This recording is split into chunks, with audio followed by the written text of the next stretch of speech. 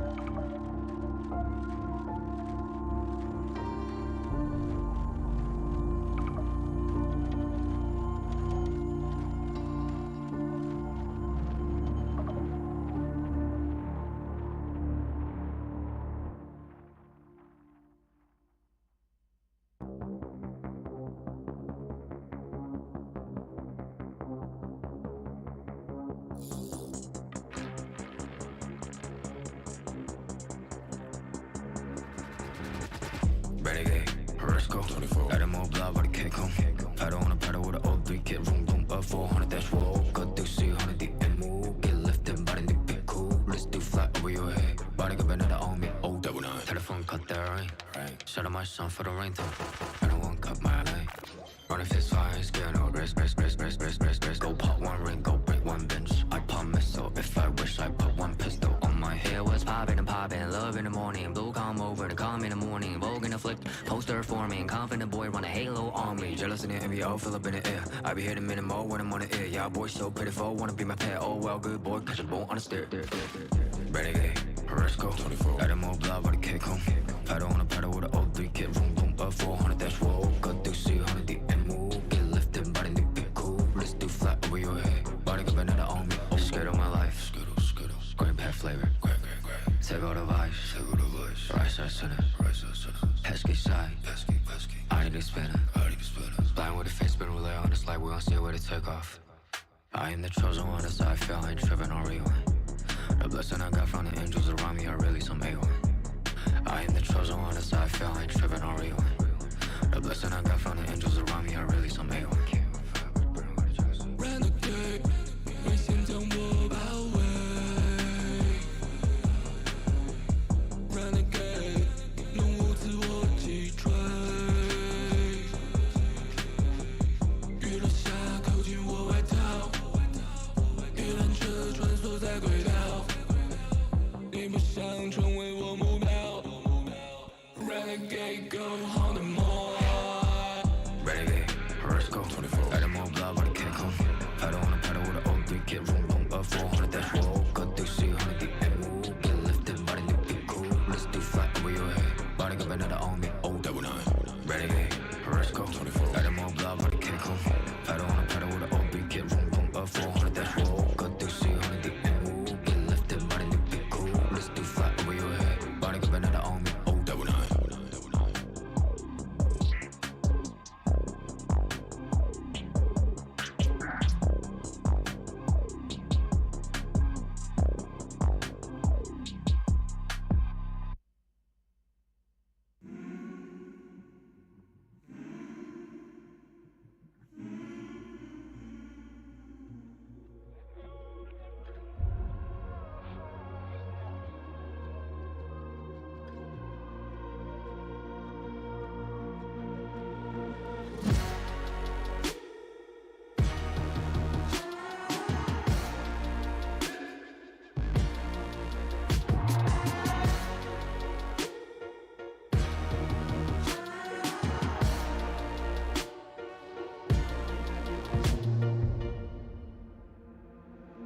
Visions in my head of this, you don't know the half of it. I got dreams of looking up, high as I can get. But nothing feels like how it feels to know these things I don't know yet. The weight of everything, and everything's just thread. Sometimes I'm trapped inside and I don't know what I'm gonna do.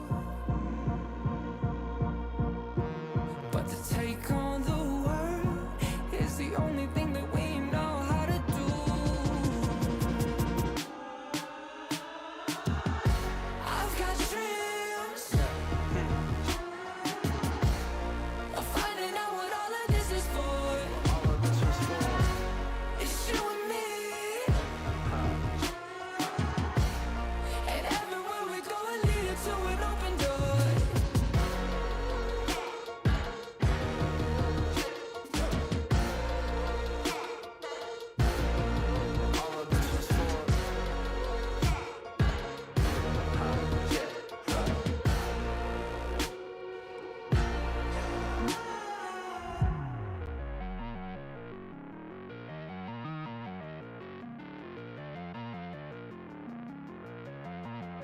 We've made our mistakes, the good and bad days, but nothing really breaks if I got you. Look at the sky when you go outside, and know there is nothing to keep me back from you.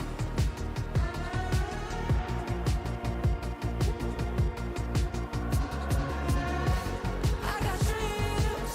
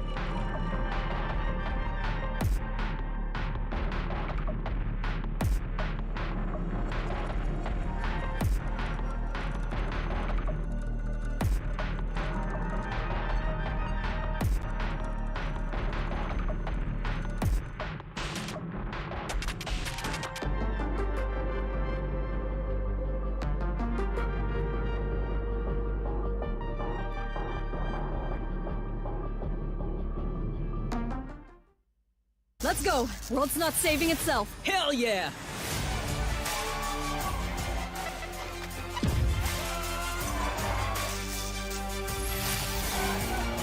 Welcome to my world.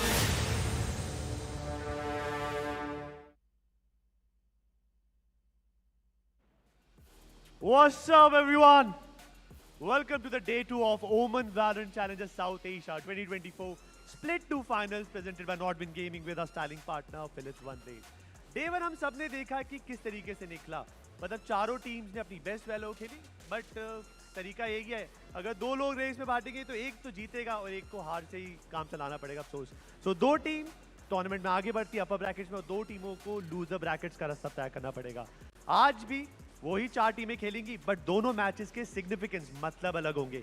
एक team खेलेगी जो पहला match होने वाला है true reapers और revenant का, ये खेलेंगी पहला ग्रैंड फाइनलिस्ट बनने के लिए और साथ साथ $12,000 भी पक्के करेंगे। अब वो आप INR में कन्वर्ट कर लो क्या बनता है वहां पर। और जो दूसरा मैचअप होगा वो होगा हमारा लूजर ब्रैकेट का। अगर उनको टूर्नामेंट में टिकना है, अगर उनका वजूद टिकाए रखना है, then they have to make sure कि वो विक्ट्री वो जरूर निकाल सके।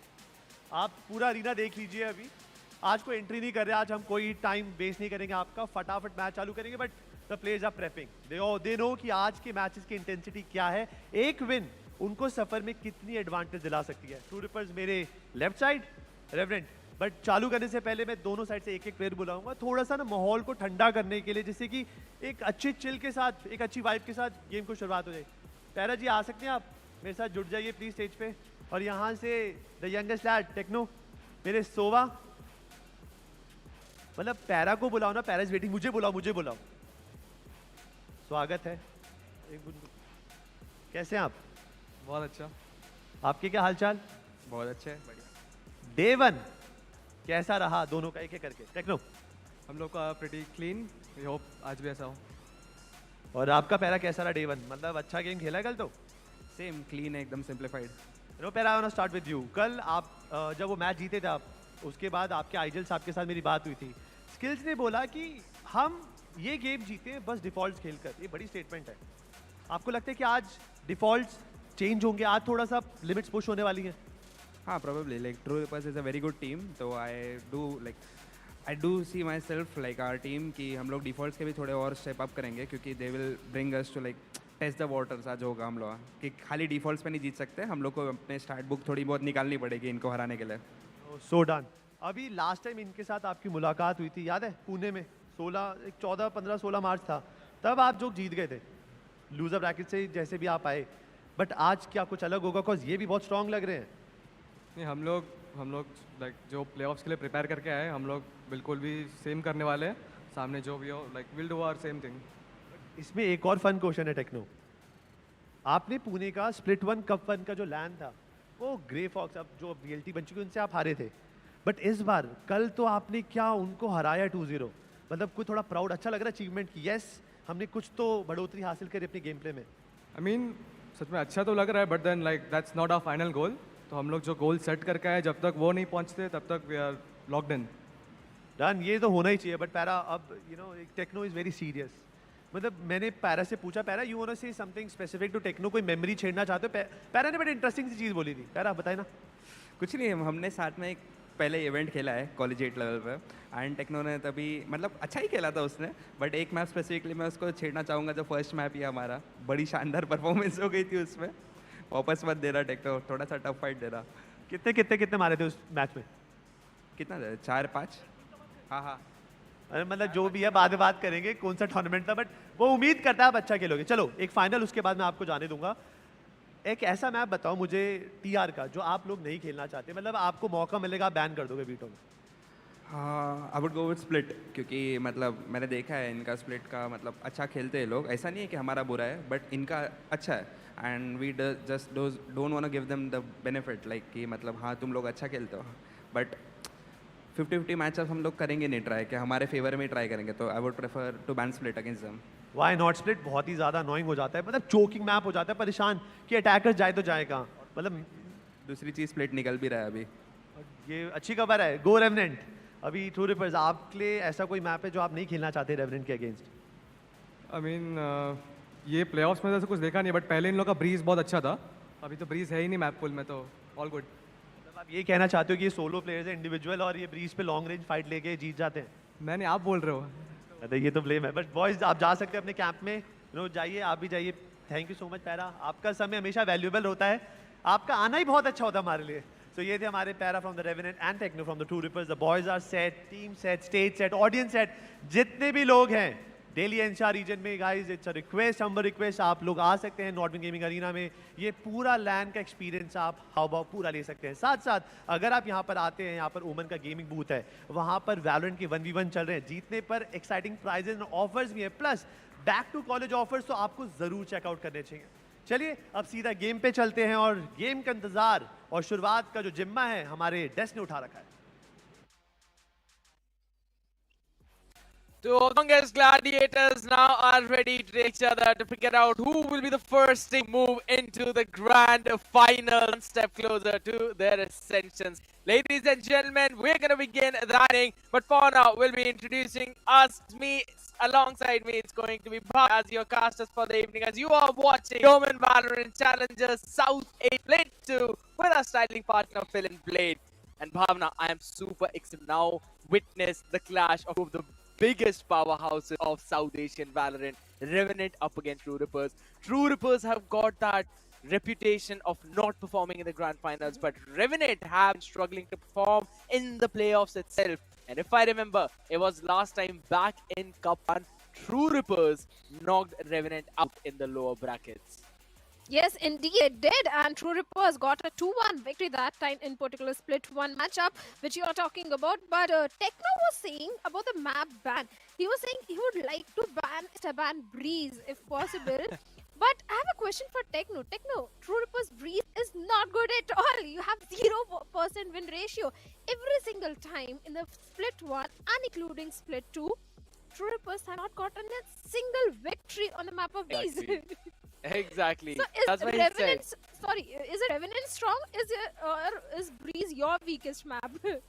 I mean, it could be both of those things, right? But for now, one of the things that all of these teams are trying their strongest to achieve is going to be that first place prize pool of 20,000, as the combined prize pool of all the position for split 2 is $64,000. The first place for 20, second place 12,500, third place 10,000, and so on. The list will continue.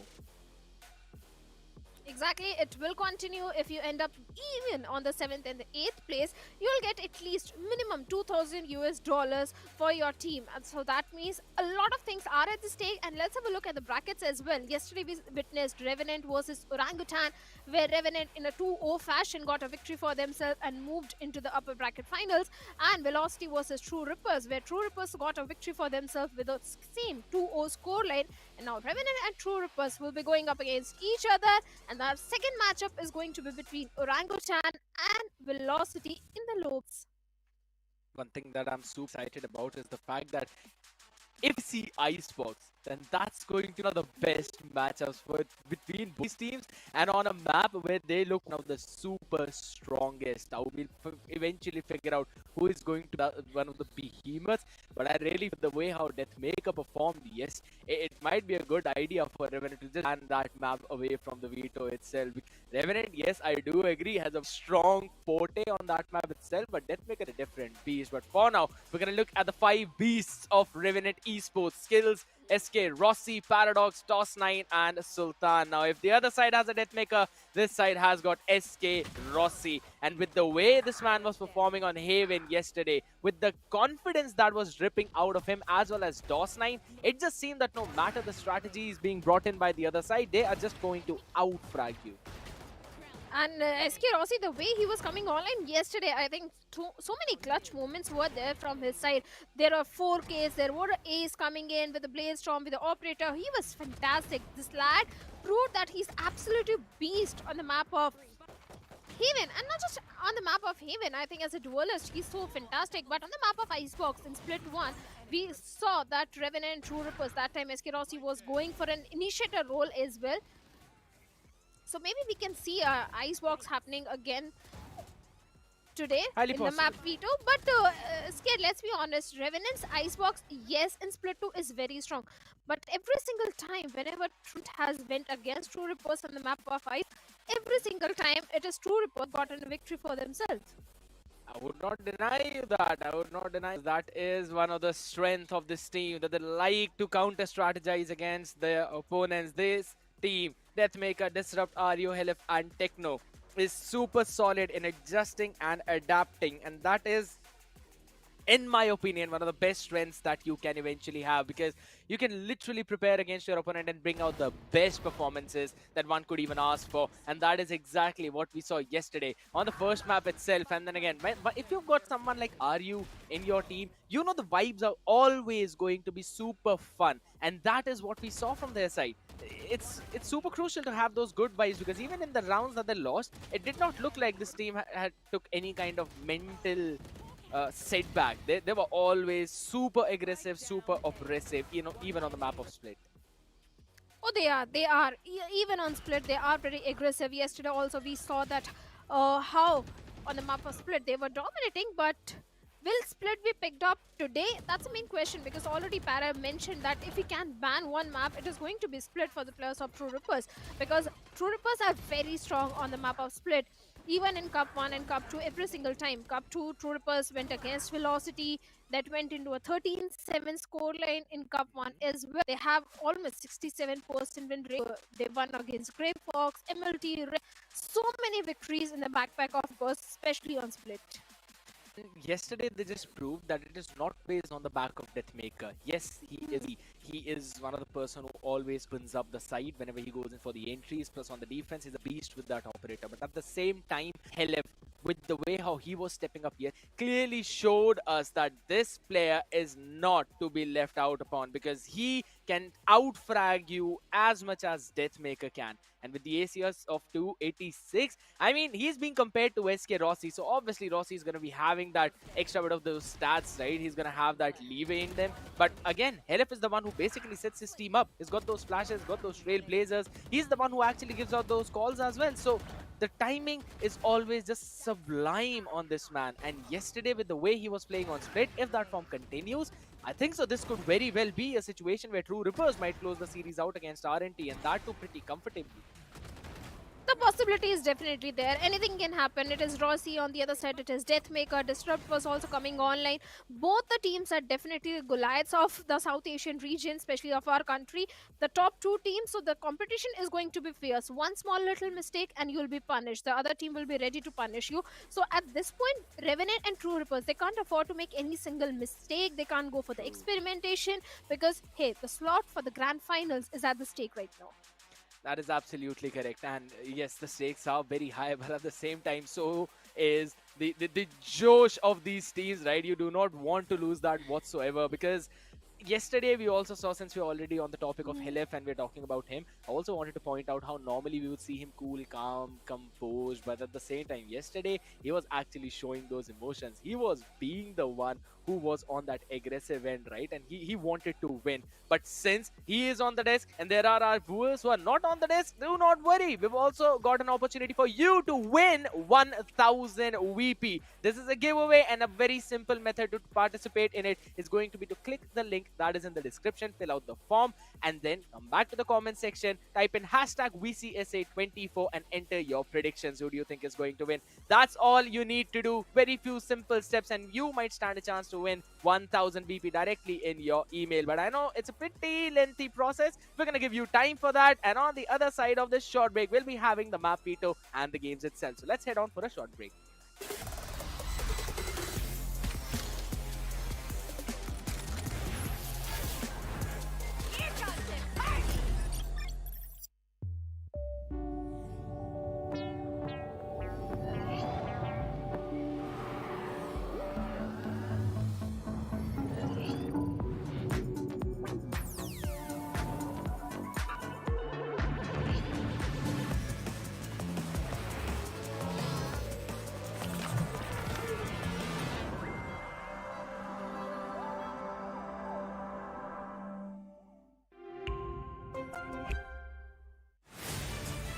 To live your life the way you want. Compete like the toughest challenger. Dance like there's no tomorrow. Celebrate every second you are alive. Life has no rule books, but we can give you a stage.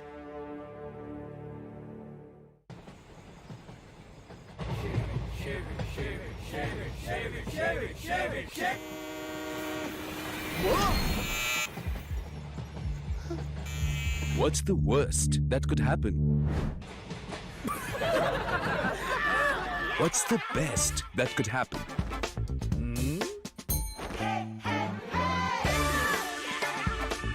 Philips One Blade. Move fearlessly. Innovation and you. Philips.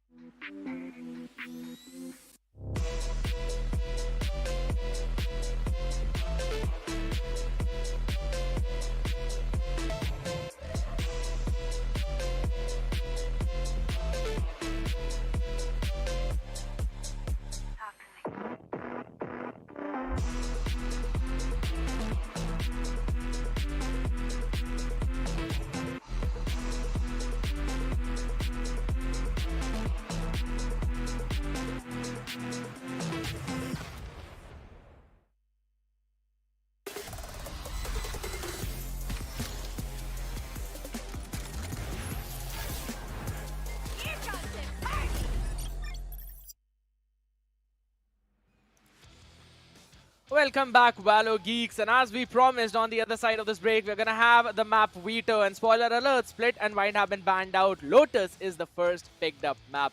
I love the idea, Bhavna. We've been discussing about a lot of maps, but Revenant's potential on the map of Lotus is absolutely insane. But same could be said for True Rippers on Icebox. If in case that Maker steps up just like he did yesterday, I think so this series might as well very well go on the third map. That's gonna be the decider of Haven. Alright, I'm loving it. I am loving it. Revenant showed what they brought onto the table yesterday on this map, but True Rippers will be the team to show now how solid this team has been. I know, I still remember back in one of the off-season tournaments last time, Helef does not have one of the prettiest memories on this map. But this time around, I'm really hoping for things to change. Well, I hope things change this time because like you pointed out perfectly that Lotus is definitely Revenant's home ground. It's a very strong map for the players of Revenant. On the other side, Icebox is somewhat True Ripper's strong map. So it all boils down to the decider map that is going to be Haven, where the players of Revenant did play yesterday. But True Rippers, they haven't played in the Valorant challenges at all. So maybe we can see a different side, different strat coming from the side of True Rippers. But looking at the agent composition for the map of Lotus, a double controller composition coming for True Rippers. On the other side for Revenant, it's the same double controller setup. Yep.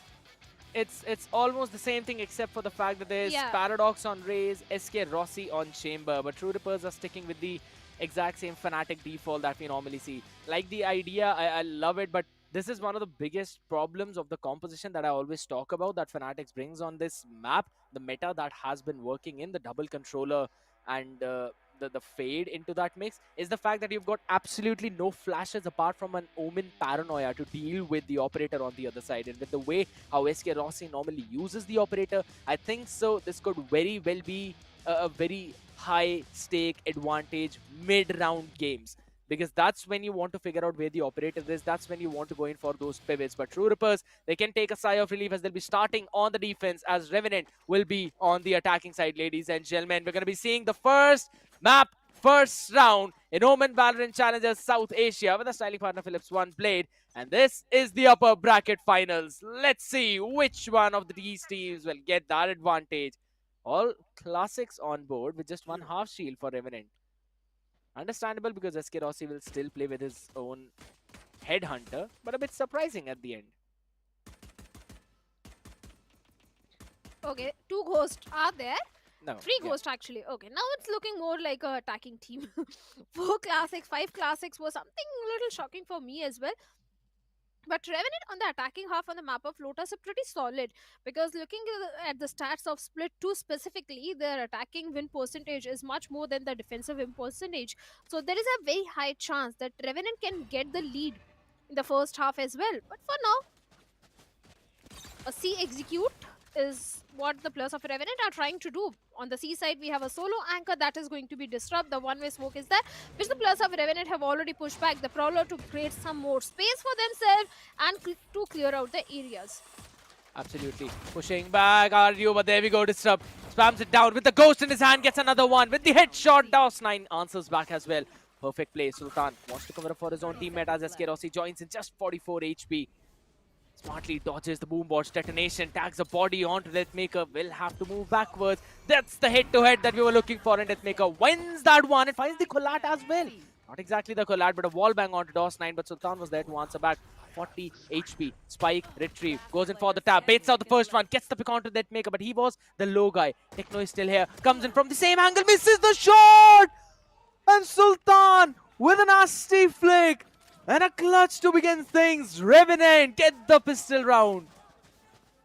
That was not something you would really want to see right now for True Rippers. But it's fine, it's just the first round. But Revenant's pistols have been very strong in the map of Lotus. Not just the map, the pistol rounds also, especially if you remember against the players of Metal Esports also, both the pistol rounds went in the favor of Revenant. And this time the entire eco, already the outlaw investment coming for SK Rossi. So that means 4 players can be an easy target for SK Rossi with that outlaw.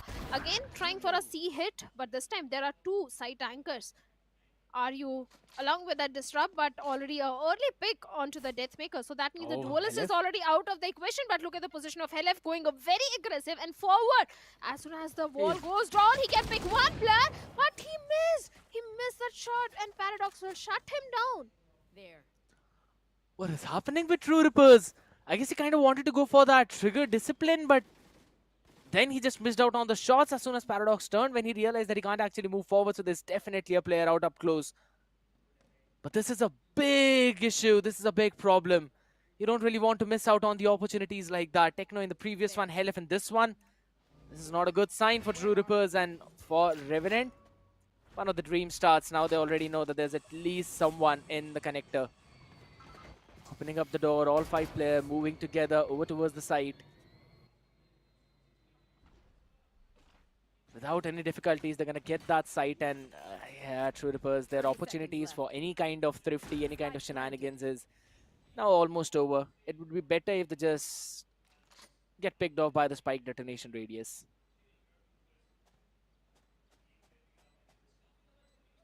The main question is, will it be a flawless round conversion for the players of Revenant? As Disrupt from the spawn and mid-top is trying to do something, create some sort of play. The Dark Cover, the Paranoia was there. But Paradox, so very close to Disrupt, and Disrupt with a Sheriff one tap shot. Deals with Paradox, shuts him down. And Skills also might be able to find one more. Disrupt already down to a very low HP, but Sultan will shut him down. And with that, Techno and RU, maybe, like you said, they will go down by the spike and will try to compete in their first buy round. Absolutely.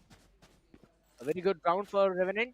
Just losing Paradox, and he also had just those, so not losing any weaponry, and they can go in for the reinvestment of a Vandal in this one, and that's exactly what we're seeing. After for his own showstopper, so no one apart from this pretty close to their own ultimates, because he's just 2 off from the shadows. So the dream start for True Rippers, but it's absolutely fine. All the players running on with the full shield Guardian for Disrupt since he bought the Sheriff in the previous one and don't really want to face an Outlaw with a half shield. No Vandal investment though. Paradox just sticks down to the Sheriff. So the aggressive play, the Tether-Nade combination to try and get one and kill him. All right. All right.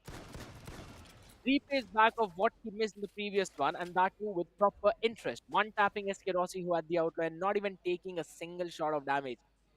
That is the exact type of start you would want.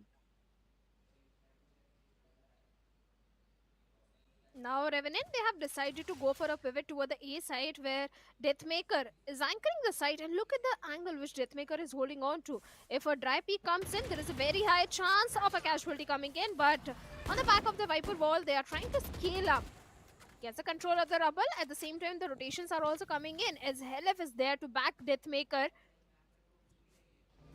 Paradox, he also needs to be careful as the door towards a B has already been opened, and with that haunt he has already got the information of the 2 players. Side tankers heavily stacked upside. The paranoia coming in, and the back of it, Deathmaker is trying to go big. Finds skills, shuts him down. Hele finds DOS9, but Sultan is going to answer back. Paradox all by himself in a 1v3 situation where Deathmaker is having his own showstopper. He's just gonna make sure to keep it for the next one.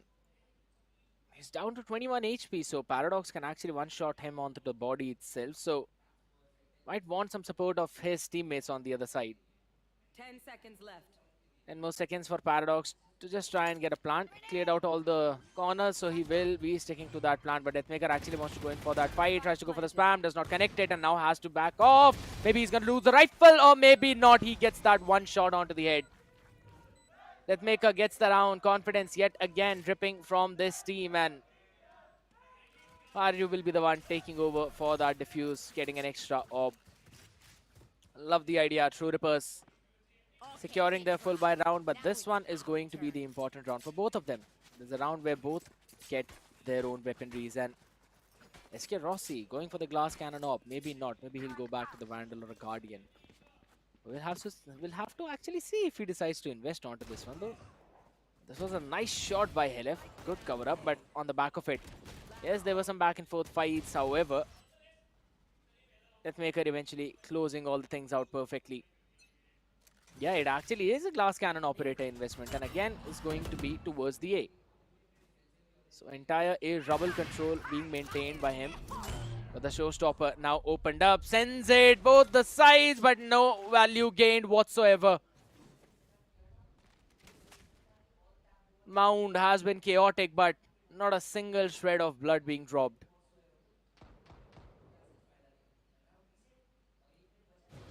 And now Revenant, they are going for a B execute, or at least trying to get some information on the B side with that Prowler. And even we have double stacked up B side. So maybe we can see Revenant going for a rubble re-clear or a C mount re-clear, because Revenant likes to go towards the C side. The mount control has been established again. But the way Disrupt and Techno are present inside the site is not going to be easy for the players of Revenant. The Snake Bite is there, the Boombot is there, lots of futile dump coming in. The waterfall control is entirely with Techno at this point of time. And Sultan is going a little aggressive, but Paradox is there to shut Techno down. Disrupt finds Sultan. Paradox gets one more. The trades are coming back and forth, all in the favor of the players of Team Revenant. Skills, they go for the plant. Random spam coming from the waterfall area from Hele, but finds nothing at all. Tried to go in for some of the chip. Rossi down to 52. Paradox stacked up as well, and there we go. Aryu gets a ball bang onto Rossi. Wants to find something more, but all the three players, I do not like this post-plant positioning whatsoever. Just a couple of utils, and they'll be bailed out. But that's the thing, there is absolutely no util to work around with for the side of Revenant. Disrupt gets another one with a 3K. He's trying to hold the fort down to a 2v1 situation. Both of them clearing it perfectly together. But wait a second, LF.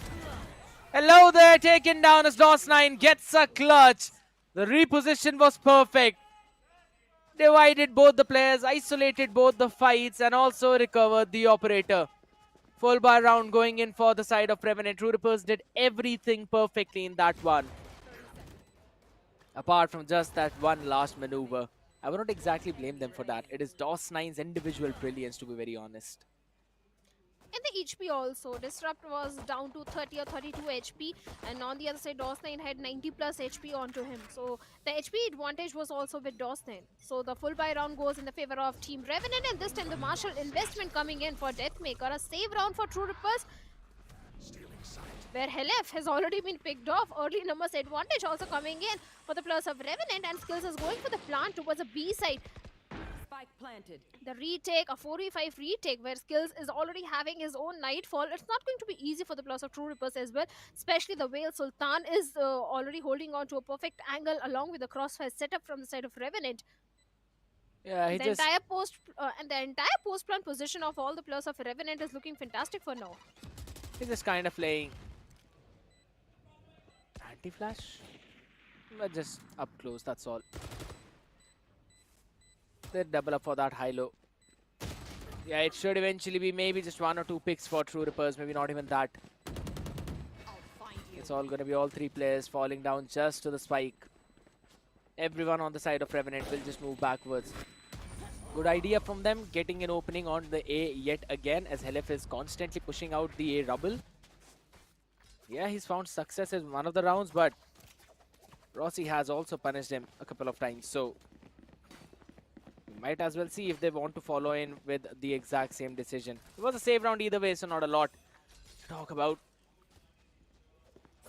But now it's going to be another important round. Everyone needs to keep their calm heads. They need to be as cool as possible. A 2-0-3 setup. Playing B for the full retake with just an alarm board there. It's going to be a full fast rubble push coming in from the side of Revenant. And Chhatarpur in the meantime finds an opening onto Sultan and opens the door. Disrupt gets another. He can catch one more player as well as the Prowler. It just expired at the perfect time. But yes, that's going to be another pick. But both of them are going to go in for Helef. Disrupt wanted to find a timing to peek onto that.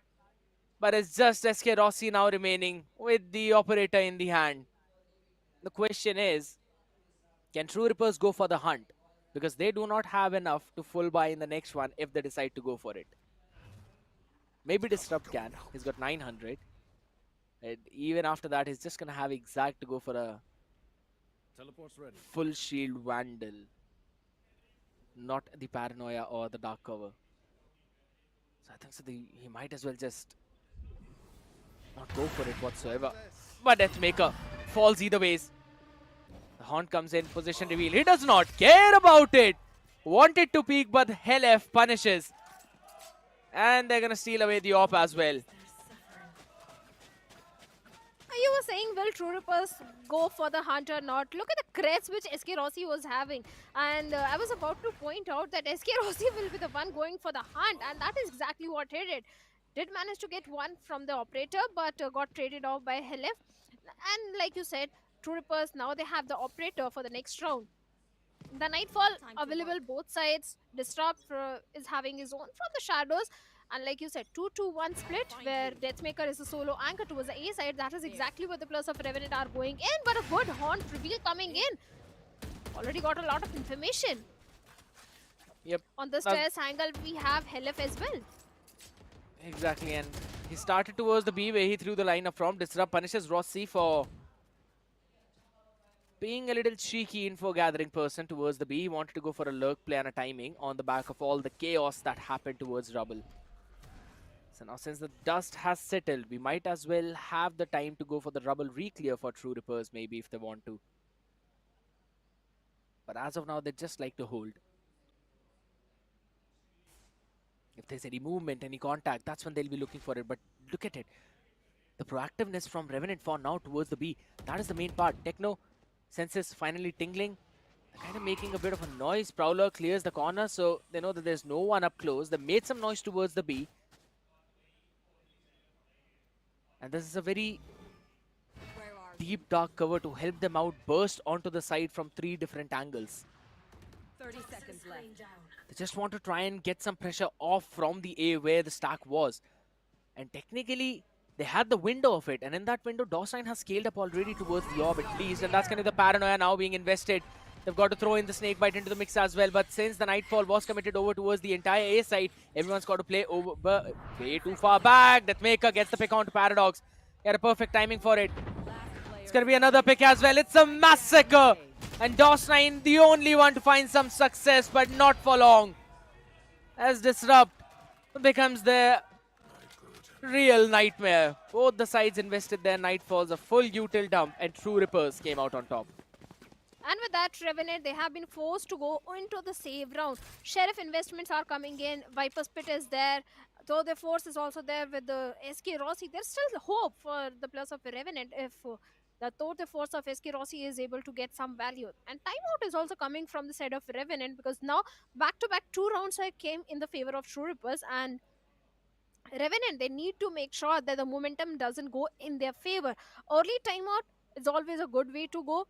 Post timeout, if a comeback comes in, if a round comes in the favor of a Revenant, highly possible they'll be able to stretch the lead in the first half. And that is the reason why Revenant are taking that timeout. I would agree with you on the point, but at the same time, it is also one of the decisions where they decide to go in for the save. So Rossi will commit his tour de force.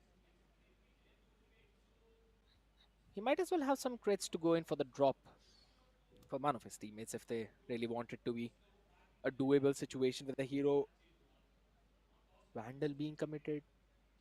He'll have 1100 after that, so not a lot of utils either way the Chamber needs to buy. But yeah, at the same time, I've been loving what True Rippers are doing, right? It's not like they're proactively taking the space around the map. Yes, they've been passively trying to gather the information, but at the same time, they're also reacting to what Revenant is trying to do. They've been giving up the space on C-Mount entirely, but over towards the rubble as well, to fight to re-clear that space. Bring them down. Is it going?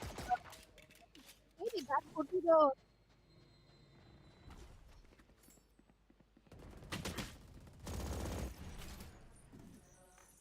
But at the same time, you know, we will have to wait and see how the default is going to run in, because as we were talking about, Tour de Force invested 2-1 to set up the fight Tour de Force.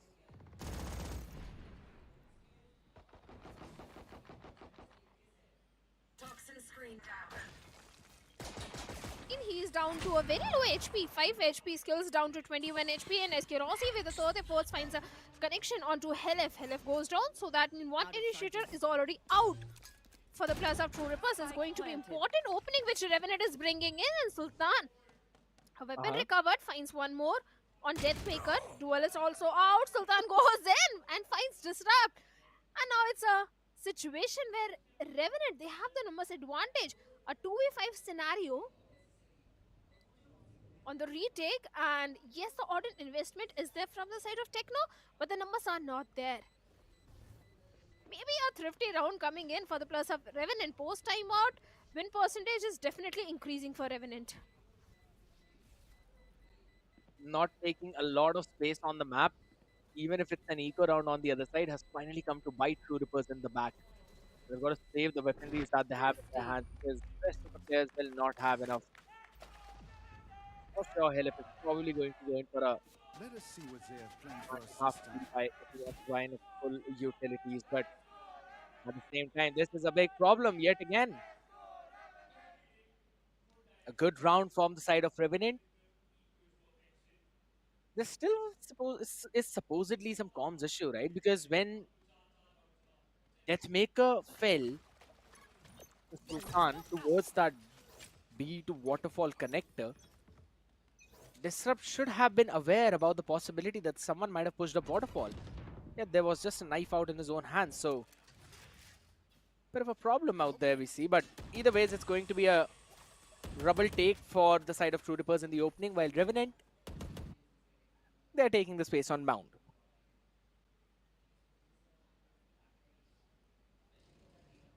The mount control, like you said, has been established, but C-side is pretty stacked up. Triple Men, the waterfall control is entirely with Helef. So it's not going to be easy at all for the players of Revenant at this point of time. Yes, the Viper's Pit is there. As soon as they get the plant down, maybe we can see the investment of Viper's Pit coming in. But look at the pixel angle which Deathmaker is holding on to. If SK Rossi decides to push that angle, maybe Deathmaker can punish him, or vice versa, because SK Rossi is having his own operator. And one shot to the head, and Deathmaker, the solo anchor, will be down. That means a free execute towards a side.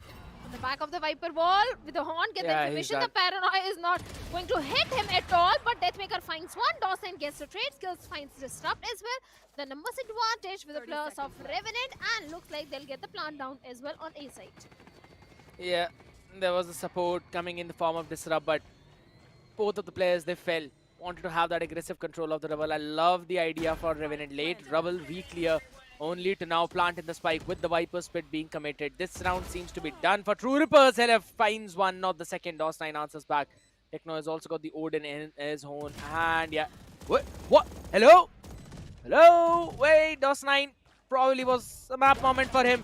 And it's going to be SK Rossi finding one, but quickly traded by Aryu. But Paradox's position needs to be impeccable. They should not have an idea where he is. Oh, he fires a few shots. Now Aryu will take him down, and with that, secures the round. What a perfect timing for Aryu. His position unknown, yet at the end of the day. Paradox, he had the perfect opportunity to close out this one. And honestly, it was just the timing that Techno actually had on DOS 9 in the Viper's pit. Agree, 100%. The moment the pit got down and Rossi also was able to find Techno. But in the end, like you said, Paradox, all he had to do was just buy some more time. He's not happy at all. It's just a nasty reaction to what it is. Like, yeah, it's fine. Everyday job in the office. Paradox will quickly steal away the orb since he was just one off the ult, so they started off towards the mount. Prowler now being used in to try and gather some space, at least over towards the close right. True Rippers with the 2-1-2 setup where both the agents that can delay out the push are playing towards the C. Aryu has only committed one Nano Swarm, not the second. So would want to use it for the retake probably, or just use it after the entire pushdown has committed. They posted up Sultan in that close angle, so just playing on the back of contact.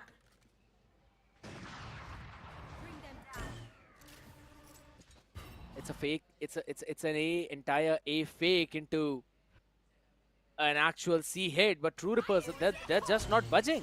They're just not budging whatsoever. Showstopper used up. Are you taken down? And that's going to be Techno answering back as well as Paradox. No one was able to follow him up because there was a snake bite under their feet into the poison cloud, which you do not want to push through. A lovely play from True Rippers. Read the fake perfectly. But SK Rossi makes them find an opening. He certainly did, and Skills is also going to find one more. Techno. Deathmaker is going to answer back by dealing with Rossi. Now, Dawson in a 1v2 situation. Dawson has to go for the plant as the time is ticking. He managed to deal with one player. Deathmaker gets the plant down. Nightfall investment coming in from Hellef. And the second time, Hellef will be able to clutch and secure the round, coming to an equalizer, a 5v5 scoreline, and True Rippers. Hellef is proving to be absolute asset for the players of True Rippers. He's just being a monster at this point. The fragging IGL who you can trust in clutch. That's what he's basically shifting into. Such a phenomenal approach. Such a beautiful approach from True Rippers itself. Yes, they actually had to force their Nightfall into that round, but as long as they get it, because every round you get on defense is basically one less round that you need on the attack, and this map is attack-centric. It is still easy to get the rounds on attack. Oh my god, Paradox sent into another realm. A shot by Deathmaker. They wanted to fight early for Rubble. And Deathmaker had his eyes set on the perfect target, just like an eagle into the sky. Trying to catch a sparrow. SK Rossi over towards B. On the back of contact, fight a bit scrappy. Are you needed to find that pick, but it's absolutely fine. Still, before the smoke blooms, Rossi peeks in. Finds a pick. Down to just 39 HP. One body shot can do the trick, but still, that's one extra weaponry. And Hellef finds a pick on DOS9 on the back of that boomboard. Went in for the peak. Defense has got thinner. That is true, but does not matter as the front line for RNT is even invisible. All right, Disrupt. All right, we see you. We see you. True Rippers. They are playing so fantastic. After round number 5, they were trailing behind by 3 rounds. But round 6, round 7, 9th and 10th, back-to-back 4 rounds coming in their favor. And after an equalizer, a lead might also be coming in soon.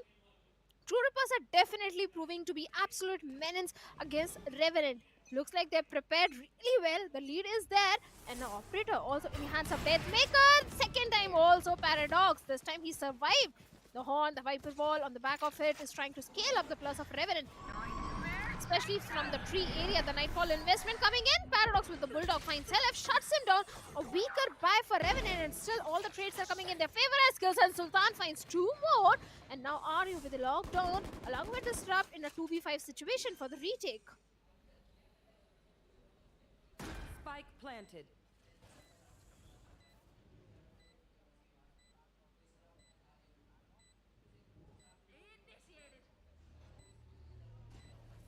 Lockdown investment finally coming in from the side of Aryu. A 2v5 situation. Can they clutch? It's going to be big. Disrupt going huge. Finds one. Can he find the second one? But he was going for the shrouded step when Rossi dealt with him with his operator. Now Aryu, the last man standing. All the players have been pushed back because of the lockdown, but Dawson comes in and shuts down Aryu. The 6th round coming on board for the players of Revenant. Back and forth rounds are coming in. True. Lotus maybe can go into overtime. I won't deny that. I won't deny that. And here's the thing, right? What Revenant did in this round is something that they wanted to do in round number 11, but only because Deathmaker was able to hit that nasty shot onto Flying Paradox. That was the reason why they could not go in for this kind of execute, because it was just a snowball of kills falling in their favor. But this time around, since Paradox was able to scale up on Rubble, and then behind him, his entire team was able to take that space away, and there was no reclear, there was absolutely no contest for that space. Since Revenant scaled up directly towards the tree door, they were able to win, use the Nightfall, and then win the fights that happened towards the connector with the collateral of skills on that Bulldog. That was a nasty one. It certainly was. Now in the second half, the pistol is going to be important for both these teams. 1-4. A What a side paranoia. stacked up by 4 players. Yes, it's a gamble. And even the players of True Rippers are pushing on to that particular stacked up side where Dawson finds 2, Paradox finds 1 more. Aryu is going to answer back by getting 1. The spike has been dropped, so maybe this entire situation can go in the favor of Revenant. The only thing that might actually work in for True Rippers is if they decide to go for a lurk play, but even after that, the angle is being watched by skill, so it just might not matter whatsoever. Smoke, Bloom, perfectly. Paradox still is holding the angle. They're able to pick up the spike though, so it's all 4 players playing in this one exact same position. If they want to, they can actually go in towards the C and run for the plant, because that's exactly what Aryu currently is trying to do. But Disrupt is the one who actually has the spike, and it's going to be put down yet again. And DOS9 gets the last one. The firing squad of A was able to hold the fort down entirely. The only person to fall was SK Rossi, who was playing over towards Mount in that aggressive angle where DOS9 just won. Where, if I'm not wrong, it was Disrupt who won the fight. But yes, over towards A. It was just a firing squad, as I was about to mention. It was a 1-4 split. And they wanted to fight early for that trouble. They fought it, they won it.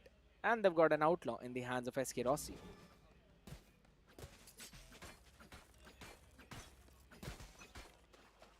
Yes, SK Rossi coming with the Outlaw investment. 3 Bulldogs are there, and look at the position where the Outlaw is posted outside. The C-Mount, and Rossi deals with the Deathmaker, shuts him down. Dawson from the Mount finds Aryu as well. Helif is going to answer back, but the numbers advantage is with the players of Revenant. Yes, True Rippers have managed to take the C-Mount control, but at what cost? At the cost of 2 players.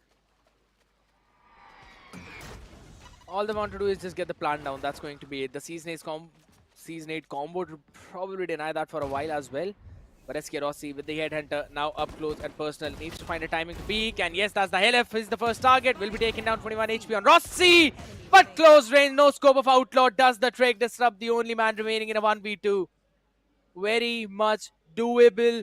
But the only bad thing is that he does not have the spike. Only one shrouded step to work with, but no idea of the positionings of all the other players. High-low setup for Sultan and Paradox. They should be able to take him down. The question is when and how. Actually goes in for the smoke, so that gives him the leeway to move around that part. It has managed to break that high-low setup for now at least, because Sultan has to watch the other angle. Oh no, easy for Paradox. Did not anticipate him boosted up on that box, and that's going to be Paradox closing the round. 6 and 8, Revenant leading. But next round is going to be important for the players of True Rippers. Yes, the pistol didn't go in their favor. The eco round also didn't go in their favor. But this buy round is the important round for the players of True Rippers. The full buy coming in. Whereas for the players of Revenant, it's going to be a bonus round. There's a high chance that True Rippers can get the 7th round on board at this point of time. But the outlaw in the hands of SK Rossi is something where True Rippers need to be a little cautious. The way the pins are coming in, maybe the players of True Rippers are thinking of for a C hit. But that is exactly where the outlaw is. They need to make use of some util. Yes, the Honda is there. Gets information that yes, someone is there. The perfect crossfire setup. The Prowler goes in, and with that, SK Rossi had been forced to push back into the side. The mount control has been established. But at the same time, Techno is also getting the information towards the A side. Maybe we can see a pivot coming in towards A, where DOS9 is the solo anchor. True. Towards the stairs. But for now, it's all fake. The spike is still outside C mount. The rotation for Revenant is being called in towards the A side. That is exactly what True Rippers wanted. They're just holding it down because they know Revenant like to push out a lot. And with the presence now being shown by Techno over towards A, that's when the Q is going to be there. That's full-fledged execute coming in from Helif as well. Up close and personal is where Sultan is standing. The boom bot did not catch him. It's going to be Sultan finding the first one, gets the second one as well, but will be finally taken down by the boom bot itself. But Paradox is there for the answer. Will not win the duel against Helif, but the outlaw for Rossi will do the trick because the damage was done, and it's going to be Techno falling yet again, strafing left, right, only to die. It's Revenant converting their bonus on defense. The rounds like these are definitely giving a lot of advantage to Revenant. A thrifty came in the very first half. Now a bonus conversion coming in. That means now they have managed to stretch their lead by a lot. And True Rippers, now they're struggling. The buy round, they have lost. So that means again for the next round, they don't have enough creds or economy. Disrupt doesn't even have enough creds to go for a half shield. 5 sheriffs coming in. All the True Rippers are hoping for is a 50-round conversion at this point of time, which is not going to be easy at all. This time they're going for the rubble control, which has been established, but the cross-size setup in the tree is something which might give some trouble to the players of True Rippers. But Rossi again goes in with the outlaw and finds Aryu, shuts him down.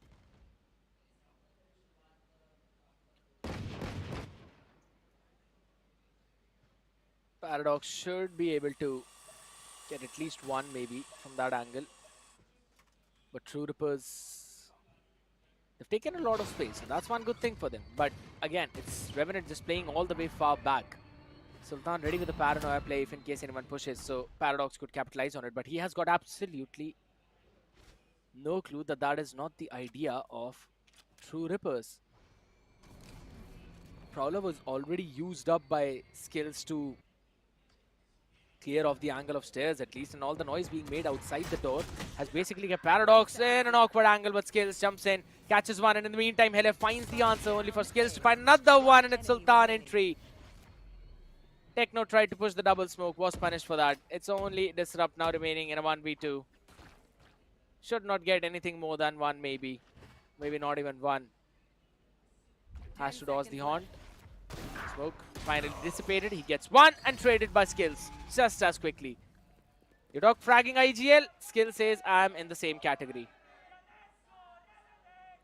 The dry peaks which are coming from the side of True Rippers are definitely not working for them. Every single time we witnessed in the previous few rounds that whenever SK Rossi is with the Outlaw or the Operator in his hands, the dry peaks are coming from True Rippers. This round also, the initial opening which Revenant is getting is because of the slight mistakes which are being committed by the players of True Rippers. A timeout is coming in, and True Rippers, now they're 4 rounds deficit. Yes, a Nightfall is there, from the shadows is there, but on the other side, look at the economy. It is flourishing for the players of Revenant. They need this timeout, to be very honest, because if they don't get the next one, yeah, one thing is going to be that they'll have a broken economy, but at the same time, it's still Revenant moving to 11. That would be just 1 round away from the map point. You don't really want Revenant to go on to there because again, Lotus is a map that is pretty attack centric. But this is something about all the Pacific teams, right? I mean, including South Asia and the region as well. That we don't care if the map is attack centric or defense centric. We're still going to do pretty good onto whichever side that map favors. If it's an attack centric map, they do good on defense. If it's a defense centric map, they do good on attack. Prime examples for that: Icebox, Lotus. And then for the defense side, Ascent. We'll talk about that in a while. As for now, we're probably seeing an aggressive push coming in from Paradox. Frosty tries to get the first one. He's got the Bucky in his hand as well. Deathmaker down to just 23 HP. It was a wall bank shot. The entire side of Revenant has pushed out the entirety of the A side. Oh my goodness. Frosty's the only one who's just standing in an off angle with the Bucky inside the smoke as well. Boombot reveals his position. It's got to go backwards now. He's got to concede that space, but full-fledged Revenant pushing out. That's LF already noted. Techno answers back with one, but Disrupt and Deathmaker mow down the entire lurking team. And with that, we'll push down over towards the A. Revenant overcooked a little bit and got cooked in the pan. SK Rossi, the last man standing.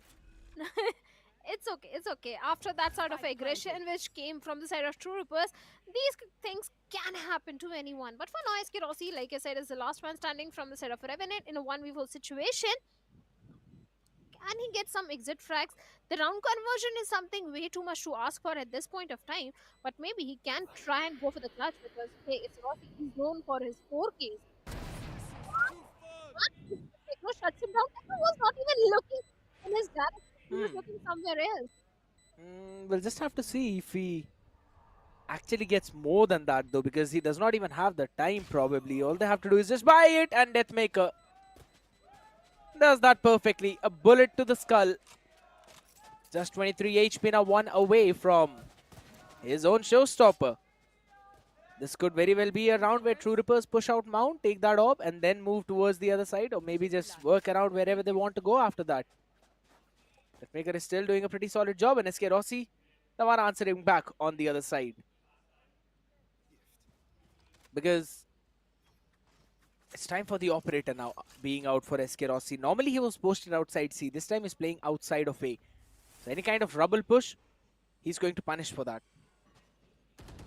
Wants to scale on the back of it. The one way over towards C. Mount for Sultan to take the space over towards Mount. I like the proactive control of both the extremities. Skills cleared out with the Prowler, the entire B as well towards still the pillar. So they know that there's no one scaling up for True Rippers. That is just so much map control for Revenant. Another Prowler used up early though, so now Skills does not have anything for any kind of mid-round information.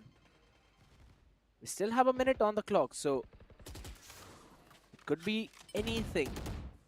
LF as well losing technically all of his utilities, just got back the Haunt. And he also has got the Nightfall available. If there was anyone still outside in the B main, they would have got pinched by that door being opened.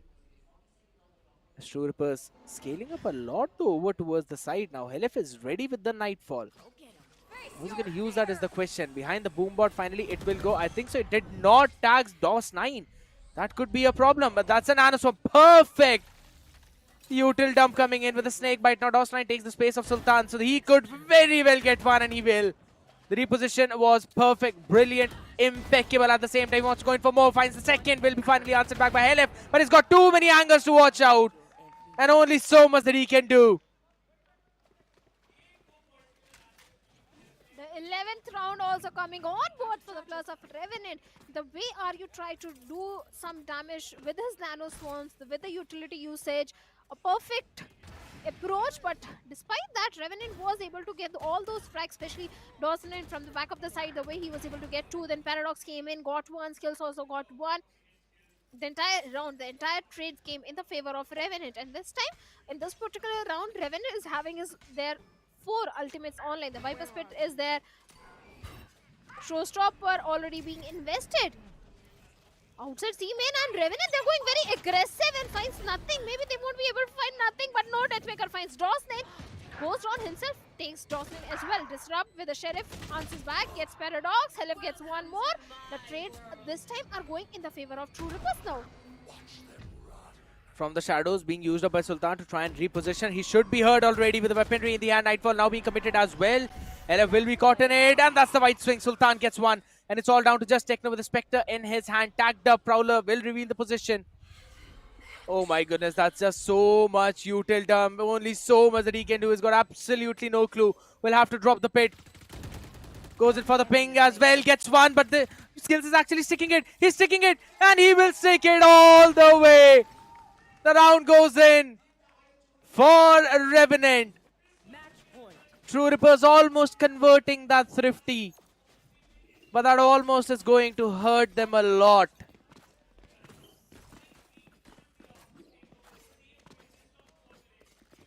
Full buys with the half shields now. Couple of full shields in the mix. But that is Revenant just doing a phenomenal job. And the impeccable util dump from Skills. 1-2-2 opening for Revenant now, where True Rippers open all over Rubble. Want to take that early control and will be able to do so as well.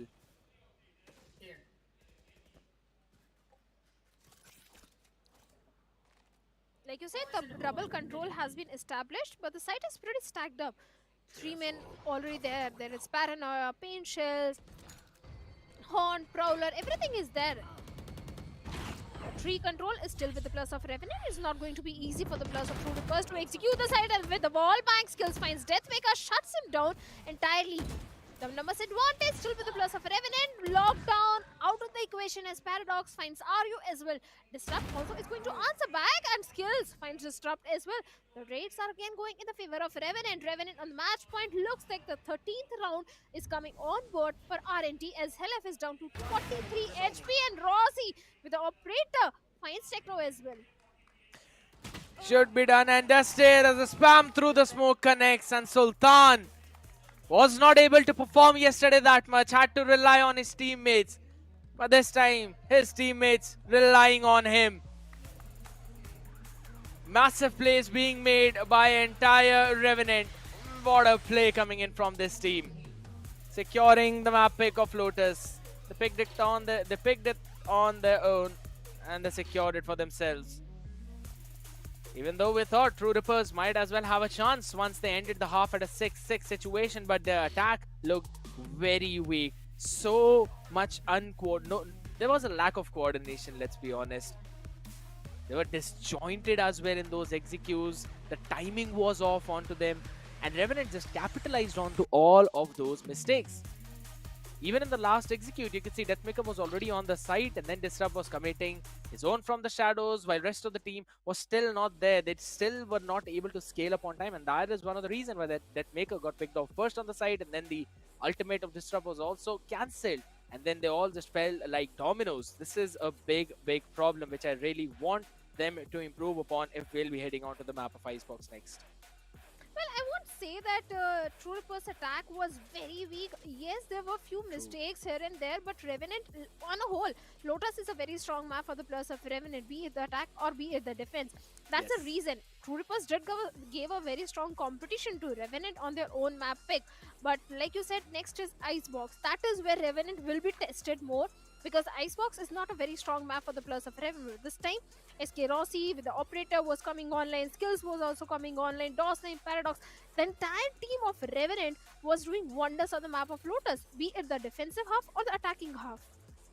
That is one of the main parts, right? I mentioned about it. And even though if it's not just with the operator, we were also seeing a good success in the when SK Rossi had his hands on the Outlaw. So you could see the value of those sniper rifles whenever we are playing on Lotus, and that too against a composition that has got no flashes. And you need your Fade utilities to clear out those spaces for you, to make sure that your team is not getting spammed in by those headhunters, by those operators, by all of the outlaws. But for now, I really feel I want to have a look at the MVP of this game, and it's going to be SK Rossi yet again on this chamber. 241 ACS with a damage per round of 162.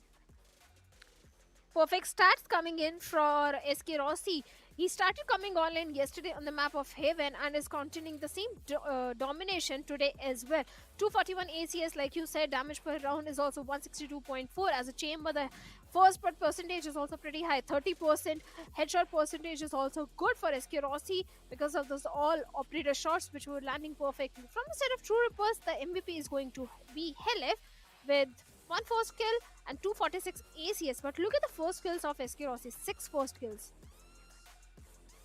Understandable, because he was always taking those first contacts, and that's what you really want on Chamber. If you've got a Chamber, you want to have him taking all those first contacts with the better weaponry that he normally has. We'll have a look at the team performances as well, where 13 first kills went in for Revenant, and 6 of them were from SK Rossi. True Rippers got 7 of them, and that's the amount of rounds they were able to secure. We'll look at a post plant where 8 times Revenant got the side. They were able to convert 5 of it. So I would still say True Rippers had a very good defense. But at the same time, that attack, yeah, it needs a bit of a work onto this one. Because if we look at the heat map, you could clearly see the amount of space that was being offered to Revenant. They were taking all of it. But I like the idea how Revenant, when they went on their defense, they were always fighting for be it Trouble, be it Mount, be it B. They were trying to take that control proactively. Yes, they were. They were trying for that, and few times they succeeded, few times it didn't go in their favor at all. Few clutch moments were also there coming in from True Rippers as well. But Revenant with those thrifty rounds, with the bonus conversion, few individual rounds or something where Revenant plays so fantastic that they get the advantage which they need on the map. Especially in the first half, that thrifty came in, because of which equalizer came in. The second half, the bonus conversion came in. So many moments were there for the players of Revenant. There were a lot, I would agree. And there were also a couple of situations where you could see that True Rippers were just not feeling themselves a few times. Be it with Deathmaker, be it with Techno. Because again, in the starting, Paradox talked and said Techno performed better today. I guess he was under a lot of pressure this time around. If I'm not wrong, he only got 6 kills, so that is something that he would not really want, because I still remember a performance from this man last time. Back, if I'm not wrong, in the group stage, he was playing on the map of Ascent, and he dominated like anything. If I'm not wrong, it was during the split 1. So you would want Techno to show that kind of performance for True Rippers to kind of play and shine onto this one, because if this is going to be the case, Revenant are just going to out-frag them. Because every single person on the side of Revenant has got a potential to clutch. Apart from skills, I would say, because again, he's the IGL. He's got a lot on his plate already. There are all the 4 players, DOS9, Sultan, Paradox, SK Rossi, who have got the potential of clutching up 1v3s. So you really need your players to be fast on that trigger in order to counter this lineup. And yeah, on the map of Icebox, that would be even more important.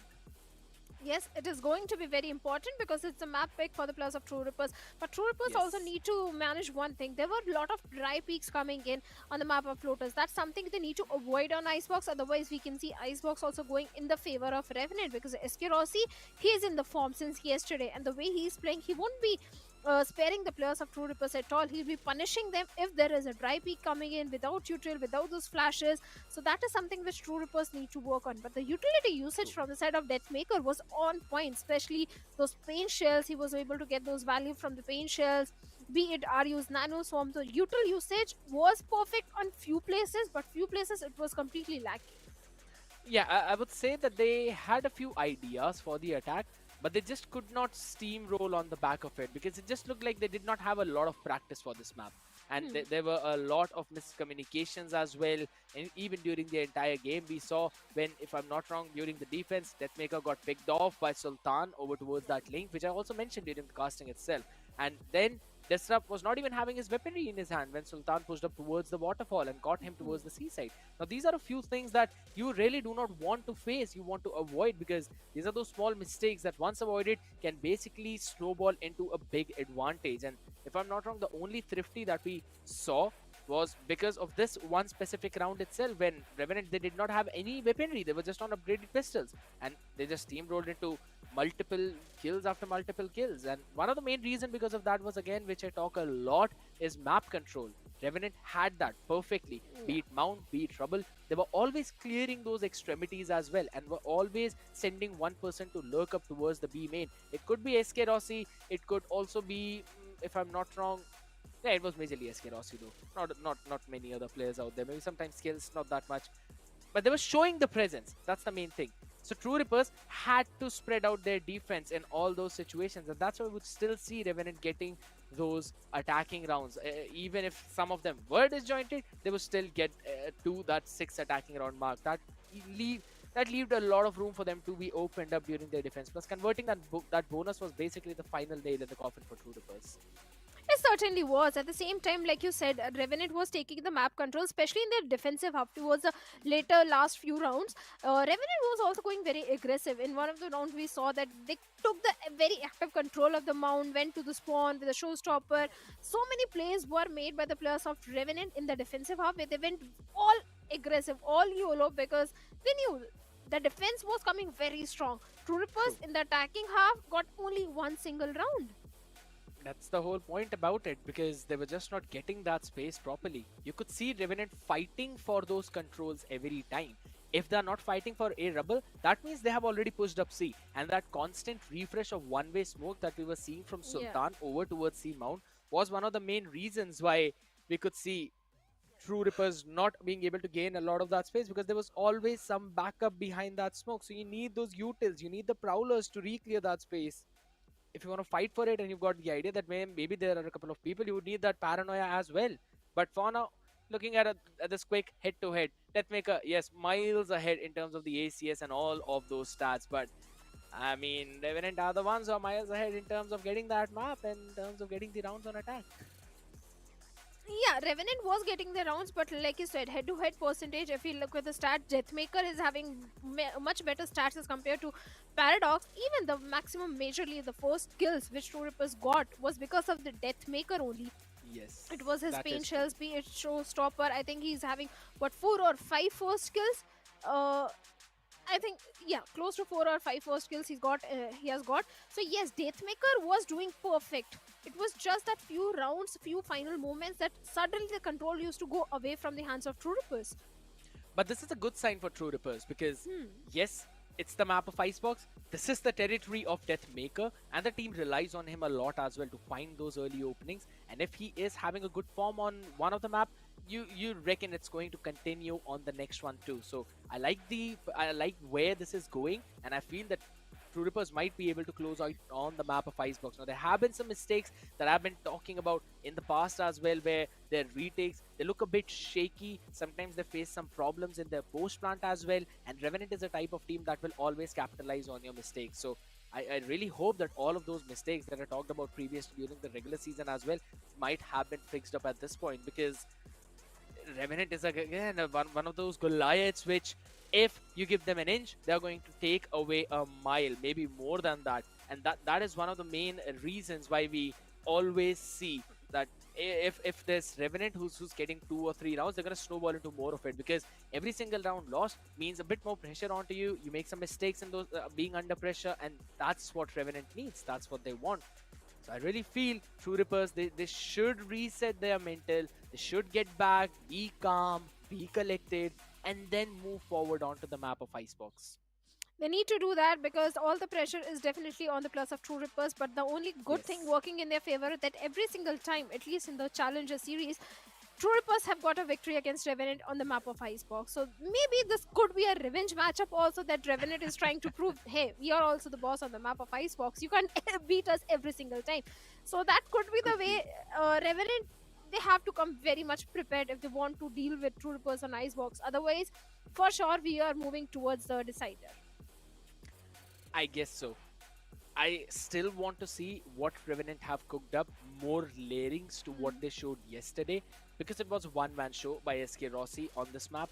So I want to see them bring out something more from their Pandora's box, bring out some of those executes which we normally see, because this is a team, and they've talked in the interview as well, that they like to take inspiration from the VCT teams too. They like to see their compositions, they like all the kind of executes that they do, and they try to implement it. Now, I like the idea, because once you implement what they are doing as well, you will realize the way these timings work, the way how they make things work around the entire map, how they systematically take that map control, take that space, and then they move forward. So I like the approach that they normally have, but at the same time, True Rippers are a team that do that practice, that do that research. I don't know if they have had enough to read onto Revenant's gameplay onto Icebox yesterday, but I still feel that they might have done at least some of those studies, right? So I think so. Maybe they'd be able to take that.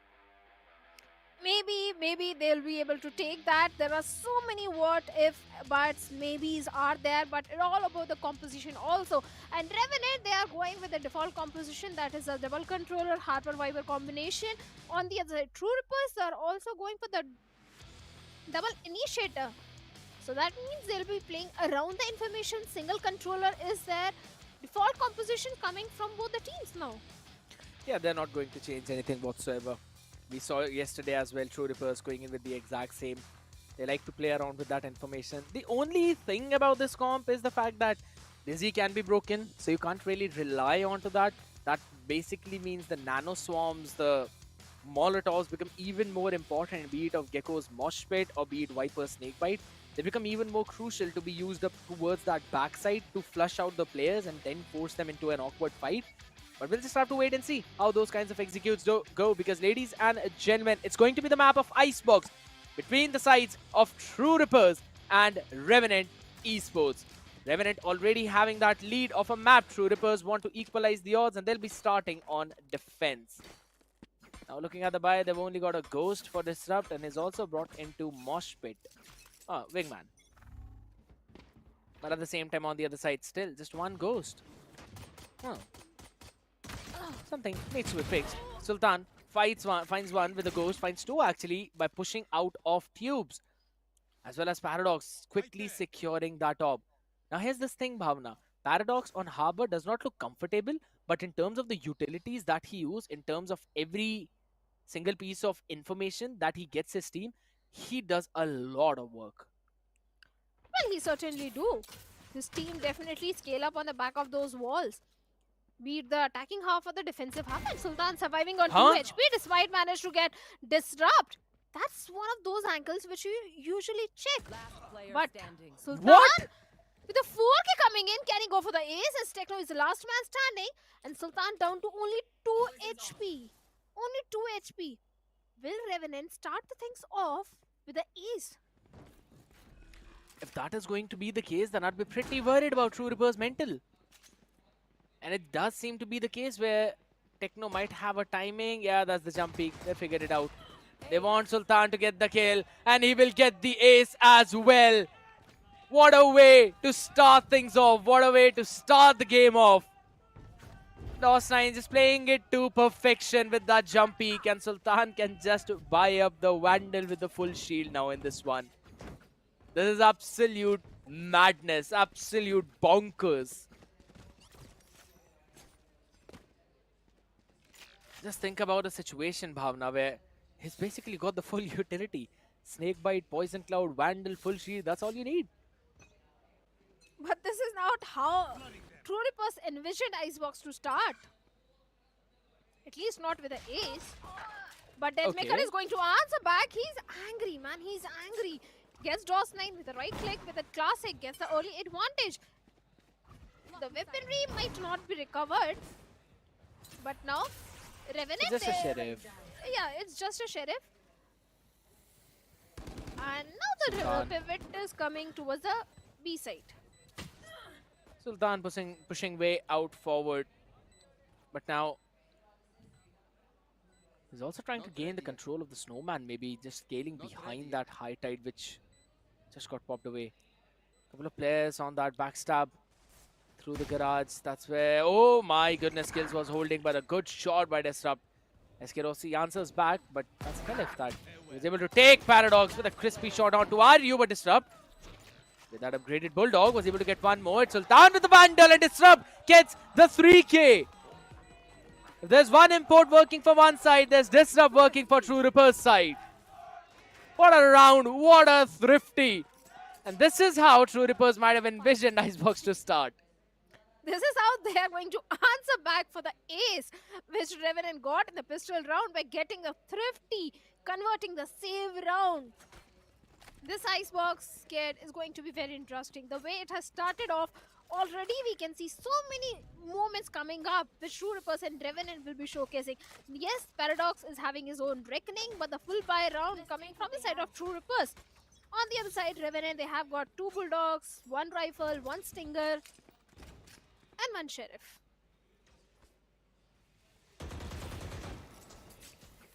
Some warning shots being fired, but nothing gained on the back of it. Still surprised they were able to push by, because again there's the reckoning now being invested. Kind of want to get some information, which the recon definitely did. Shock dart to clear out the closed generator. Everyone falling up as well. Recon broken by Hell if he wants to take the fight, but will be taken down, overwhelmed by the sheer numbers. And Deathmaker was only there for a while as Sultan wants to do the shenanigans of the pistol round yet again with the pistol this time as well. Only a Sheriff, which is finally upgraded into a Vandal, 1 point away, but Ayu mows them down through the cove. Stands up again to put the enemy back in their own chairs. Disrupt one time, Aryu the second time. And Lovely approach coming in from True Rippers this time again, Bhavna. 100% indeed, it was a lovely approach. The Thrash is already online for Disrupt. At the same time, the Outlaw investment is coming from Deathmaker. And Revenant against Outlaw is looking very weak. Yes, the Marshal is there in the hands of SK Rossi. 4 Sheriffs are there. The Viper's Fit is also available with Sultan. But for now, Revenant may be going for a B hit where Outlaw is posted. Revenant, you need to be careful, especially SK Rossi.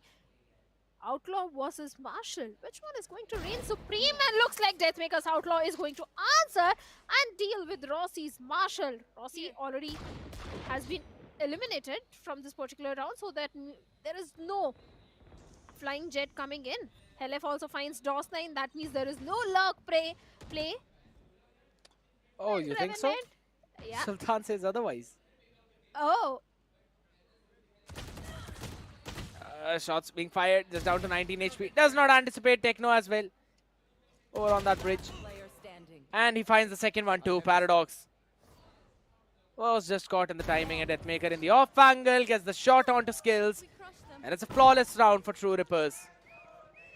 Playing it exactly like they did yesterday against VLT. But now it's going to be the full buy round of this map. The first full buy round between both these teams. True Rippers for now have been moving fearlessly. I mean, just like the Philips One Blade that moves fearlessly over your skin. Make sure to try it out. Like you said, a full buy round coming in from both the sides. Disrupt Thrash is already there, but Deathmaker's Outlaw is already posted in the mid. Gets no vision at all because of the poison cloud. That means the plus of Revenant are already moving towards the B side, where Techno is the only solo angle the poison cloud to save himself, but 60 HP is where Techno has been left now. This is a great opening for the players of Revenant, but the rotations are also coming in from the side of True Rippers. If a pivot comes in towards a A side, but no, there won't be any sort of pivot. Techno is holding on to the snowman angle with the owl drawn. The players of Revenant are trying to clear and check few angles of the site. They up the wall, so Disrupt's position is technically unnoted at this point. He can be the surprise factor. One good thing is that there is no gap in the wall whatsoever. And Disrupt, yeah, he's still holding over towards the bridge on top side. Goes in for the Viper's Pit as well. Invests it quickly and catches skills. So the Viper's Pit of Sultan will still stay up, still stay on. But Disrupt has got his own Thrash available. That is a big problem. Who's going to scale up on the back of it is going to be the question, as there's absolutely no one to probably take that space. They get the detainment onto one. High Tide already up, and they tried to push it. Hell have punished for that. SK Rossi takes care of Deathmaker as well. And DOS9 finds Ryu. Techno will be there to trade, but maybe a little too late for that. Going for the tab, but Paradox comes in from the side, and it's all done.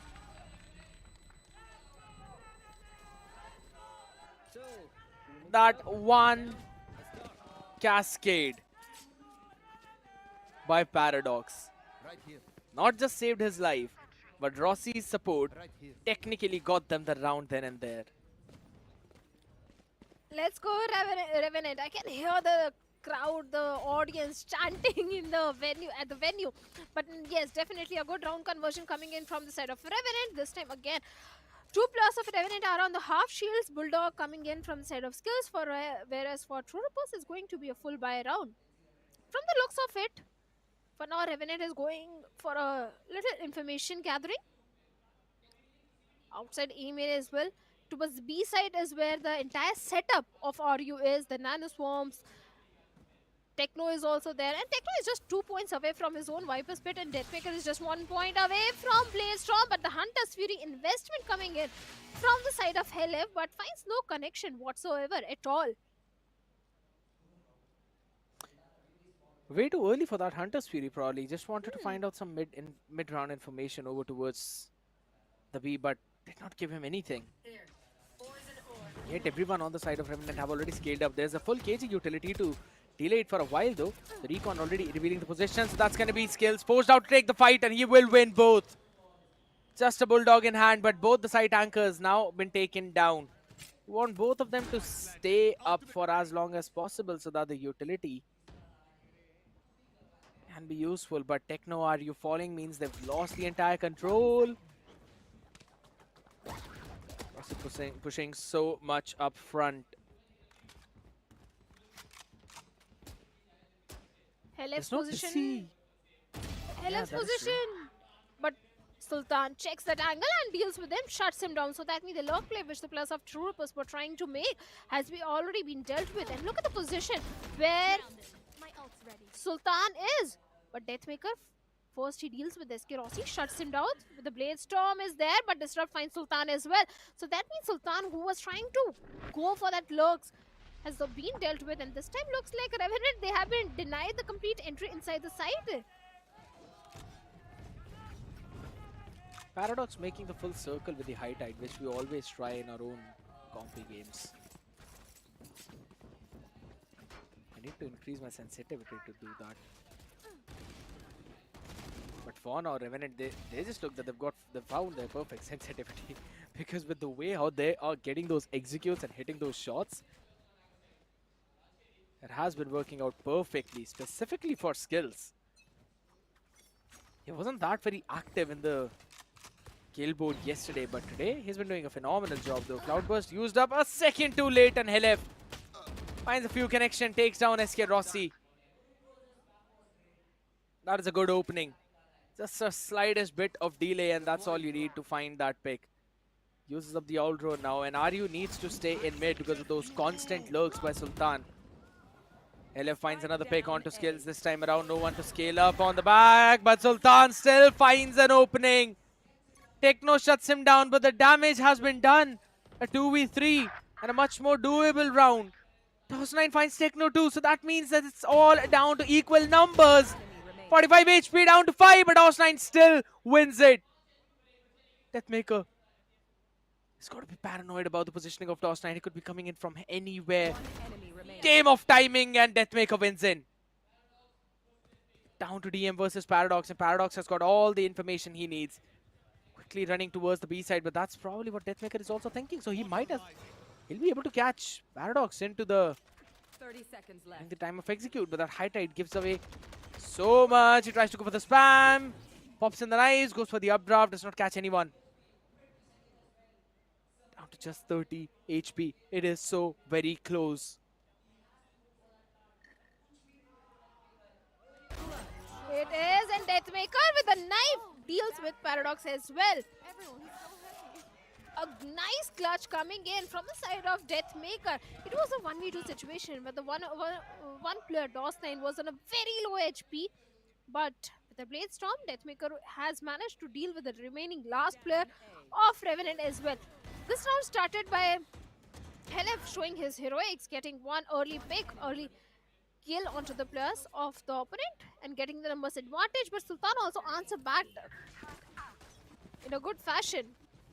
And now Chhatarpur having a lead of one round. Techno is having his own Viper's Pit. Rossi with the Blade-Storm is there. Early Viper's Pit commitment outside A main, so that means a complete side denial unless you Drop the Viper Rossi. spin, or Rossi comes with his own heroics. The updraft play coming in with the Blaze Storm, deals with Aryu, shuts him down.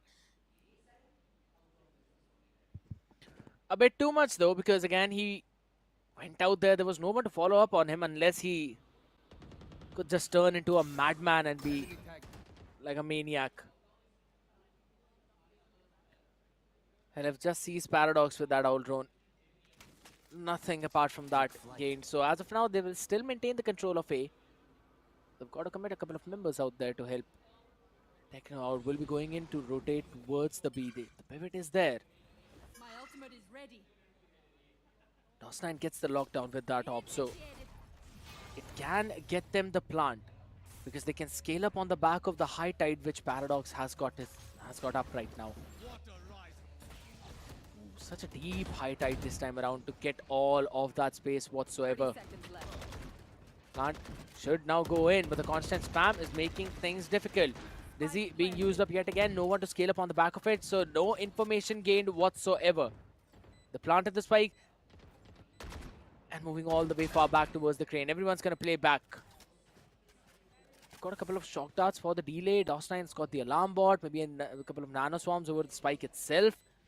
And Sultan has got the snake bite. So they've got all the utilities for the post plant.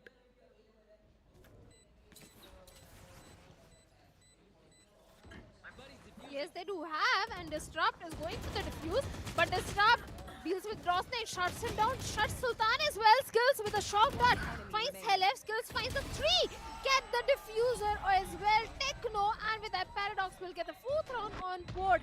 Helef went a little aggressive in this particular round, but Skills with his own util was able to shut down not just 1 but 3 players of True Rippers, and with that the 4th round coming on board for the players of Revenant. Just took a bit too much of that time. We're waiting for their skills to come online, and that's the reason why True Rippers were under pressure. Oh my god, I don't like this late. The first pick was insane from SK Rossi, but again, no one to scale on the back of it, but this positioning from Skills. And then Paradox jumping in as well, because Techno had to stick half whatsoever. And with that, True Rippers going for another timeout. 6-6 is not something that is comfortable for them. We've seen that in the previous one. Can that be the same thing in this one? Because they are not finding their momentum.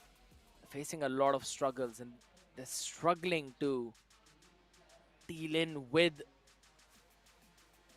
Revenant's attack side. And this is their second timeout, so they'll not get anything to talk about after this one.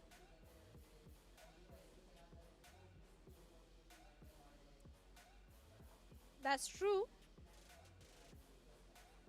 But like we were discussing at the start of the Icebox, the way first few rounds went in, this is going to be a very interesting Icebox because Revenant, they have come prepared for Icebox. It doesn't look like Icebox is the weak map. And True Rippers, now they have been pushed back to the save round. Yes, the lockdown is there with Aryu, but a little aggressive approach coming in from the side of Revenant. Skills finds 1, but Helef is going huge for the Sheriff shots. Finds Skills and finds Rossi as well. Paradox deals with Deathmaker, shuts him down. A 3v3 scenario. Spike has been dropped. Now Revenant, they have to go for the spike as well and deal with Helef's Sheriff as well. It's not going to be easy, especially Aryu having his own lockdown. But again, they don't have the weaponry, so that's a big thing. But one good thing that might work out for True Rippers is the fact that if Revenant decide to go for the pivot, they'll be having those upgraded rifles, at least 2 of them. So that could work out for them, but again, it's a big question if in case Revenant want to go in. Because Sultan is just scaling up over towards the maze, and everyone on his team also want to move forward, and he gets a pick on Aryu. That's already an opening, and Paradox finds the second one. And with this, they technically should secure the round unless Techno does unthinkable, which 30 seconds left. seems to be almost impossible. It is impossible. Sultan denies that, and this man has been a pillar for Revenant. With the way how he's been playing, with the way how he's coming online on day 2 of playoffs, definitely just took him 1 day to get accustomed to how the LAN vibes feel like.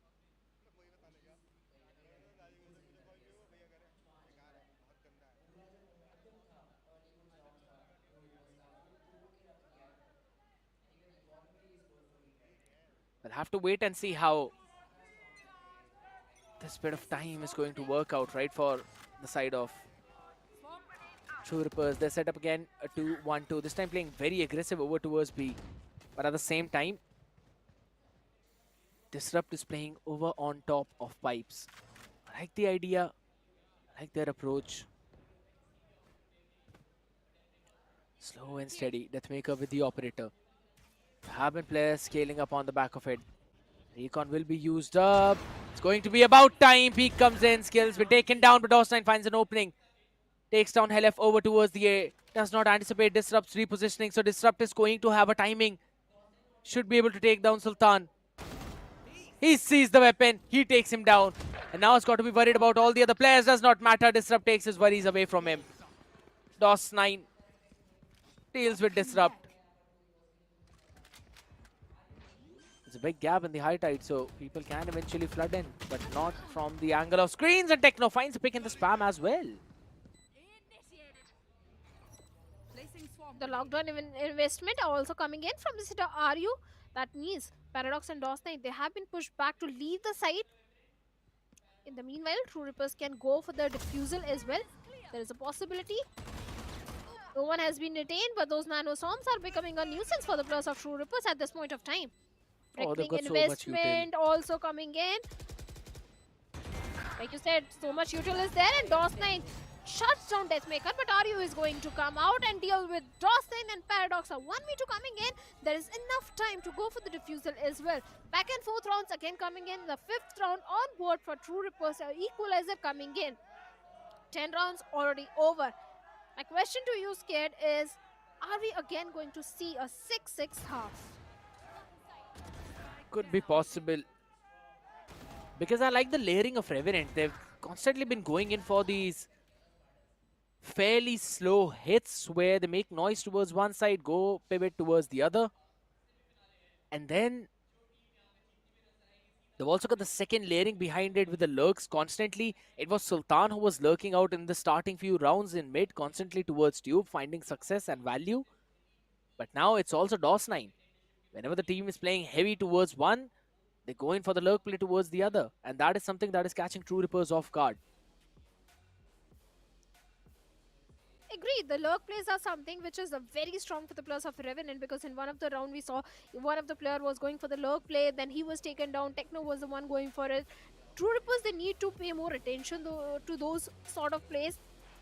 The first half, yes, Revenant is going a little aggressive as well.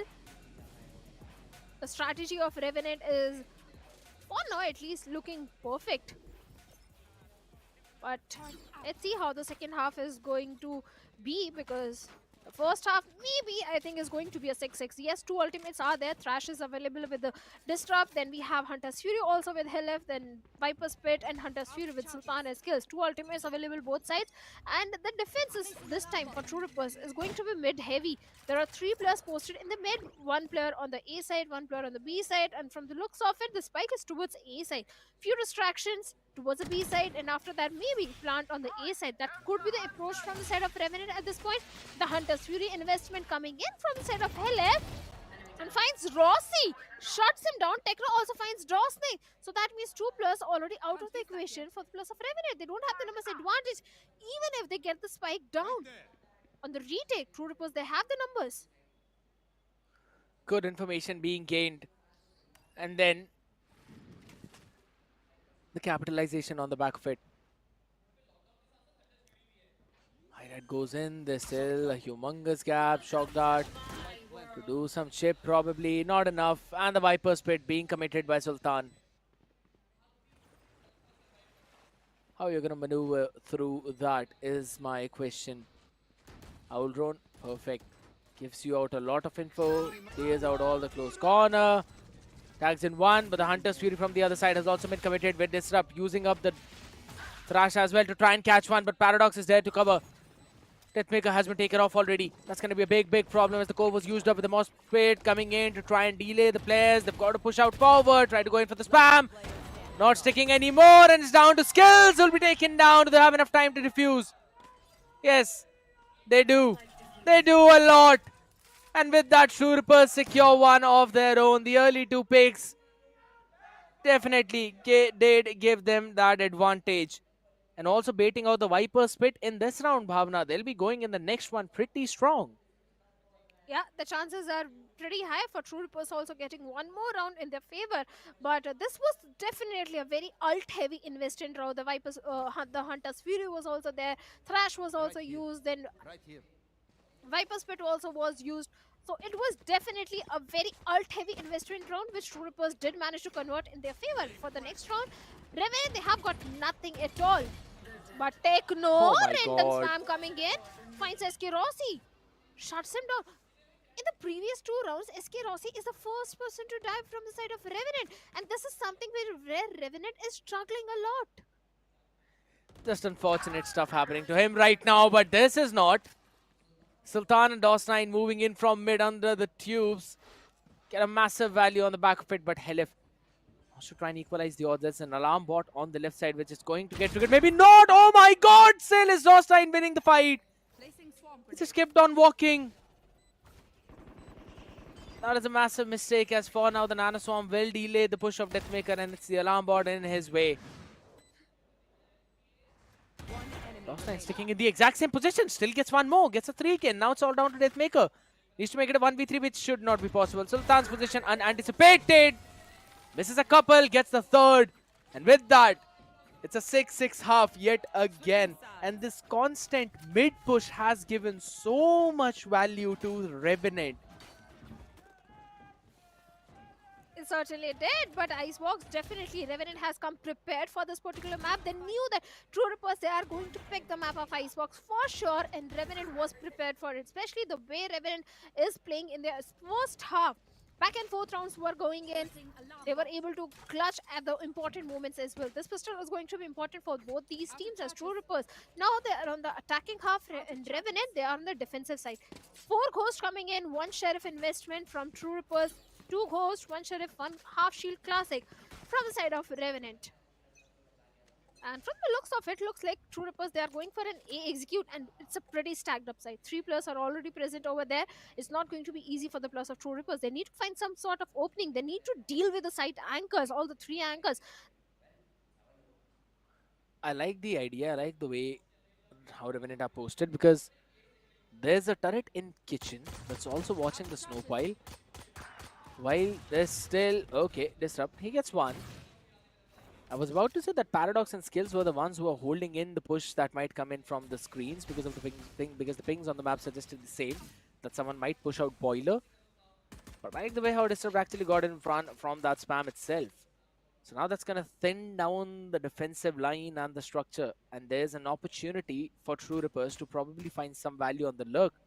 But for now, Sultan has possibly been the one to take that thing on his own shoulders. The turret should give the information, and Azario gets a pick on Skills.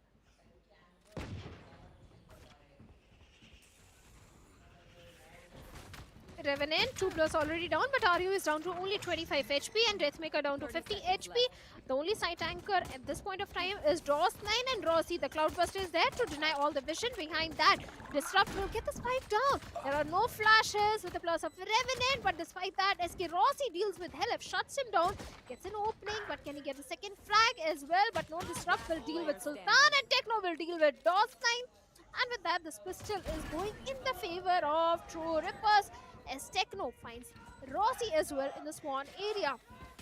A good round conversion from the side of True Rippers. I thought it was going to be a flawless pistol, but that didn't happen because Helif was taken down.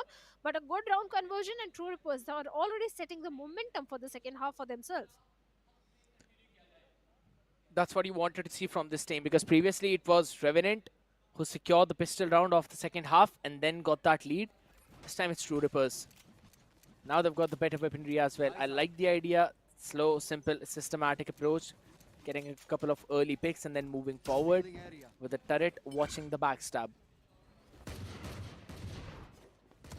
Paradox with a very early aggressive high tide to deny any kind of space towards the garage. And he's also playing it way too aggressive over towards that angle. So still a few people can keep on stacking up towards the A. This time the turret is on the boiler though from DOS9. And he actually finds a pick on to Disrupt, but Deathmaker alright, answers back.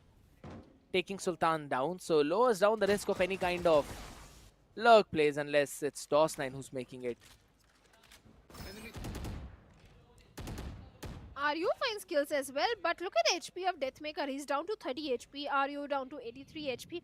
But on the other side, the good thing is Revenant is not having weaponry at all.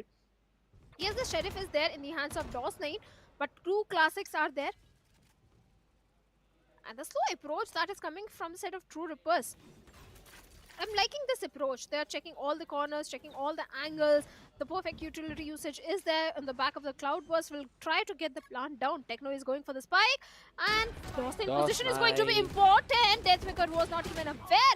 And DOS9 shuts him down, but Techno is going to answer by getting one, not just one, but two. RU gets the last one as well. And with that, the 8th round comes on board for the players of True Rippers. This was bound to happen because this was an entire eco round for True Rippers and a save round for Revenant. But the next round is going to be important for Revenant. Exactly, it's going to be the full buy. Wasn't very pretty for True Rippers, but still they got the job done. If I'm not wrong, they were able to keep 3 of the weaponries and move forward to the next one. So, should be fine. They actually want to go in for the reinvestment as well. Interesting decision. But I like the idea. Because again, even though they went in for that reinvestment, they've got enough crits to full buy for the next one too. So this could very well be treated as the first gun round of this half. Oh, he's way up close and personal. SK Rossi gets Deathmaker. Paradox answers on to Techno as well. Scaled up perfectly. Found a timing on the back of that owl drone by Skills. And it's going to be Disrupt. Catching one more. Wait a second. Helip answers back. This is a very much doable round as the long range Bulldog still is prevailing, and RU takes care of Sultan. No more lurk plays being allowed by you, my man.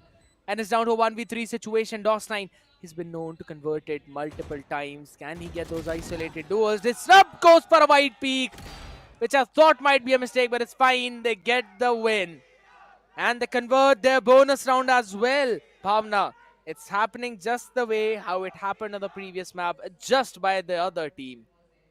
This time it's True Rippers. In the previous map, it was Team Revenant converting the bonus of second half. Revenant not having those flashes is truly becoming a problem, especially in the second half. The first half, they didn't manage to execute the sites, but in the defense, they need those flashes. Let's see if Revenant can pull out a different strat from their book.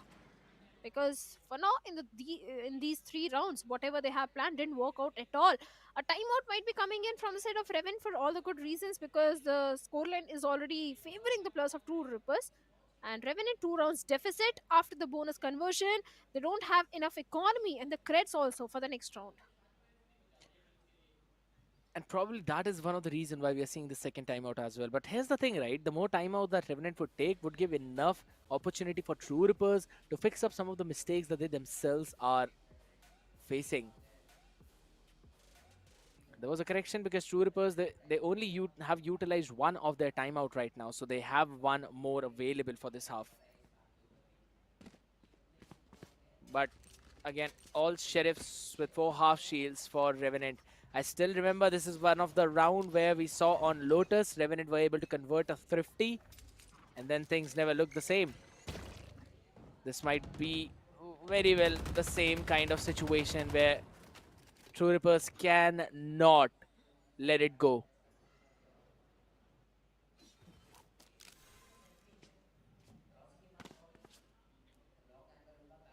Like you said, this is a round which the players of True Rippers cannot let it go at all. It's bound to go in a 10-6 unless Revenant pulls off a thrifty round. Revenant is known for those thrifty rounds. In the previous Lotus also, they got a thrifty round for themselves. Yesterday also, the thrifties were there from Revenant. All they need to do is just be a little patient and hold on to the angles. Finally, the information is there that is going to be a hit. And the players of True Rippers can go a little aggressive on the back of that Viper wall. Exactly. But look at where Rossi is, all the way towards Garage. So Revenant can stack up towards this A side because they know this is exactly where the hit is going in. But this Hava High Tide is going to deny so much of the vision to them, but everyone's just playing all the way far back. DOS9 gets 1, Skills as well, answers back with his own shock dart, and Skills with the Sheriff as well. That is such a phenomenal approach. And again, it's about that map control. Paradox with the rifle answers back. One for RU. Maybe one more. No, I don't think so. That's happening. They were probably closing in the distance. I thought they'll go in for the knife. But it is a thrifty for Revenant. 9-7. And this is just what we talked about. If it's going to be a thrifty, then it's going to be a big, big problem. And I love the idea that they showcased. Everyone just playing far back on the side. They let them move forward in and did not let them have a comfortable plant. They went in for a flood retake. And everyone was so coordinated on it. And it was all on the back of SK Rossi giving so much information towards the garage. And then skills with impeccable calling. That's usually the way to go for the save rounds, to go for the retake or flood retake, and that is exactly what the players of Revenant did. Now Paradox is having his own reckoning available with the all-round troopers are trying to get some information, but no information has been passed on at all. No player has been scanned, and again, looks like Revenant, they have decided to go for a retake, complete retake on the A side. Few utils being dumped on the side to get some information and clear few areas. Disrupt will get the plan down. The reckoning investment from Paradox is coming in, which is going to force the plus of 2 Rippers to leave the site. And DOS9 is going to scale up on that. Deals with Deathmaker, shuts him down. This retake is going in the favor of Revenant from the looks of Fit. Thrash being invested. Gets no value. DOS9 and Sultan are going to get the perfect value which they need. And Paradox is sticking for the refusal as well. It's gonna stick to the defuse, does not matter. Techno's lurk was just way too late. The team could not hold in till that lurk got completed. Again, True Rippers seeming disconnected because Deathmaker on side playing on top side, everyone on the other side just playing so far back. He was open from multiple directions. And Revenant going in for that flood on the back of the reckoning was a phenomenal decision.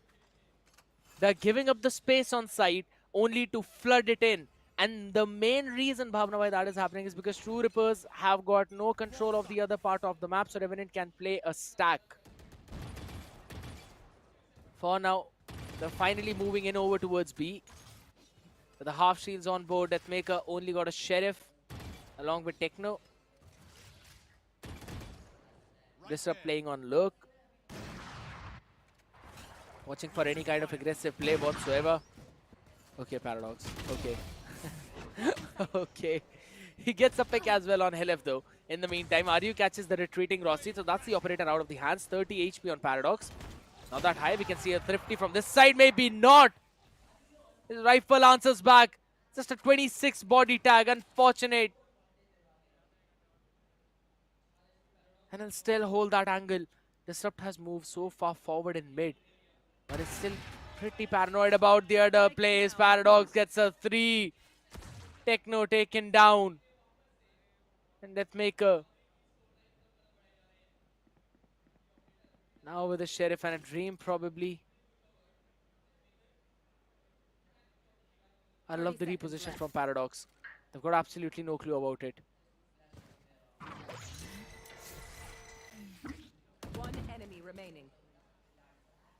Disrupt is the only man standing from the side of True Rippers as Deathmaker has already been taken out of the picture. There is not enough time to go for the plant as well. 10 seconds left. The spike although has been ripped free with the wingman. The last effort came from the side of Disrupt, but Sultan is not going to allow that as well. Equalizer coming on board for the plus of Revenant. And let's be honest, scared. SK Rossi on the map of Lotus was a top fragger for the team. And this time on the map of Icebox, looks like Jet is not working for him at all. It doesn't even need to be brutally honest. It has been a massacre by Sultan, by Paradox, by DOS9 on this map. Even Skills has been popping off a bit here and there. But Sultan and DOS9, they're just heavy lifting at this point. True Rippers have got another full buy. They've got the lockdown available. Helef can get one orb and will have his Hunter's Fury online. This time I like the approach of True Rippers. They're working around the entire map. You can look at how far up forward Aryu has been posted along with Disrupt. They're both playing together over towards the A. Watching each other's back as Disrupt is also watching if someone wants to be cheeky and push out mid. That exactly is what Revenant is doing.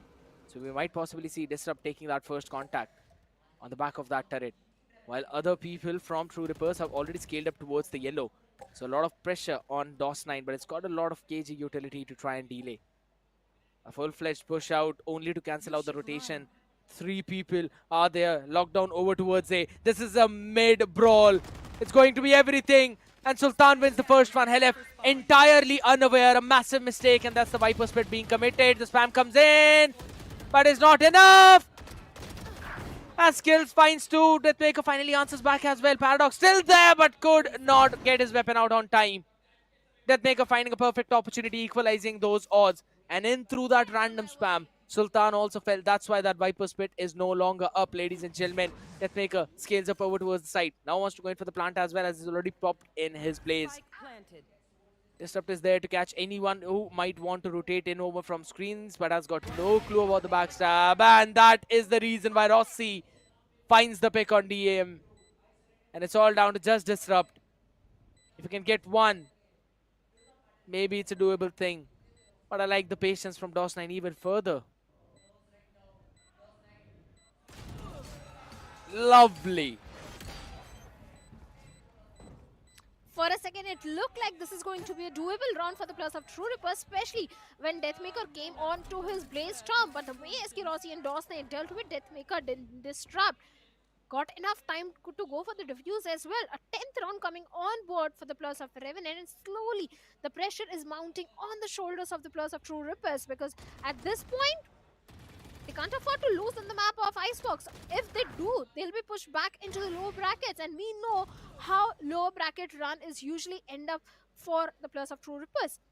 So it's going to be an important matchup for True Rippers, but Revenant, they're going to be pretty happy and impressed the way Revenant has improved an Icebox against True Rippers.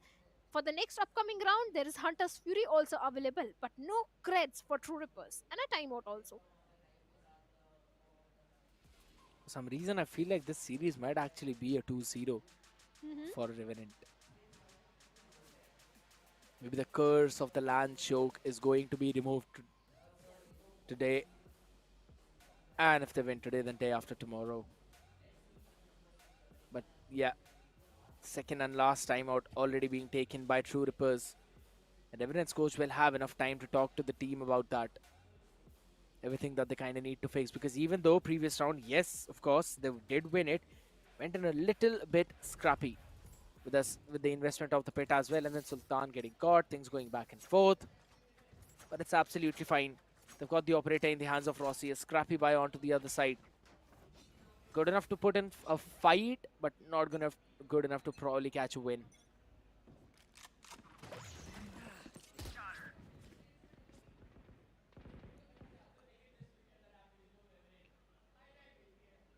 True Rippers again. Yeah. 4 people, like you said, True Rippers are going for an A execute, whereas if you look at the position of Techno, he's somewhere outside the B main. Viper's Pit is also available, which is going to come very handy post plant. So that could be a win ultimate for the plus of True Rippers, but for now the way pins are coming in, looks like it's going to be an A execute again. But the entire setup of DOS9 is also towards the A. The nano swarms are also there. The alarm bot is also there. That is going to create some hindrance in the paths of True Rippers. At the same time, it's a pretty heavy stacked up site. It's not just 2 players. We have Skills as well in the mid, but Paradox finds a great opening onto Techno, shuts him down. So that means there are not going to be any smokes, no Viper walls, nothing to scale up on. Big problem, as you've already mentioned, but look at Deathmaker. Now moving far back as well, as the Hunter's Fury was committed to try and catch anyone who was actually going in for the plant. But fun fact, it was Wingman for the plant over the top side. They managed to do it. The amount of post-plant utility that they have is going to be something that might trouble them, but not after this pick, as Sultan caught RU. He's been picked off, and now there's no more nanoswarms to work around with, as Disrupt also used up his own mosh pit, and Revenant is actually defusing. They don't care about it. If I'm not wrong, that mosh pit lineup did not land in perfectly. They actually need to die, otherwise they will not have the weaponry. Helef catches one, but will finally be picked off. DOS9. That final nail in the coffin. And on the back of it, Hunter's Fury used up by skills, but still the round being secured by Revenant. 9-11 scoreline, and last 5 straight rounds have gone for Revenant. After the bonus conversion, it has seemed like an uphill battle for True Rippers, and they've been rolling downwards. Yes, they are. They are. The journey is going a little downhill. It's going to be an important round for the plus of True Rippers. Otherwise, we are going to see a 2-0 happening unless True Rippers pulls off the Thrifty after losing this one, which they don't want to do at all. They need to get this round in their backpack at any cost. But for now, Helef with the Aldron is trying to get some information of the A side. And I love the way Revenant is approaching the A side. They're playing on the complete retake. The Aldron is not getting any sort of information at all every single time. Around the yellow, we have SK Rossi with the operator. Then we have not just Techno this time, but along with Techno, we have Deathmaker also outside B main. In most of the setups for Revenant, we've constantly seen Paradox as well as SK Rossi playing towards B, and that too aggressively. That is what has been giving them so much confidence to stack a few extra people over towards the A. Specifically, Toss9 as well as Sultan. Both on the Viper and Killjoy. They've got so much utility for the delay. They've got a good amount of it for the retake as well. Always helping out the team at the perfect possible point. Toss9 could not break in the dizzy. Will have to concede that space. Drops back down. Techno though has been taken off. Sultan finds in a trade. Not before he took Toss9 down himself. And that's going to be Sultan finding another one. Deathmaker without the weaponry in hand. Caught. Skills. Catches this up. Hunter's Fury was committed already. Catching one. Gets a tag on SK Rossi.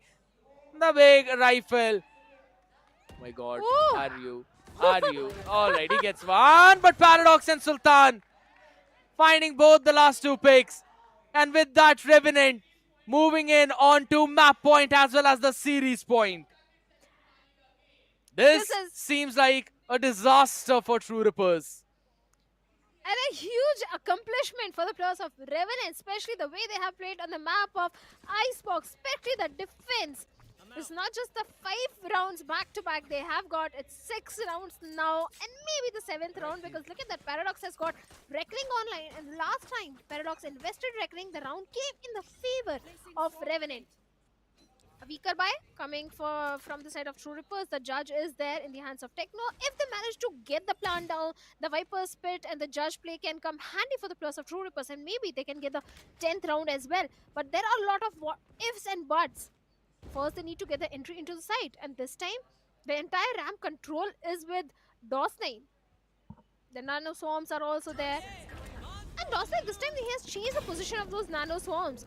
With the Thrash getting the information of the site is completely clear, no information at all. But from the screen's angle, Skills is trying to get the jump peak. The Aldron is there.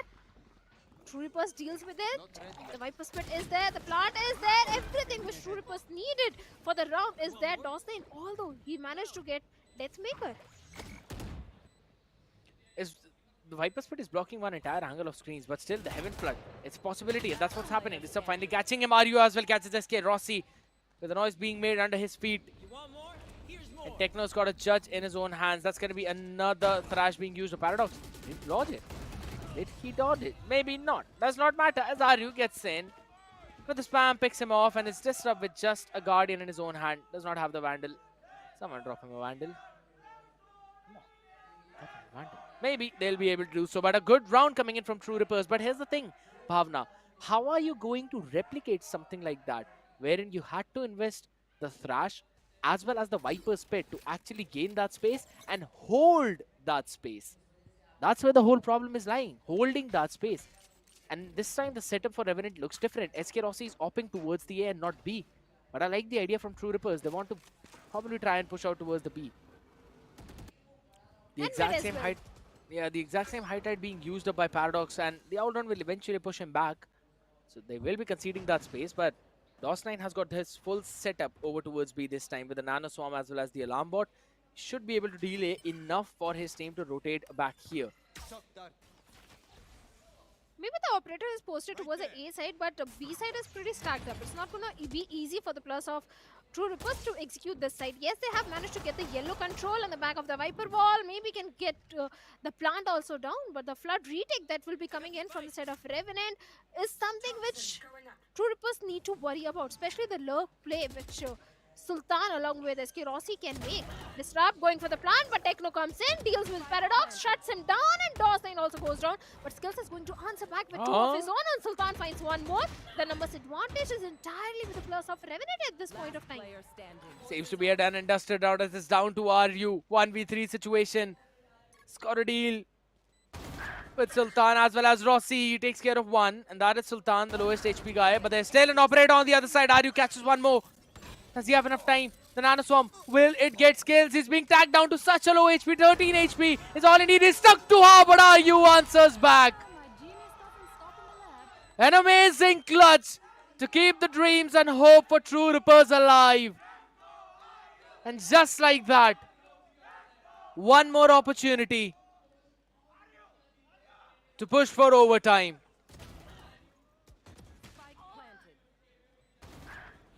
It was huge. It was huge. The play which RU went for a 3K at that point was so important for the entire team of True Rippers. Otherwise, it would have been a 2-0 happening in the favor of Revenant. Now, RU is having his own lockdown, but to counter that, Revenant is having Reckoning and Viper Split as well. But early control of the A side in the hands of True Rippers. They need to deal with both the side anchors. Deathmaker is trying to do so, but lockdown investment is also there from the side of RU. Maybe the players of Revenant will be pushed back outside the side. On the back of it, they can try and go for the plant. Finally, with the outrun, gets the information of Skills. I like the boldness of SK Rossi, still staying put to that exact same angle, even after being spotted and everything. But there goes in another Thrash, trying to push everyone even further back, but he's going to have it back for the round 2 itself. Low HP, Rossi taken down. Deathmaker finally answers back on him. That's going to be a cascade as well, followed up by the Reckoning. He drops down, 1-for-1 trade. Skills answer back over from top in heaven. There's no backstab, there's no layering on the back of it. But again, look at Techno. He's trying to buy some crucial time for his team. Sultan was able to take care of Helef, though it's down to a 3v3 situation. They've still got the round 2 of Thrash available for one tap of the diffuse. Techno also scaling up as well. Sultan answers back. Ari was able to take care of DOS9 again. It's going to be one more possibility. No one to tap. Sultan taken down. And it's all down to Skills, who brings it down to a 1v1 disrupt. No more Thrash available. Re-wrap up. RU, can he get the clutch? Yes, he will. And pushes True Rippers for overtime on their map pick of Icebox. Are you keeping the hopes and dreams of True Rippers alive to move into the grand finals? The last 2 rounds belonged entirely to RU. The way this guy clutched, getting a 3K this time also. The lockdown was also there. They were able to get the pit also down, but taking down Sultan. Disrupts, heroics were also there along with RU. A perfect round coming in the favor of True Rippers. And like you said, now we are moving into the overtime, and it can go either ways. It can go in the favor of Revenant, it can go in the favor of True Rippers. What are your predictions, Ken? I'm going to ask you. Don't ask me the toughest questions. I mean, you don't want me to answer just like how Shivansh normally would, but I think so. I think so. Since the momentum is now in their favor, True Rippers might be able to close this one. But I like the approach. 3 people for now, True Rippers over towards the B side, and that is exactly where Revenant are actually looking forward to it. But look at their double lurk over towards in mid. With DOS9 as well as Sultan, they could find some value. But for now, it's going to be a 1-for-1 trade over on the other side. Disrupt answers back, takes care of SK Rossi too, bringing the advantage in their favor.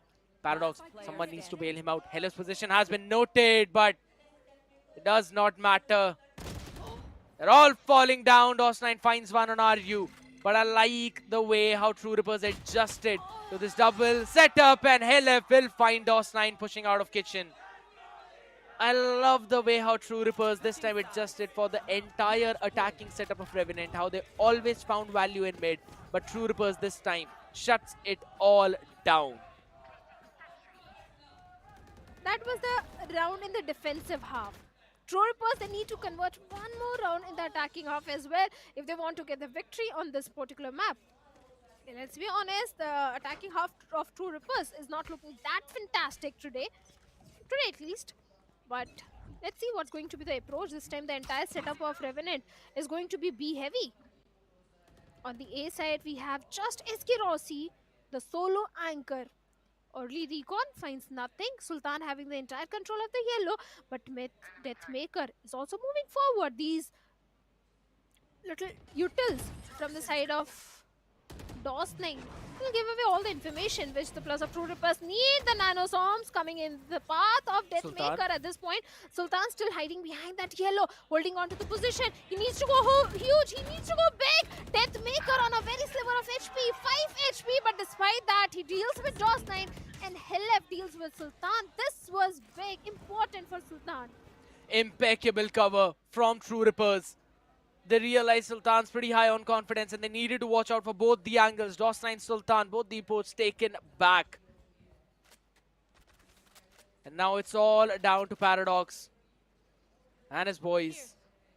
And I love the way how there was a slight pause in the round, because look at that. Rossi as well as Skills were pushed back and they could not flood retake. Now Deathmaker, even though he's on 5 HP, that is one extra rifle alive. And RU is still waiting in mid for a timing to go for the lurk. This is an open god plant even for RU as well. SK Rossi gets one, but Disrupt bounces back on Paradox. And it's a firing squad on the other side as True Rippers force their way into OT and take the map of Icebox, giving us hope.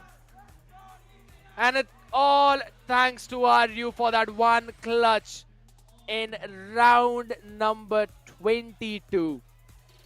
He got that 1v3 clutch and brought the opportunity back home for this team. Phenomenal performance from True Rippers. Absolutely. It was a fantastic performance coming in from the side of True Rippers. The way they were playing, it was fantastic, especially like you pointed out in the round 22nd and 23rd, the way RU came in, a 3k coming in from his side in the very last round when they were pushed back into the OT. Along with RU, it was Disrupt also. A perfect comeback which True Rippers showed, but all the hard work which Revenant did by getting those back-to-back rounds in their favor couldn't really give them anything in the OT. Sultan was sitting out there in disbelief. It's like his soul has been taken away from his body. Because if you think about it, he had the perfect opportunity to catch Deathmaker. Because Deathmaker did not have the weapon in his hand. He went in for a jump peek. And that's when Sultan had the perfect time to actually catch him.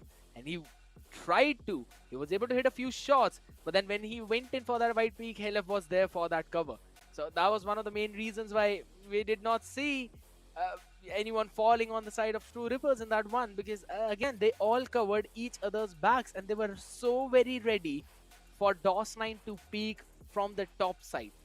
They were just ready for that. Every single time you were seeing them watching that exact same angle. They were less worried about the yellow but more about that top side. And they won both the fights. And the small pause in the round before that execute, that created question marks in the mind of Skills as well as SK Rossi. That was the reason why they were going towards the A, because they lost the entire map control at that point. There was nothing to give them any passive information on A, nothing to hold down mid. RU could have been anywhere. And that's one of the main reasons why we also saw that God plant for the side of True Rippers. And if in case everything would have fallen down, RU was there as the second layering for their side for that one last round. I loved this last attacking round from True Rippers. Yes, there were a lot of hiccups along the way, but it's absolutely fine as long as they're able to push things towards that one finish line. Well, after the bonus conversion, True Rippers were completely absent. There were back-to-back rounds coming for the Plus of Revenant, and in the end, the 3 rounds which True Rippers needed, they came in the overtime as well. But one thing I have to say, from both the teams, be it Revenant or True Rippers, the cages were coming online pretty good. DOS9 also having, I think, too many frags in his favor on the other side from the side of True Rippers. RU was also coming online, but look at the MVP. It is going to be Deathmaker from True Rippers with 211 ACS, 1.1 KDA, 152 damage per round. You know, if you rotate the letter M to 180 degree, it becomes a W, and that is what Deathmaker just achieved. 211 ACS, just as you mentioned, with 1.1 KDA. I love the fact that he also has 32.7 headshot percentage. I know that my statement might have surprised a lot of people because I did hear the reaction in my headphones too. But yeah, at the same time, all I'm saying is that W Deathmaker is what I meant by that, because he's the MVP as well, and he performed phenomenally. Even though he was, if I'm not wrong, behind a couple of players of his team. He was behind RU and both Techno, but towards those last few rounds, he was able to quickly scale up and was able to get that 7 freaking first kills in this entire game is insane. Even the Sultan on the other side had an ACS of 309. He was owning everyone in this map until that very last round. They finally pulled it off, True Rippers. After the bonus, they finally managed to pull off the Icebox. But kudos to Revenant for the preparation on this particular map. I didn't expect at all that Revenant will be giving such strong competition on Icebox. But look at the team stats: 14 first kills, out of which 7 are from Deathmaker himself. And 12 first kills from the side of Revenant, 1 thrifty coming for each of these teams. The post-plant stats are also looking pretty solid for both of them. But 2 clutches that came from RU are the reason that True Rippers got the victory. Yeah, one of that important clutch of 1v3 was what turned the entire momentum into the favor of TR. We're going to have a look at the heat map as well, and again we'll see most of the fights being taken over towards the site. If you look at A itself, towards the default, both top side as well as the normal default, and then over a lot towards the Jenny.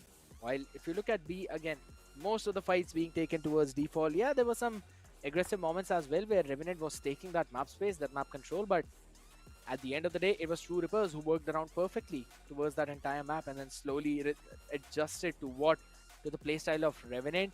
We're gonna have a look at the Omen highlights now and see how it all unfolded. Sultan, with the way he was playing, it just seemed like there was no way Revenant are going to lose this. Well, Sultan, definitely too many assists are there, too many kills that this guy was bringing in. I think he got 28 kills and 18 deaths. A perfect strat coming in from the side of Sultan. Along with that, Dawson was also popping off really good. Paradox with the Reckoning. I think Paradox also got too many assists in his pockets. In this particular one, every time with the Reckoning, he was able to get a lot of value. And not just Reckoning, I think though behind those harbor walls also, they were able to get the crucial picks which they needed. I would totally agree. But yes, towards the end, that's when True Rippers shine the most. Getting 6th round on defense. Again, for both defense and attack, both of these teams had got all 6 rounds for them. So yeah, it couldn't be even more even. Even more even. It's actually a nice tongue twister as well if you think about it. But it was a fun game to watch out for all of these players. Not a good one for SK Rossi fans, as he was struggling a lot. In the previous one, he was owning anyone, but this time he struggled a lot. A few mistakes from Revenant, which of course True Rippers punished up perfectly too. We did see that one flying kiss by RU as well. Clearly showcasing his class, his skills. Stepped up when his team needed him to. And that is the brilliance of this man. And then over towards that overtime is where True Rippers adjusted to the entire attacking strategy of Revenant. And Revenant did not find even a single value from that mid-lurk. A great performance from this team. And what a way to push us for map number 3. That's going to be Haven, but yesterday, if you look at the performance of Revenant, SK Rossi was coming online pretty good, but Sultan was not performing. I think Rossi and Sultan, they have a deal that one of them is only going to come online. But jokes apart, the next map, Haven, is going to be important for both these teams, because whoever is going to win will get a slot for sure confirmed in the grand finals, and the losing team will move into the low brackets where either OG or Velocity, the winning team, will be waiting for them. So the next matchup is going to be important. Yes, I would 100% agree with you, because yes, even though with this one you get a slot to the finals, but at the same time the loser does not lose a lot, right? They go down to just the lower bracket finals. They still have some time to prepare for the team that will come in front of them. But at the same time, since we're already talking about the preparation time, you're the one who wins today will not play anything tomorrow. So they have got one additional day to just wait, sit, see what the other team is cooking up, and then try to create a counter strategy. And that's what we know True Rippers like to do. Even though they don't go full counter mode against their opponents, they still have got some of their strategies of their own, right? And with the way I've always talked about, they are the team that like to adjust a lot, and their adaptation just worked out really well for them in this one. But how Haven is going to go is going to be a big question, because I kind of want to see Neon, to be brutally honest. I want to see some Neon plays, or maybe if not Neon, with ISO plays, with the contingency. Want people to scale up on the back of it, or with the vulnerable combination along with the shock dart, you can have shock darts do a lot of damage as well. You put out that vulnerable, shock darts can eventually kill out the person. So I want to see some of those plays, and also it's going to be a big question if in case Helif is going to pick up the Sova into the next one, or is he going to pick up the Breach? There are just so many possibilities of those combinations, but I think so they're still going to stick to just, you know, Deathmaker picking up a Jet and go in with the default composition, but I kind of want to see some experiments. At this point, I don't want to see any experiment. I want both these teams to go with their default composition. On the map of Icebox, I wanted to see an ISO, but on the map of Haven, I don't want to see an ISO. But yeah, Breach is something I find a more viable pick because the combination along with the Jet, the fault line lineups on the map of Haven can bring you a lot of value. So yeah, Breach is definitely a good pick. But at the same time, Sova is also much required to get all the information. Those recons are so fantastic on the map of Haven. You need the smokes also. So Astra is something we can expect to be picked up as compared to Omen. But I like Omen more. I kind of want to see a Clove. Clove can be an I want to see interesting a pick. I do agree. Clove can be an interesting pick on the map of Haven, especially with the ultimate as well and the smokes which he's bringing. But the paranoia is not there now. That's the main reason I feel Omen has a slight advantage as compared to Clove. Because it can't beat Omen's paranoia. But here are some few other things as well, right? Because when you're playing Clove, you know that there's not dead yet, which you can use to make sure that you basically you're technically like a KO in that situation. You're the first entry onto the site. Then you've also got pick me up. That's an instant heal whatsoever. Yes, of course, Ruse is there for those smokes, but I like some combos with the middle too, because you use that skill, you make sure that the enemy is decayed, and then of course pair it up with something like again the shock dart, maybe something along the similar lines, maybe some aftershocks or maybe some mollies to get enemies even more vulnerable and then end up on the site. And there are just a lot of plays that you can technically create with Clove. Plus, here's the fun fact. Even if you die, you can actually smoke up on the site. So what else do you even need? You can literally take those aggressive fights without some major problems. But at the same time, yes, I do agree, this is not exactly the time to go in for some weird shenanigans unless they have prepared, unless they have cooked stuff up. That's when I would want to see them actually pick up this comp. Otherwise, apart from that, just stick to the default. That's what you have loved to play. But since we're already talking about default, I want to see what kind of composition both of these teams have cooked up. Are we still going to see back the Breach? Are we going to see the Sovas? You know what? They said, let's show you both. Breach, Sova comp from both the sides. The only difference is that there's Sultan on Cypher and there's Aryu on Killjoy.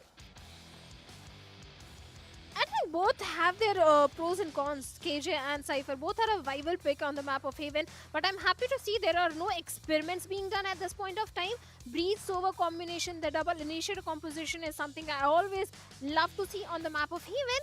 But I thought one of them could go for an Astra pick as well because of those gravity wells. But yeah, the paranoias are more important to get the site executed and the retake as well. So good composition coming in from both these teams. And now you have seen the comps. I want to ask you to make a prediction. You beautifully denied that question in the previous matchup. But now you have to tell. You did! You did! I did answer back. You said if you want me to predict someone, I pick True Rippers. That's what I said. Okay. Maybe I have a... Hey, I'm an old woman. I have memory issues. Come. I didn't say that, Chad. Don't cancel me. I'm getting old.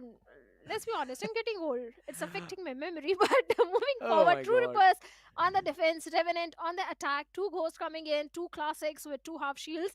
On the other side for True Rippers also, it's 2 Classics, 3 Classics, I'm sorry, and 2 Ghosts.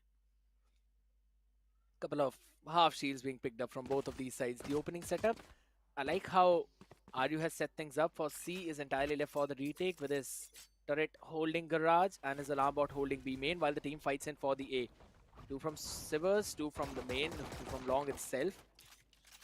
And Revenant, as soon as they saw that much amount of pressure, they just decided they don't want any part of it. They're quickly leaving that space and they want to take something over on the other side. But they've kind of created this crossfire as soon as someone moves out of that area. Aryu is also giving up quite a bit of a space. The C side, yeah, that's going to be the full-fledged execute. But already we are seeing team for a few rotations, huh? Oh my goodness, that's a 4-man rotation coming in from the side of True Rippers. For a second, I got confused there. Sultan puts up the cage, gives him enough time for the paranoia to fade away.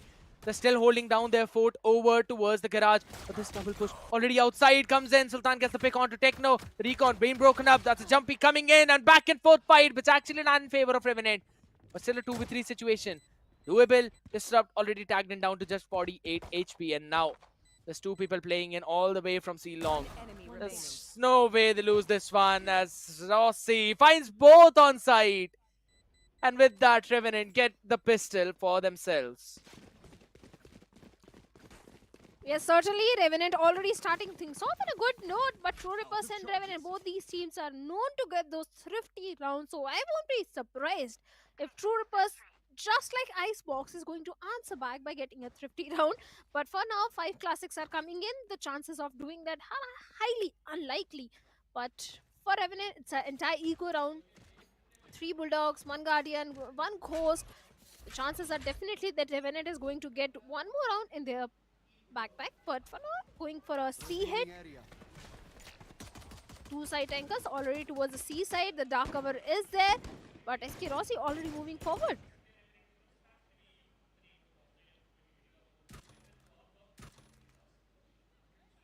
Look at where Deathmaker is. Careful. He can get technically 1 from this. It should be a 1 and done. Oh my god, Outrun did not check him, but yeah, he still broke the tripwire. Couldn't take the risk of it actually checking him, and he's got to move back and see that space, but maybe not enough. Ah, okay, perfectly dazed as well. Skills gets the pick. Oh my goodness, Techno, what a shot. Not 1 but 2. Finally, the camera has been dealt with. Perfect time for Helef to peek and get a pick. Techno was taken down by DOS9 on the other side. The upgraded weaponry, Helef was taken out. Kind of pushed out way too far up front. Being punished for that, and it's Disrupt now falling into the same place. It's just RU remaining. There's still DOS9 for the Watchman's duty. He can try and get a weaponry. But I don't think so the round is doable anymore. Okay. RU's heroics are continuing on the map of Heaven as well. He has woken up finally, gets 1, and has also recovered a Guardian. A 1v2 situation with his entire util in the backpack. But the HP on RU is down to 30 HP. So the chances of clutching are a little less of getting the defusal and getting both the kills as well. But maybe he can try to stick for the defuse because both the players are towards the C-long, and that is exactly where Rossi comes in and deals with RU, shuts him down. And with that, a second round coming on board for the players of Revenant, but a very costly round. I would agree, it was a bit too costly. But it's absolutely fine as long as they get this round. So, True Rippers, they'd be happy as well. They were able to take away 3 of the weaponries. Might just be a bit disappointed because they've had a chance of converting it, but it's absolutely okay. So for now, all 5 rifles on board. There's no operator whatsoever. They didn't have the hits for it, but playing in for a widespread 1-1. 1-1-1. All 5 players watching different avenues, but they're going to regroup over towards the sea. That's where SK Rossi is just walking up on the back of contact. No paranoia whatsoever. A bit too late, but the trades are still there. Revenant winning out on that fight, and Rossi still holding the angle of the spawn. They've got the upgraded weaponries as well. It's just Sultan left on with that Sheriff, and he's the one on that lurk duty. No KJ, so no KJ utilities.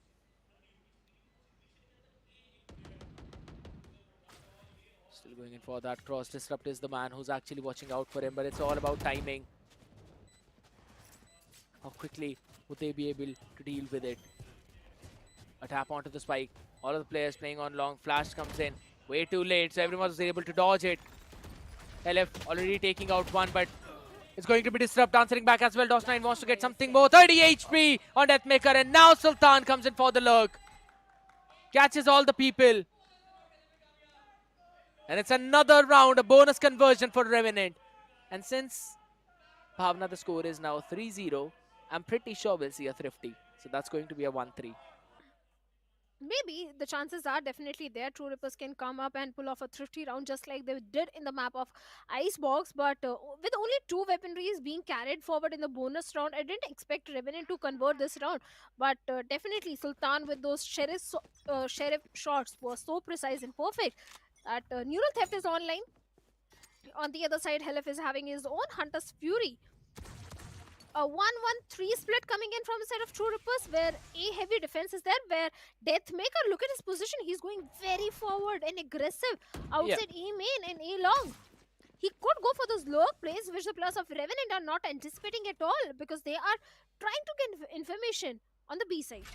Yeah, Sultan is still there though. He knows he's not put up any trap wires there. That means we will see Revenant re-clear all of that space, and our drone finally figures out his position. The days is still perfect yet again. But they don't follow up on the back of it. Now there's a trap fire, so they've maintained the control of the lobby at least for now. And they've put a lot of pressure onto True Rippers, so they've got to concede all of that space. And there's still DOS9 on the lurking duties. On this Omen, I probably wanted Sultan to be a little more proactive on that lurk, but it's absolutely fine. They've just changed the place of the tripwire too. It's going to be a full-fledged A execute. Everyone conceded the space from the side of True Rippers. Just some basic utilities, a recon and a flash. Rossi scaling up a little too much though. Could be taken down. Helef not connecting that shot. Ready for a full-fledged retake to come with the utility as well. All four sheriffs. Let's make up with the classic. That's about it. They're going for a full push down as well, but Rossi with the mow down is there. The raise is perfect along with Sultan on that Vandal. Disrupt gets one, but probably one is all he gets. 4 HP on Paradox. Does not connect a shot as Paradox goes in for that headshot. It's a 4-0 for True Rippers. Rossi going huge in this particular round. The combination was there, the aftershock was there. Then Helef was ready with his Hunter's Fury, but before True Rippers could do anything, SK Rossi went ahead in the link angle and find 3 players. For a second, I thought it's going to be a flawless round conversion from the side of Revenant, but that didn't happen at all. The Disrupt denied flawless, but for the next round also, Revenant is looking fantastic because they have got the Rolling Thunder online, Neural Theft is there, Blade Storm is also there, and looks like Rossi is going to play on the Blade Storm because no buy coming in from his side. This time again, Revenant will go for a C-long hit, but Rossi with the Blade Storm finds an opening, deals with Techno. But before going down, Techno was able to take skills down. Yeah, that's a 1-for-1 trade. I'm still not a big fan of it because again, Aryu trying to hold down the angle of Garage. He's in and peeks in at the perfect time. There's no one covering up for Paradox whatsoever, and he had the spike. They thought he actually went in for the plant, but that is not the case. It's a horrible mistake. And SK Rossi now just with 4 blades left has to scale up with it. Goes in up close and personal, takes down Aryu. Refreshes the blades as well now. Dodges the days by jumping into that cubby. But he's still not got the spike. That's a big problem. And Sultan's lurk was anticipated. Deathmaker gets the shot. And LF with the last shot onto the body. Oh, we might as well just say the head. With that, True Rippers get their first round in this bye. It was important. It was important for the players of True Rippers to get this round. Otherwise, we would have seen a 6-0 happening. And such a dominating first half is something they don't want to give the players of Revenant. So this round was very important, and early aggression also came in from the side of True Rippers, where Disrupt was able to find one player. Although he was traded off, the 1v1 trades were coming in, but this time True Rippers were fantastic. Aryu having his own lockdown available for this particular round from the shadows towards Techno. But the Rolling Thunder, which Paradox is having, can be that winning factor for Revenant.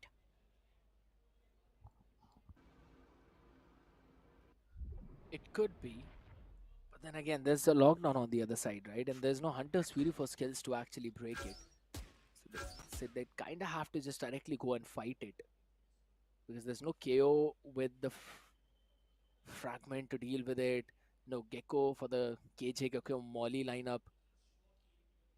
I like the idea how True Rippers are just doubling up over towards Sivers to try and deal with the split of A that might come in. But okay.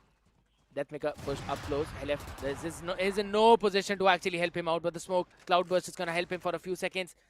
Gets the reload in, and that additional smoke by Disrupt. That's a beautiful one. Helef was also there as well, but there's the cage. Now Helef is facing a lot of pressure. Sultan actually catches Techno in the meantime. That's a big problem as the lurker has been taken off, and now the Nirutep will be the position. Reposition from Deathmaker, but does not anticipate SK Rossi as he gets to.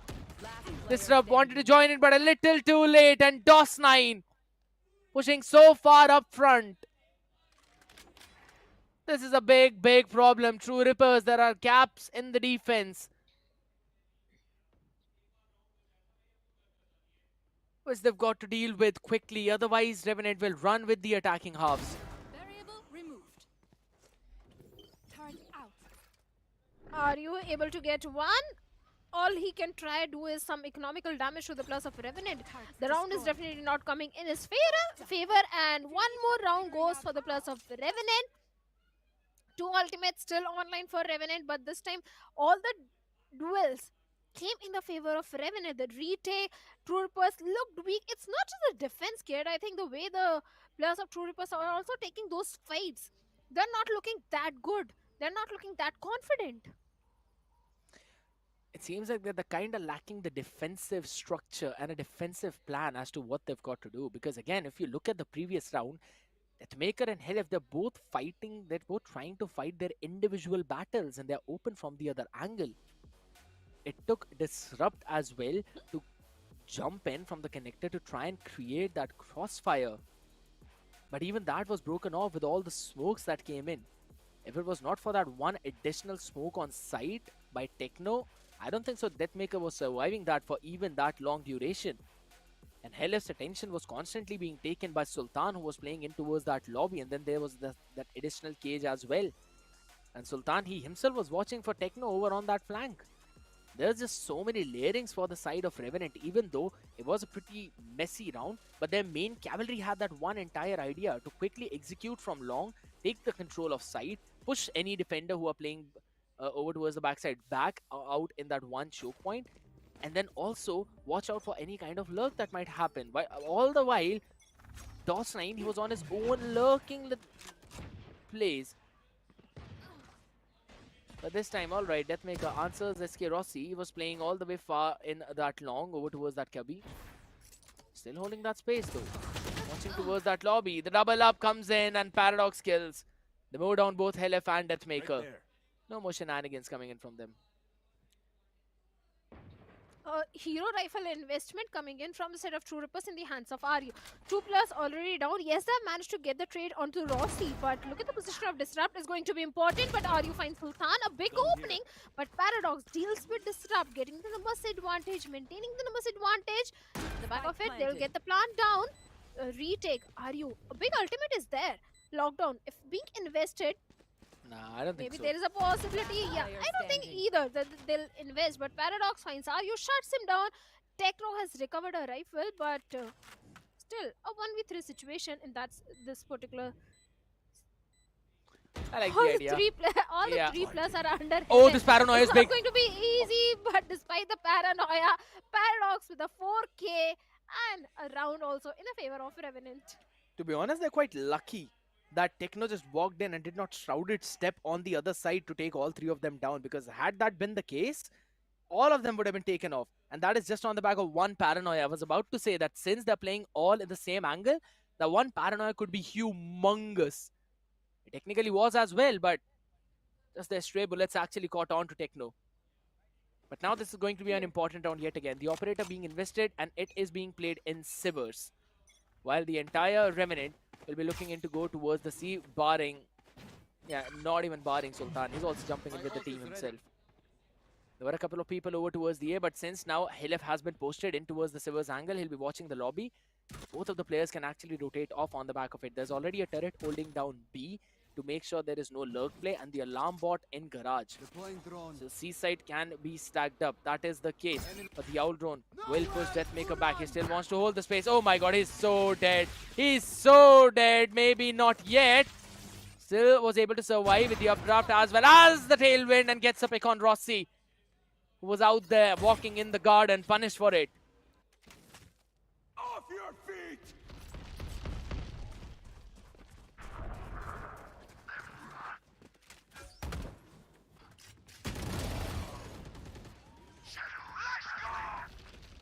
It's gonna There's going to be a rolling thunder coming in from the other side as well to go in for a flood retake. Fight being won by Techno. Still holding his own space, but there's still a couple of players need to be taken care of. Skills stepping up. But a 2v4 may be too much to ask for as of now. Aryu wants to join in from that look. Paradox seems to be aware of him. The shoulder peek comes in with a perfect peek. Para gets him down, and with that, they've got an opening towards the seaside where they will move from the garage. 10 seconds left. And Revenant is finally getting the plant down towards the Spike planted. forward. Enemy remaining. Angle, but the angle go unchecked. And Techno with the 3k shuts down skills. Paradox is the last man standing.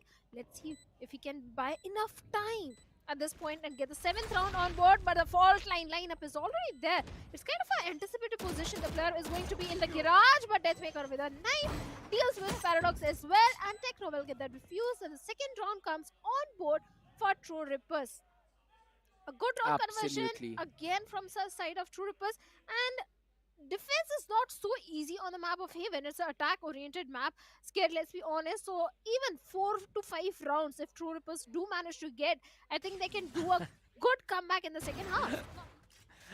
I would have believed it had the previous 2 maps not been the way they went. Alright, if the previous 2 maps would have not gone the way that they did, I would have been a believer of what you're saying.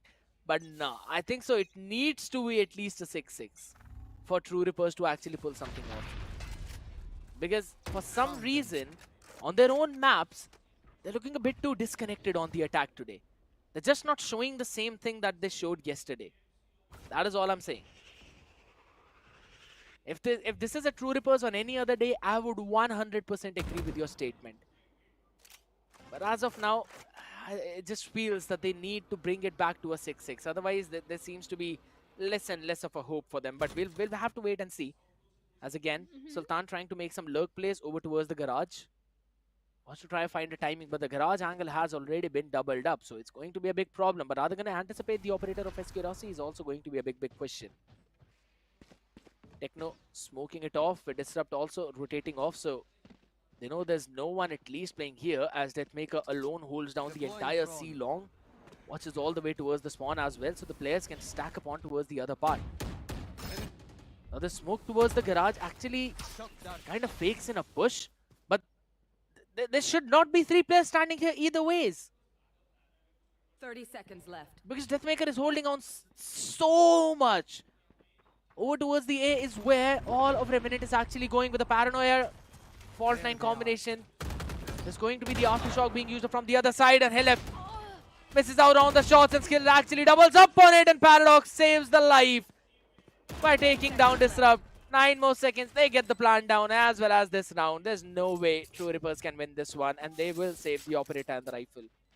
Like you said, the Paranoia fault line combination definitely worked for the players of Revenant, but looks like Revenant is not going to allow the players to save the weaponry. Sultan finds one, but gets traded off. And Techno, a 1v4 situation where, like you said, he's going to save the weaponry, but a jumping jack Paradox is coming in from the spawn, and Techno shuts him down. Economical damage coming for the players of Revenant. Does not matter. They've got a lot to go in for the next few rounds. Yeah. Oh, beautiful recon. Techno gets one more, only for DOS9 to trade him. He just gets an extra bit of a cash in pocket for those kills. That's all, not the Operator whatsoever. So Revenant, they finally did what they went out to do, to get that Operator off of their hands. And with that, move to 7th. And looking the economy of True Rippers, this should technically be another save or maybe just a scrappy buy. They don't have anything for the full buy. Audience prediction, it is 70% Revenant and 30% True Rippers. Almost 3,500 people think that Revenant should be the one to close it out. And with the way how scoreline is going, it seems to be the case. The next few rounds are going to be important for the players of True Rippers, but Helef is going to answer back in a 1v1 trade as Skills takes down Deathmaker. The lockdown is still available with Aryu. A 4v4 scenario, but the Operator in the hands of Rossi is something which the players of True Rippers needs to deal with.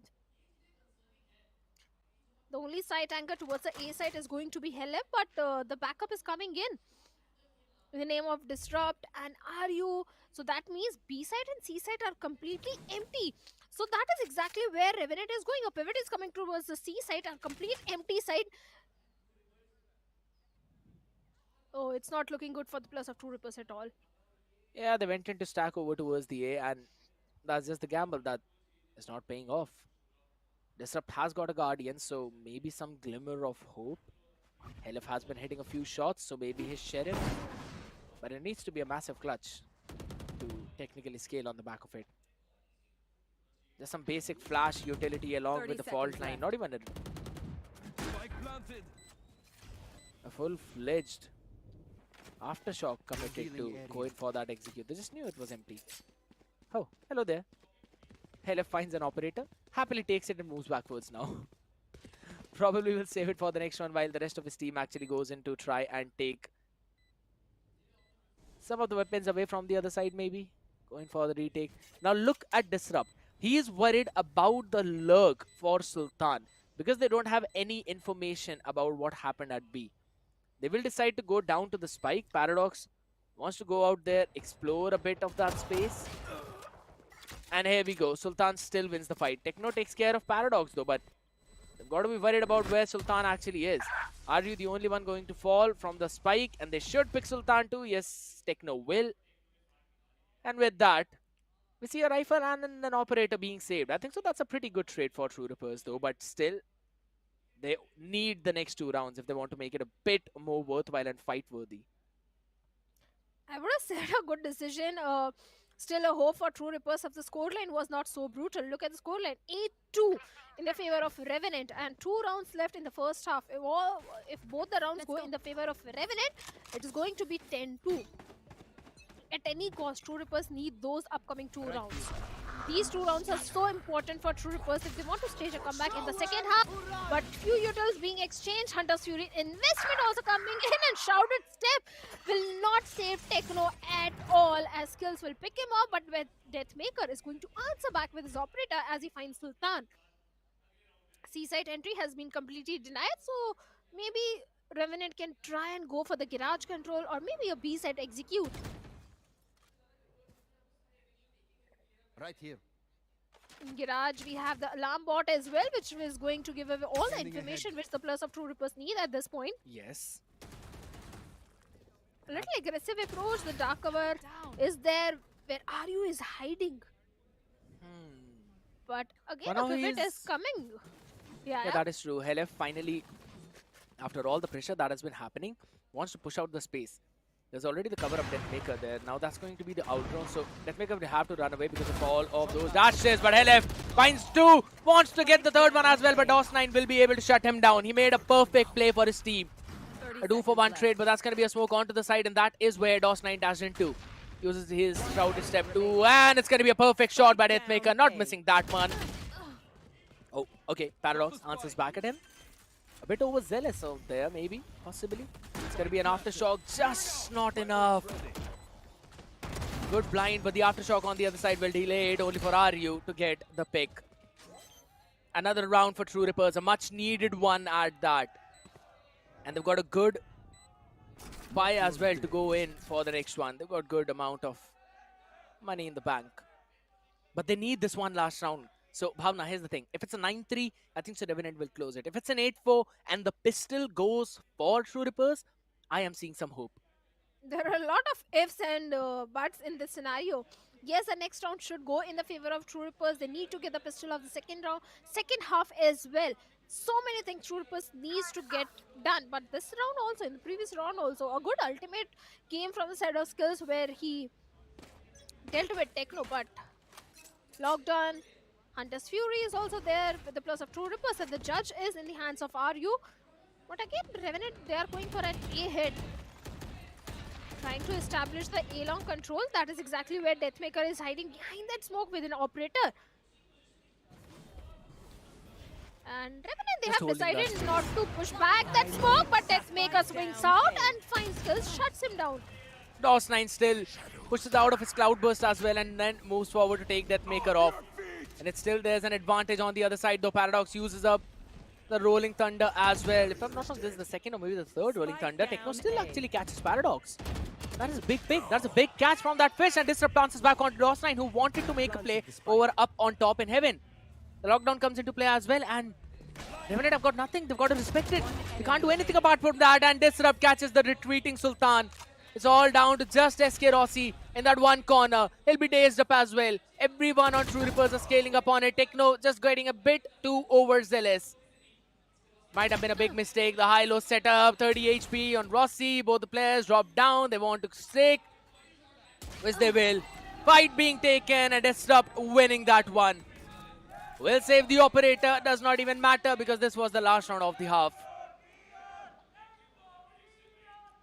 8-4 is something still doable for the players of True Rippers in the attacking half. They can stage a comeback, but like you said, they need to get the pistol on board. The pistol round is going to be very important for the players of True Rippers. That is the only way they can get the map of Haven in their favor. So definitely, the next half, True Rippers need to go for some big plays. Yes, Deathmaker was coming online. Disrupt was also coming online in the last few rounds of the first half. So I would say good defense game, but a decent defense. 4 rounds is something acceptable. I can say, yeah, there is a chance of a comeback, but for the next pistol, True Rippers, they have got 3 ghosts. 4 ghosts over the side of Revenant. A little aggressive approach from the side of SK Rossi in the A shot. Yeah, but he moves backwards from the Sivers. He's got to concede that space. Can't really hold on the back of it, because there's a lot of utility on the other side to actually push him back, because Disrupt is going in for the full util breach. Aftershock, couple of flashpoints, fault line. Deathmaker has got his own cloudburst, so that means he would want to dash into the side, but there's no fast execute as of now. True Rippers want to work around the map. They want to play for picks. They want to find some timings and create some question marks, and that is why Aryu just dealt with the tripwire of Sultan over towards B. There's a fake smoke as well out of the C main to kind of fake that this might actually be True Rippers going in for somewhere of a B or maybe a C hit. They're just creating question marks. Now recalling back the turret now. They're going in for that A execute. A perfect shot from Rossi. Wants to find the second one. Can he get the third? Maybe no. Aryu is there for the answer. Hella wanted to go in for that plant, but that shock dart definitely chipping him a bit. He had to wait for the second one as well. The smoke is going to dissipate very quickly, but Aryu answers back on Sultan. Puts up the alarm bot. Does not anticipate the second one, down to 30. 70 HP, 30 damage being dealt. He'll still try and survive. There's another alarm bot there. Does not matter. The turret could not do anything. Deathmaker down to last 12 HP. Oh my god, things are going so unfortunate for them. Fully flashed out, and Paradox peeks in. It's all skills. LF taken out of the picture, and the pistol goes in for the side of Revenant. Lot of pressure on the shoulders of True Rippers. This is not going good for them at all. They needed this pistol round in their favor if they wanted to stage a comeback. So that means one more round. The upcoming round can also go in the favor of Revenant because of the weaponry advantage. It is going to be a save round. SK Rossi, the way he held on to the control of the A shot, the perfect sheriff shots coming in from his side. He got the early numbers advantage for his team. So Rossi is definitely coming online on the map of Haven. But for the next round, he has got an outlaw. 3 bulldogs are there, 1 ghost. It is not looking good at all for the plus of True Rippers at all. They need to find some sort of opening, and maybe a thrifty they can try for. A B execute. The smokes are there to help the plus of True Rippers to get the spike down. The spike has been planted for the retake. Maybe it will be a flood retake, but look at the position of Rossi. But before that, Deathmaker deals with Rossi, shuts him down. Sultan finds 1 more from the window. Sultan gets 2. SK Rossi finds 1 more with the outlaw. Deathmaker and Disrupt are the only 2 players remaining. Deathmaker down to 30 HP. They need to buy the time, but that won't be allowed as Paradox goes in, finds Deathmaker. Skills gets 1 more, and they have got enough time to go for the defusal as well. That means the 10th round coming for Revenant. I love the approach from True Rippers, to be very honest, because pushing out all the way to B and then also pushing out through the connector towards C. Oh my goodness, that could have worked out wonderfully. had Sultan not got two in that situation. He was able to get Techno as well. Otherwise, this was very well a round that might have gone in for the side of True Rippers. But a good cover fire coming in from skills in that situation as well to take care of Disrupt, not giving him that 1v1 whatsoever. And now it's a widespread defense. Only DOS9 holding towards C as Eskirossi pushes out towards the window in mid. There is an alarm bot for this exact same push, so Rossi is just actually going to hold that space. Now this is a good positioning because he can technically find one, or one only, maybe nothing more than that. But it does not even matter as Aryu is just going to let that alarm bot stay there. Will probably bring back his turret and put it over towards the A. Long as everyone's scaling up on the back of it. Oh, this owl drone, he breaks it, breaks the trip, but quickly wants to scale up on it. Does not matter. The cage go up, you can't really go in and follow for any of that chase. Now everyone on the side of Revenant are quickly scaling up towards the A side, but that is technically what True Rippers wanted.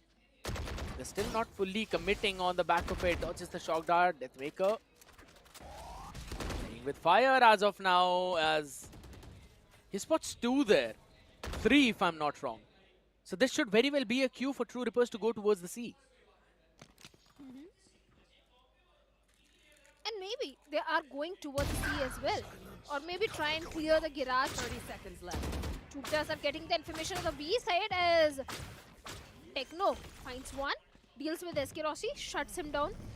The aftershocks coming in, the paranoia is also there, but despite that, Plant is there, the retake. In the retake, DOS9 finds one. Helef and Techno, they are going to answer back by getting skills and DOS9. But all the trades are coming in the favor of True Rippers. It's only Sultan left all by himself. In a 1v4 scenario, he needs to be careful about the position of Helef in the link area. But finally, Helef has been spotted down. The recon is there. 2 players swings out, and Techno with a 3k coming in gets the last and the final kill. And with that, True Rippers getting one more round on board. Important round conversions coming in from the side of True Rippers. Exactly, but they need more than that because it's still 5-10. They need to convert this one round as well. And yes, we can see the pressure mounting on the players. They need to step up. They need some heroic play. It could be Deathmaker, it could be Techno, it could be RU, could very well be Disrupt. Who, for a change, is not actually looking comfortable on the breach. The utility has been okay. I wouldn't exactly say it has been the way how he normally would on a Gecko or even on a Viper. But even in terms of the frags, he's been facing a lot of struggles. There's a trap play over towards the B. Dashin comes in, but along with that paranoia, Deathmaker cannot do anything, or maybe he can. The flash was impeccable and over towards the back. Deathmaker catches 2, Paradox, DOS9 both taken care of.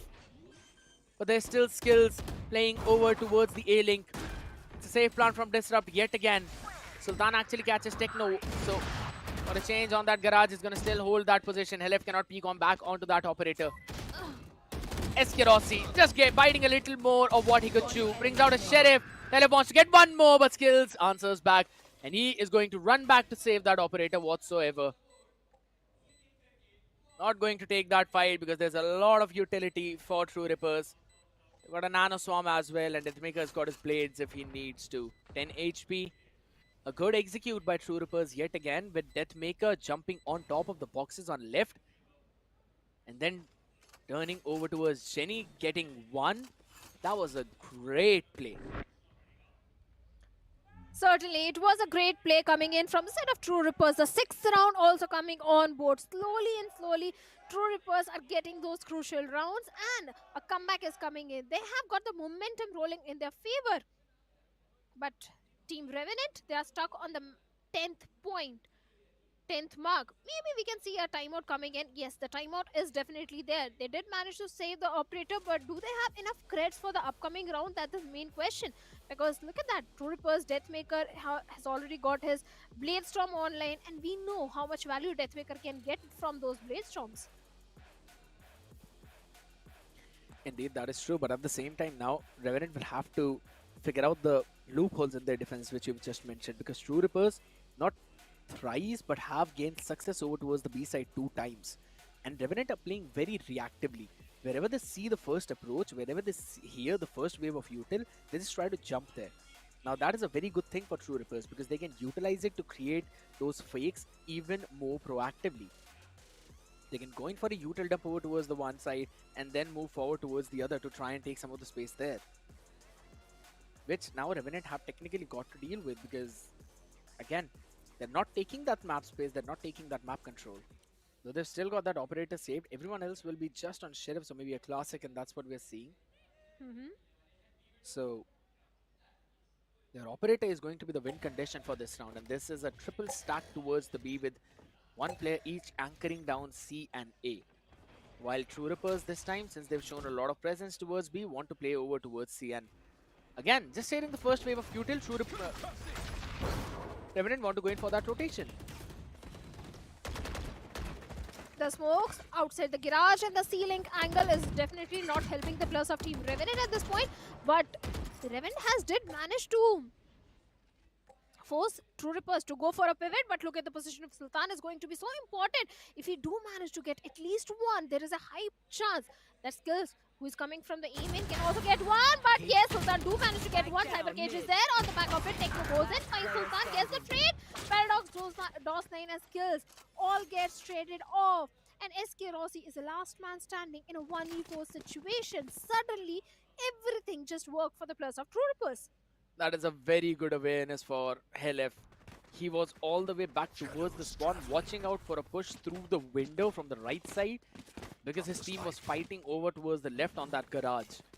So I love the way how he played there, just held down that angle, got those two picks. 30 And seconds. all his team took Spike care of the planted. people who had pushed out of that garage and taking that space. I love the approach. SK Rossi is going to save the weaponry yet again.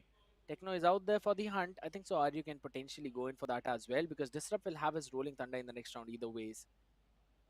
Maybe Aryu should be the one to actually go for the hunt. Okay, noted the position. They all will now jump in to try and take that weaponry away. Bold of Techno to walk like that but still wins the fight. Now that does not even show confidence. That just shows pressure mounting on Rossi.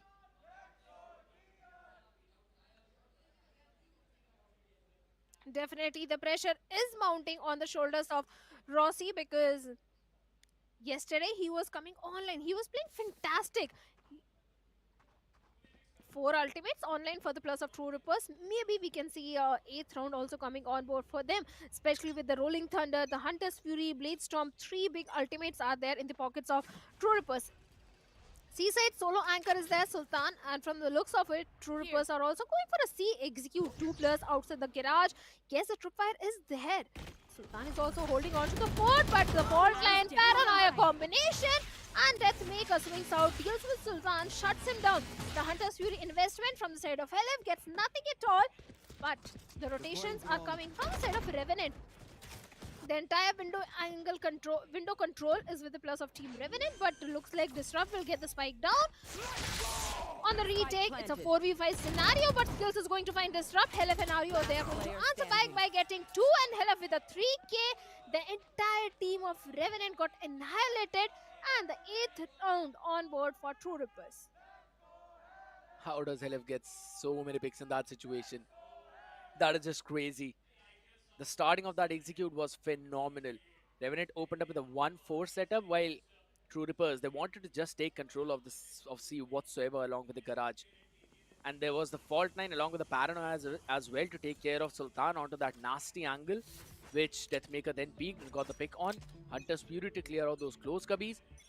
I just love the way how True Rippers executed. This is the True Rippers which I was missing. And finally, they're looking like the ones we're used to seeing. Another save round Revenant. Previously, they pushed out B. This time, they're doing the exact same thing. Still outside B. That's where they'll be holding in. Paradox did also commit the Rolling Thunder in the previous round, by the way. Bhavna. So, they're not going to have that ultimate for probably the next 3 to 4 rounds unless he's just out-fragging everyone. Here.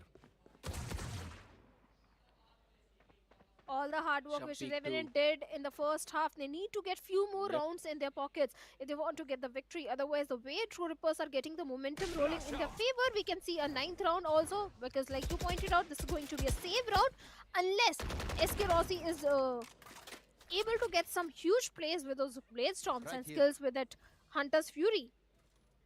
For now, But no one's... uh-huh, Here's the thing, no one's actually setting up Rossi for the kills in this type of round. exactly. That's a big problem. Whenever you're playing a thrifty round, an eco round, or anything like that, you kind of want to set your player up. You want to be the proactive ones to 30 create the seconds play to left. catch the opponents off guard. But let's see how well it works out on that retake. Got a decent amount of utility. Rossi finds the first one.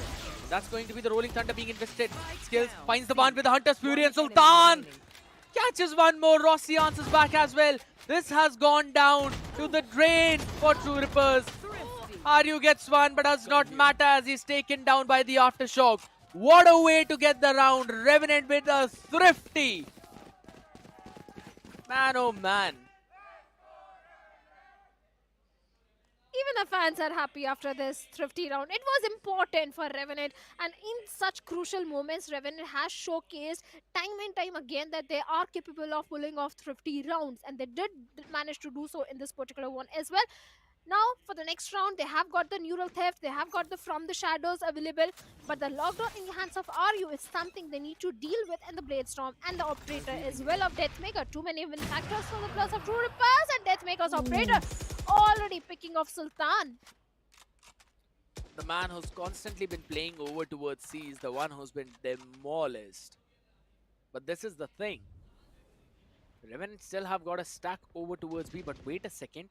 The timing could be everything on skills. He's got a couple of darts. Oh, he sees one, but will be caught. Deathmaker answers back perfectly, and that's the spike, by the way, over towards the A. So they've still got the information. And I still kind of like the positioning that both the players are holding over towards the B from Revenant. Let's get Rossi, but now they've already asked Paradox to go in for the rotate towards the A, because that's where the execute is. Reclear from DOS 9. Either gets two from this. Oh, perfect days, but there comes in the Cloudburst, holding down, buying some crucial time. The support from Techno is sublime. Aftershock by Paradox. It can delay the things to so much, but wait a second. After that Aftershock, they don't have anything to deal with this lockdown. They have got to respect it whatsoever, unless Paradox decides to be a cheeky one. Forces the fight onto Techno, is into that close corner, will be paranoid as well. Techno, does he have the idea? He absolutely does. And it's all down to Rossi, who I am getting a very weird feeling might be able to clutch this one. Jumps down, catches one, will be able to win the fight. Now the next two players pretty low in the HP. Tries to catch another 1v1. It's going to be very difficult for Disrupt to actually go in for the reposition as well. Techno needs to win it. They're both playing together, but Disrupt with the rewrap wins the round for True Rippers, and this is another scoreline that is looking exactly like what happened in the previous map, Shadow. Defense is proving to be difficult for the plus of Revenant. In the defensive half, they are not able to convert too many rounds. Yes, as it is, Heaven is the attack-oriented map, and True Rippers, they were trailing behind by 4 rounds, and look at them. Now only 2 rounds deficit. A full buy coming in. Deathmaker still having his own Blade Storm. And from the looks of it, looks like True Rippers, they are going for an A hit, where Sultan again is the only solo anchor. The tripwires are outside the A long, but it's going to be a B execute. Skills is there. From the shadows being invested on the top of the box, and True Rippers, they have managed to get the side control. Deathmaker finds skills, shuts him down. The Aftershock is there, but that's not going to become any sort of hindrance for the plus of True Rippers at all. I thought it was B hit. Maybe not. They kind of want to go in for the pivot as well, but still want to clear out the entire side as the trades go back and forth. It's finding one. Sultan needs to win, but will not. And as soon as he falls, the execute's gonna go in over towards A. Aryu, my boy, is all the way towards spawn, but Rossi is rotating directly from B and going in from that link. He still has got an opportunity because Deathmaker is alone over in Heaven and Disrupt is alone in Hell. With total, what, 31 and 45 HPs on their bodies, it might be difficult for them. Disrupt should fall, maybe not. If he can connect shot like that, maybe absolutely not. And with that, True Rippers get another round. 10-11. The comeback is absolutely real. Just 1 round deficit, the plus of True Rippers.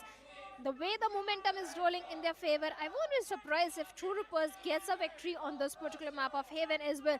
Already, the players are communicating and discussing what to do in the next round, but keep up. 3 ultimates still available, and Revenant, they have a broken Scrappy by 2 Bulldogs, 1 single Guardian is with them, but this time SK Rossi going a little aggressive outside the C-Long, and Techno deals with him. Rossi and Paradox, the both get shut down. The util dump was so perfect. But the flash, if I'm not wrong, was just a second too late. They did not anticipate Techno playing in that corner. Ari was able to catch on to Sultan too, and it's all just down to DOS9 now. Players pretty low in the HP, that is true. A couple of body shots might do the trick for 3 of them. He gets the first one. But now he knows that there are a lot on the other side. Disrupt. He was not popping off in defense, but now since he's doing so much on the attack, True Rippers are truly ripping apart Revenant's defense. I wonder what's the replay of that round yet again. Want to see what happened. How did Techno actually got the 2 from that angle? We don't have Techno's POV, unfortunately. But it's absolutely fine. 11-11, Bhavna. Another full buy, but SK Rossi is on a Bulldog.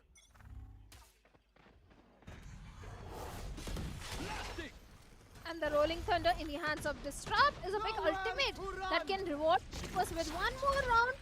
The Hunter's Fury investment coming in. How is Techno alive? Either way, it does not matter. Paradox, tag down to just 70. RU needs to be taken down and will be. The ball bang is perfect. And with that, a couple of opening frags for the side of Revenant. That's all they needed. Both the players of the garage shut down, and DOS9 gets both in. The entire C main with a flawless coming in. Revenant finally breaks the win streak of True Rippers and move to the series point.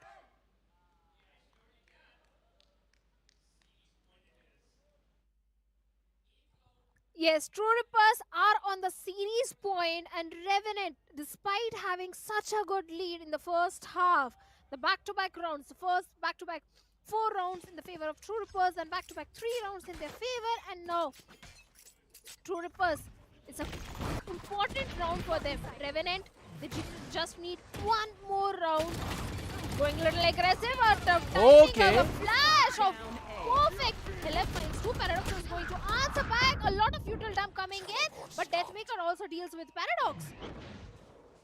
That is what they needed to do. Now the only thing that could be a problem would be DOS9 on that lug, which RU needs to watch out for. He actually loses that duel. It's down to a 1v2 situation. Both the players are pretty low, Bhavna. This could very well be something that they should be able to do, but wait a second.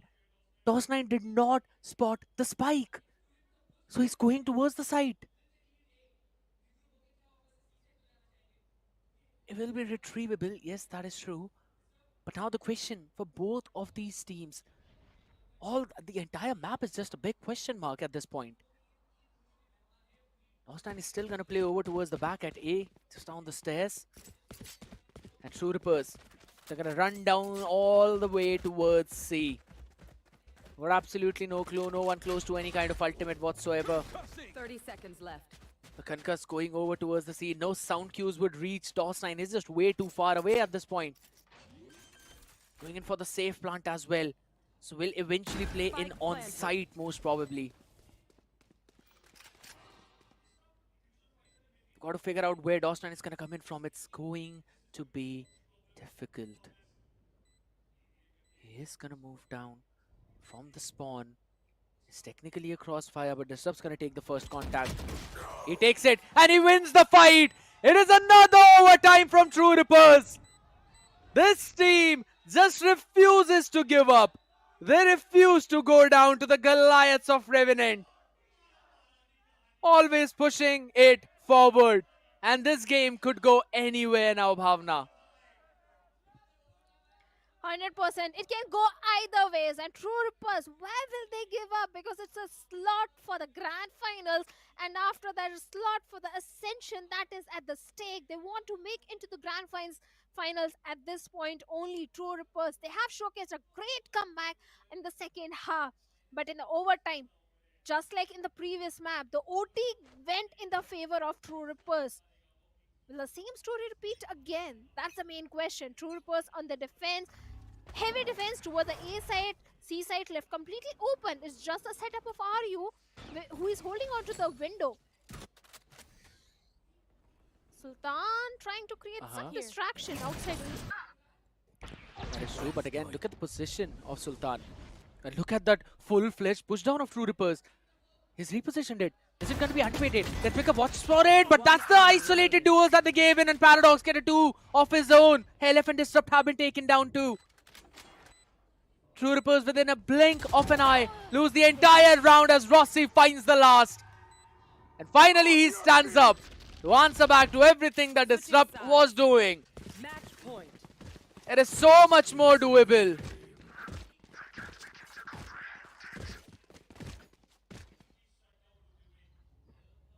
One more round in the favor of Revenant came in.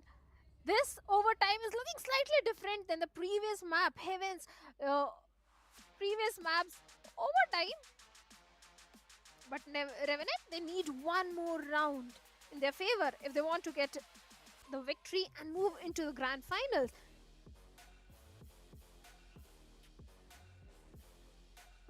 This one timeout is going to be super crucial, Bhavna, because again, just as you said, it is for the grand finals and you do not want to give up on that slot whatsoever. From the upper brackets, if I'm not wrong, I do have to get a range check on that one as well, but maybe they do get the advantage in the map Veto too. So you don't really want to give up on that opportunity, on that possibility. And True Rippers, with the way how tenacious they have been, the endurance that this team is showing, the tendency to just push through to 2 overtimes in 2 maps after they've already lost the first one. It is just mind-blowing. The mental of these teams, not just one but both of them, it's sky high. Class cannon operators for both the jets. This is what we wanted to see. And it's a tag for Deathmaker. Shot being fired, Eskerosi already showing that he is the ruler of the Sivers at least. No one go in towards the A split as he'll be there to answer back. Deathmaker in the meantime, slowly moving forward, Bhavna. Yes, he is. He's moving towards the stack. Oh my god! Hilo set up and Paradox shuts down Deathmaker. The glass cannon operator of True Rippers is already out of the equation now. Right here. The entire C control still established by the class of Revenant. The B side control is still with skills. On the A side, we have Sultan, and the entire tripwire is also there, which is not going to be easy at all for the class of True Rippers to move inside the side. At the same time, we have Deathmaker, we have Eskerosi as well. Disrupt is going for the plant. On the retake, Revenant, they have the numbers advantage. The entire heaven control is with Sultan. They need to equalize the odds, but they just can't. They've got a full dump of utility as well. But True Rippers, they've got a slight bit of their own. Couple of flashes for Disrupt to try and help the team out. That's gonna be a flood in, jump in from the heaven. Sultan catches one, make it 2. Paradox as well, he answers back. It's all down to Disrupt in a 1v3. This man has been clutching for the past couple of rounds, but Diffuse being stuck, and it does not matter. Sultan gets the last pick, and Revenant close out the series. Answering back for all the hype. And this team will move to the grand finals. Quieting down all the haters. Rising from the ashes. Making just one change. Bringing in Sultan. Putting the IGL duties in the hands of Skills. And the results are sublime. Revenant, they have made it. They have made it, and definitely good efforts from their side. A 2-win coming in. Icebox, we knew that is going to go in the favor of True Rippers, but despite that, Revenant did put up a very good show on the map of Icebox as well, and this overtime totally went in the favor of Revenant. Absolutely true, but again, you know what comes after the great series, and it is the interview that I know we all want to move on to. But my oh my, so happy are the people of Revenant Esports. True Rippers gave in a tough fight, but Revenants in the end survived, giving them a glimpse of back what happened in the group stages against Velocity. But this team finally sees that it is coming alive. True Rippers, they fought hard, but I kinda not feel sad for them because it's better if they lose early on than lose in the grand final. So I'm still hopeful.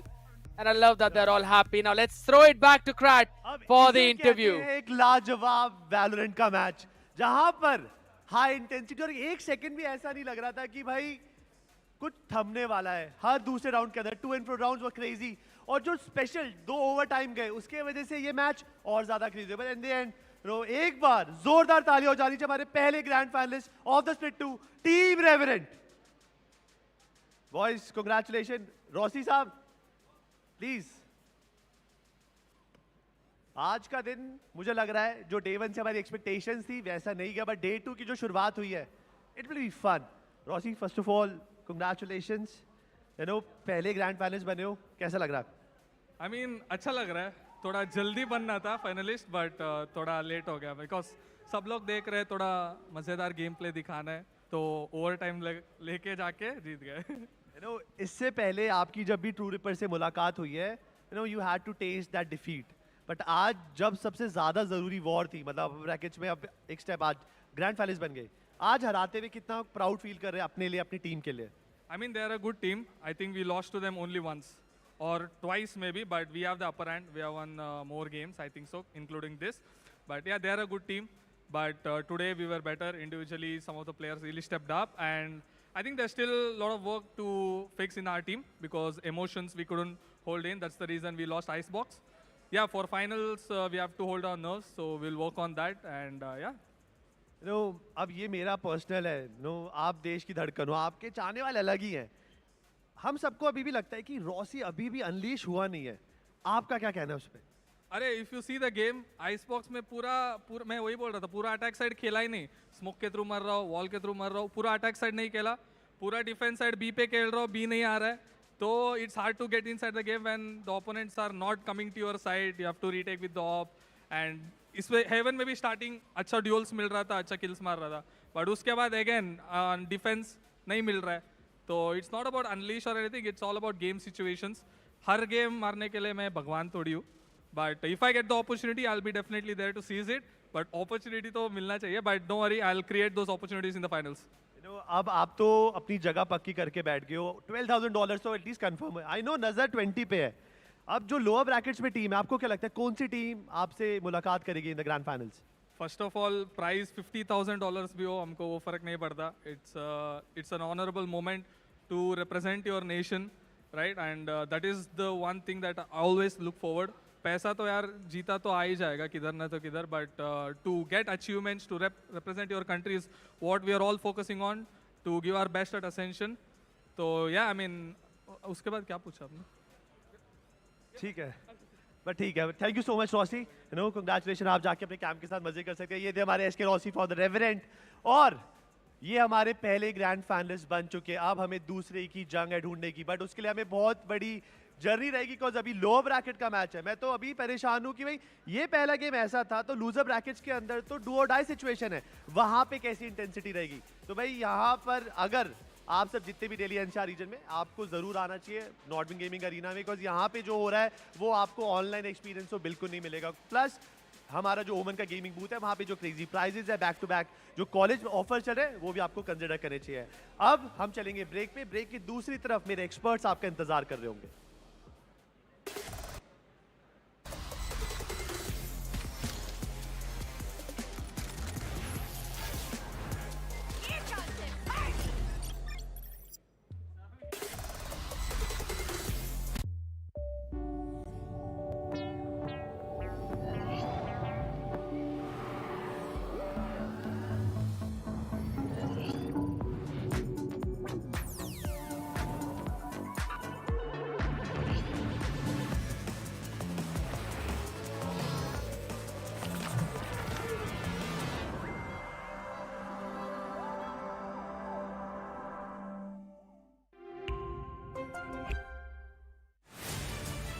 to live your life the way you want. Compete like the toughest challenger. Dance like there's no tomorrow. Celebrate every second you are alive. Life has no rule books, but we can give you a stage.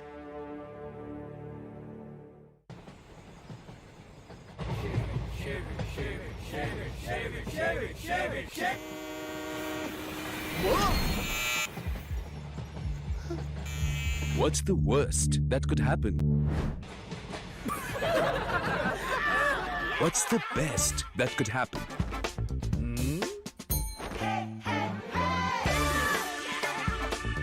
Philips One Blade. Move fearlessly. Innovation and you. Philips.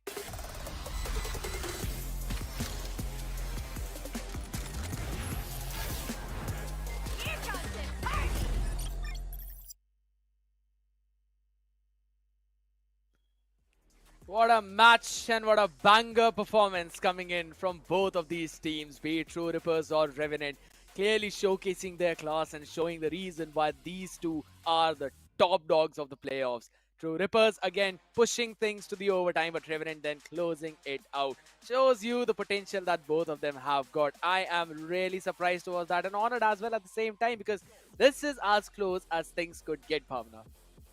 Well, certainly, both these teams, the Revenant and True Rippers, it was not at all an easy victory for the players of Revenant. Even on the map of Icebox, they did showcase a very good performance in the second half, first half, but in overtime, it was True Rippers who came on the top, but on the map of Haven, it was entirely different story. In the overtime, it was Team Revenant coming on the top. Lotus was entirely Revenant's territory and domain, where they showcased a fantastic defense, and only one round they allowed to the players of True Rippers in their attacking half. So overall, yes, Revenant did prove out to be the best team today, but True Rippers were also not bad at all. They also gave a fierce competition. I would say Revenant proved out to be the better team today. Best only if they win the championship. That's the whole thing. But yes, as you mentioned, it was a very well-knitted series, and honestly, nothing went according to the script. Everything was just haywire. You always love to see that. But yes, talking about just this one last map of Haven itself, right? True Rippers did everything that they could that was on their part. It was just the last two rounds of the overtime where they lost those crucial duels. The defense held down their line perfectly. And who other than Sultan to give praises for that for? Man has got 42% headshot ratio with an ACS of 224. And the damage per round is going to be 143. First blood percentage is going to be 15.4. Headshot percentage is also pretty high for Sultan. And it's not just one map. I think on all the three maps, Sultan proved to be absolute menace, be it as a Omen, Viper, or as a Cypher. I think on the map of Haven, he was fantastic. But looking at the player stats as well, Sultan being the MVP, it is going to be Techno from the side of True Rippers, who is the MVP with 20 kills and 3 first kills. Techno, just as you mentioned, was doing a lot for his own team as well. But I'm not going to take anything away from Deathmaker or Helif as well, even from Mario and Disrupt. Yes, Disrupt was facing a lot of struggles early on, but towards the later last few rounds, you could clearly see that this man was getting those shots. He was getting those clutches, getting those headshots that his team needed. Everything is just so very close between these teams. And yet again, there's this one thrifty for Revenant. 14 first kills, but 1 thrifty. Post plant almost equal, 12-11. Converted 9-8. Again, this could get as close as you could think of, but at the same time, it is Revenant who's the better team right now, who was able to close everything out. Certainly, they were the better teams, because statistically, True Rippers are also not looking bad. 12 first kills, post-plant situations are also looking good. But looking at the heat map of Revenant, the fights happened everywhere on all the three sides. You can see there's one green dot over at the spawn of the defenders as well. Now that is when, if I'm not wrong, Sultan was all the way out there trying to maybe just save the weaponry or get something. And that time Helef along with, if I'm not wrong, Disrupt or maybe Techno, they peeked in towards from those connectors to finish him off. But it clearly shows you that the entire map was worked around perfectly right from the beginning, right from the get-go. You could see Revenant going in for those constant fakes, constantly using their first wave of utility to fake out that they're going for one side and then pivot all the way towards the other, while also watching out for all the common places where True Rippers would push out from. And that was the entire story of the first half.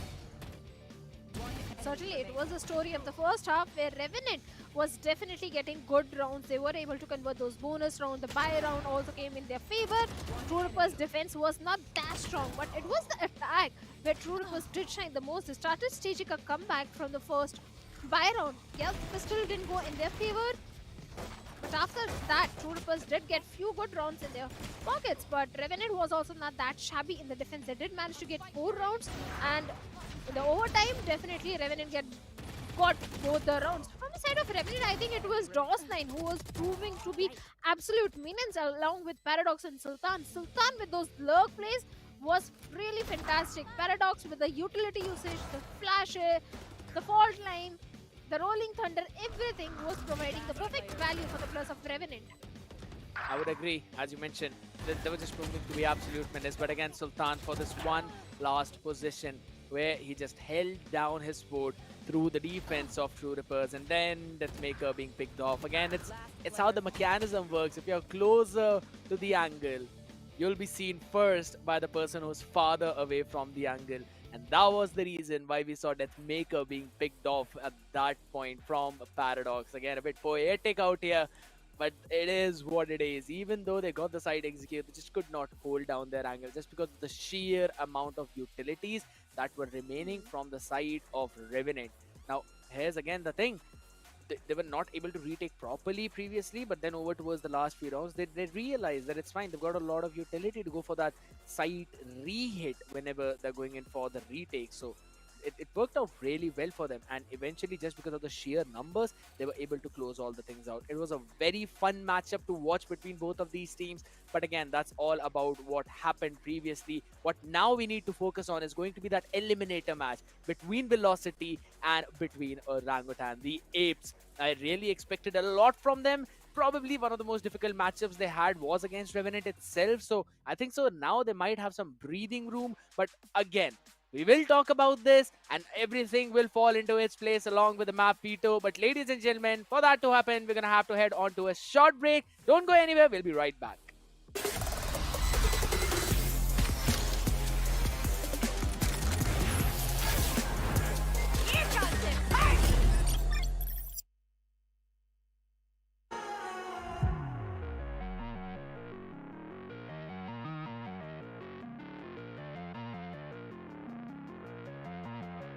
Made our mistakes, the good and bad days, but nothing really breaks if I got you.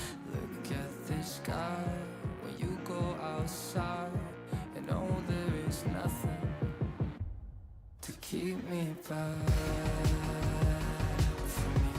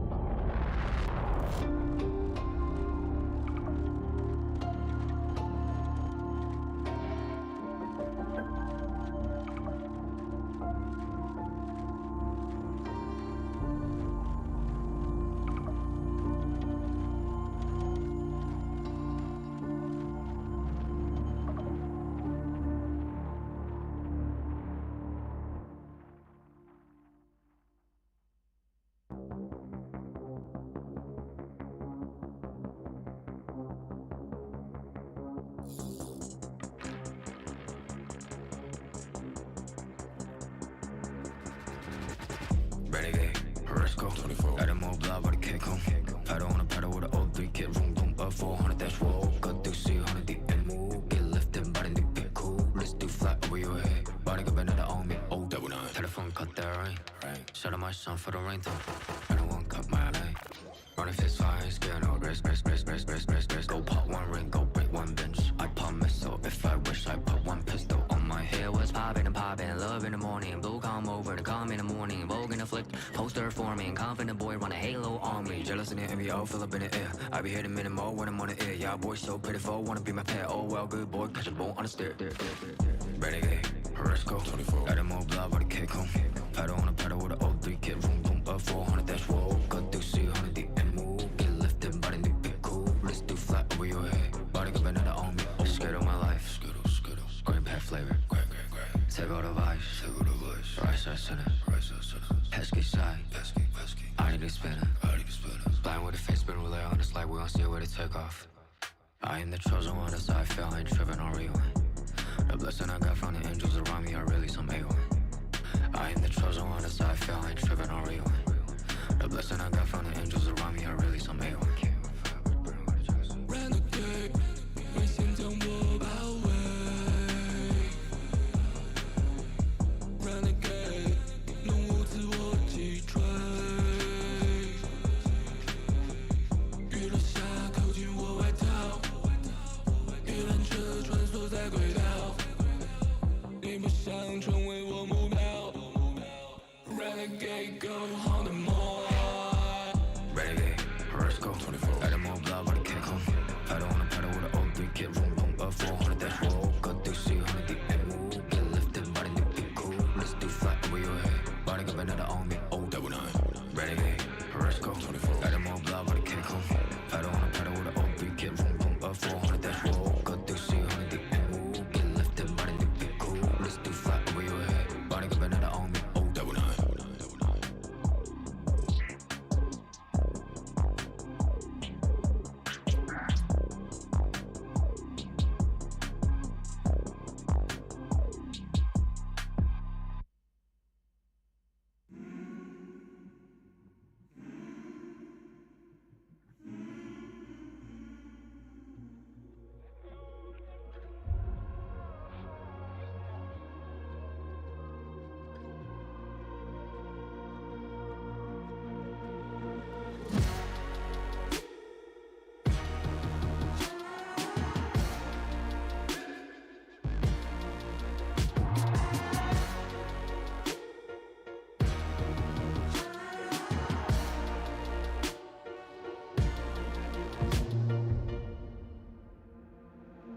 Visions in my head of this, you don't know the half of it. I got dreams of looking up, high as I can get. But nothing feels like how it feels, to know these things I don't know yet. The weight of everything, and everything's just thread. Sometimes I'm trapped inside and I don't know what I'm gonna do.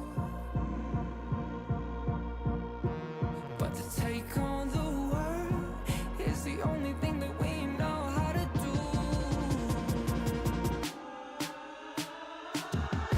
I've got dreams of finding out what all of this is for. It's you and me, and everywhere we go will lead to an open door.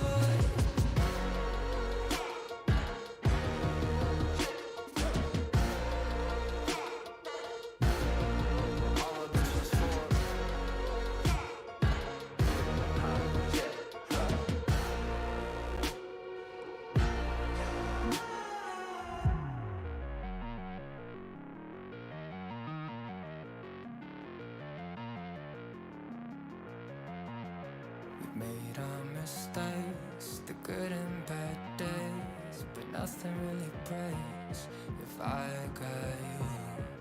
Look at the sky when you go outside, and oh, there is nothing to keep me back from you.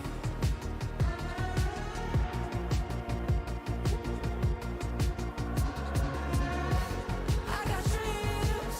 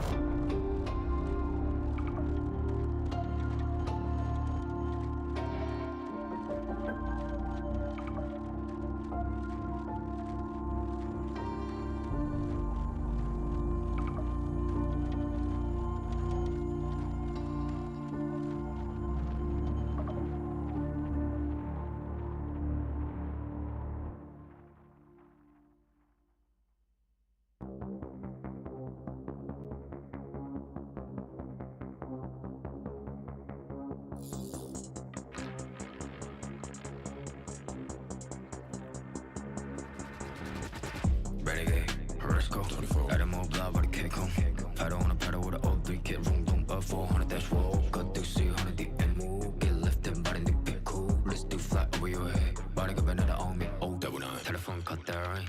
Shout out my son for the rain though. I don't want cut my lane. Running fist fire, scare no rest.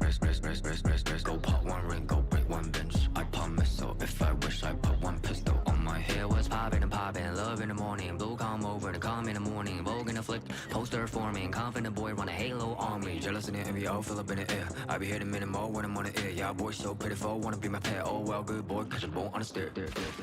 Renegade, let's go. Add more blood with a kick home. Pedal on a pedal with an O3 kit. Room, boom, up 400, that's whoa. Got to see 100 the MO. Get lifted, body the big cool. Let's do flat over your head. Body got another on me. Oh, scared of my life. Grape hat flavor. Take all the vice. Right side center. Pesky side. I need to spinner. Blind with a face, spin relay on this light. We gon' see where to take off. I am the chosen one, that's how I feel. I ain't tripping on rewind. The blessing I got from the angels around me are really some A1. I am the chosen one, that's how I feel. I ain't tripping on rewind. The blessing I got from the angels around me are really some A1. Renegade, 为现将我包围。Renegade， 弄无自我击坠。雨落下，靠近我外套。一辆车穿梭在轨道。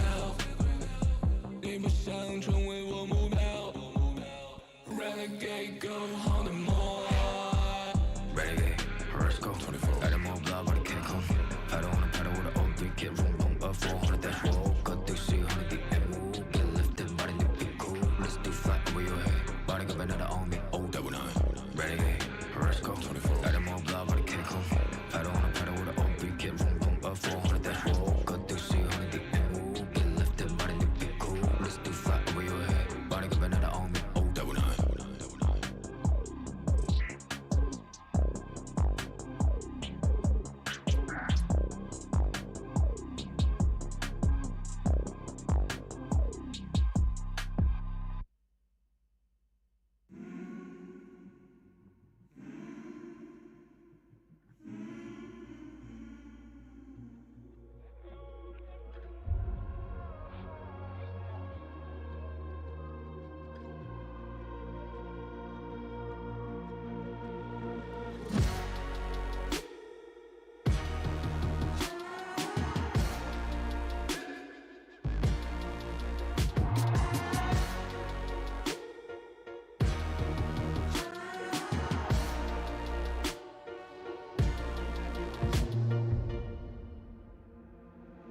Visions in my head of this. You don't know the half of it. I got dreams of looking up, high as I can get, but nothing feels like high. Any other team that you would have expected to qualify but didn't? I thought MLT would have qualified, but they didn't make it to the LAN. Do you think any Indian roster has a chance to play the finals of Ascension? We never qualified even from groups in the international stage.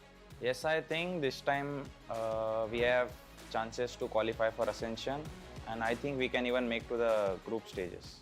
The biggest dark horse this season. What changes were made on your way to the finals this year? Basically, we didn't do any changes. We just adapted. We fixed our own issues, and I think that was the main reason we qualified for the LAN. Was Son the problem till now? You benched him for 3 games and voila, you qualify. After qualifying, you guys celebrated or waiting for Ascension? I don't think Son was the main problem, but he had some personal issues, so he couldn't commit to the practice and all. That's why we bring up Makaveli. Which team do you think is your toughest competition? For us, I think True Reapers is the biggest competition.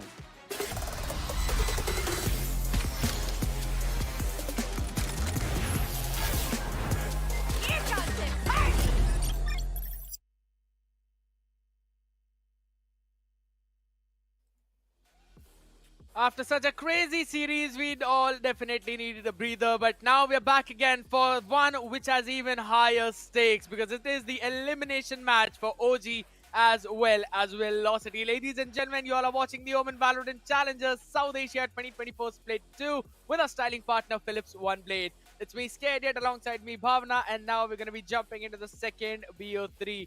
Shadow, I'm super excited, but before coming back to you, we're going to send it back to Krad, who's going to welcome the teams. यहाँ पर हमारा lineup VLT. अब VLT ने कल जब face करा था अपने अपोनेंट्स को, they were lost convincingly. मतलब इतनी अच्छी फाइट नहीं दे पाए. वहीं पे OG tried their best, but unfortunately उनका भी कुछ नहीं बन पाया. But इस मैचअप में बहुत कुछ दाव पर है, और this is do or die. अगर उनको फिर से स्टेज पर खेलना है, if they want to fight for Ascension, उनको कुछ भी करके आज के दिन जीतना ही पड़ेगा. So सीधा गेम की तरफ बढ़ेंगे, but उससे पहले एक बार, Hawks, please join me on stage. Rio, एक बार आपसे भी आ जाइए. दोनों तरफ से आइजल कॉज कल के दिन. No hoax, welcome. रियो भी आ चुके हैं. तो first of all welcome back. I hope आज की तैयारी पूरी है. मतलब सबसे बेसिक सवाल मेरा. हाँ, डेफिनेटली कल से बेटर है. और आपका क्या हाल चल रहा है? बहुत मीटिंग हुई है, मैंने देखा हैकर के साथ. बैक टू बैक कॉन्वर्सेशन चल रही थी. क्या चल रहा है? आई थिंक कल हम लोग बहुत अंडर कॉन्फिडेंट खेल रहे थे. आज वही ट्राई करेंगे कि कॉन्फिडेंटली प्लेस बनाएंगे जो हम लोग यूजुअली बनाते हैं स्क्रिम्स वगैरह में. तो या नो डाउट. अभी आपने देखा इससे पहला जो मैचअप था रेवेनेंट और ट्रू रिपर्स का, मतलब आज तो ट्रू रिपर्स जो कल इतना अच्छा खेल रही थी, आज उनकी परफॉर्मेंस भी थोड़ा लो लगा. तो लगता है कि मतलब अभी टीम का थोड़ा सा हो रहा है कि अब प्रेशर आ रहा है, बिकॉज इंटेंसिटी बढ़ती जा रही है जैसे जैसे टूर्नामेंट में हम आगे बढ़ रहे हैं.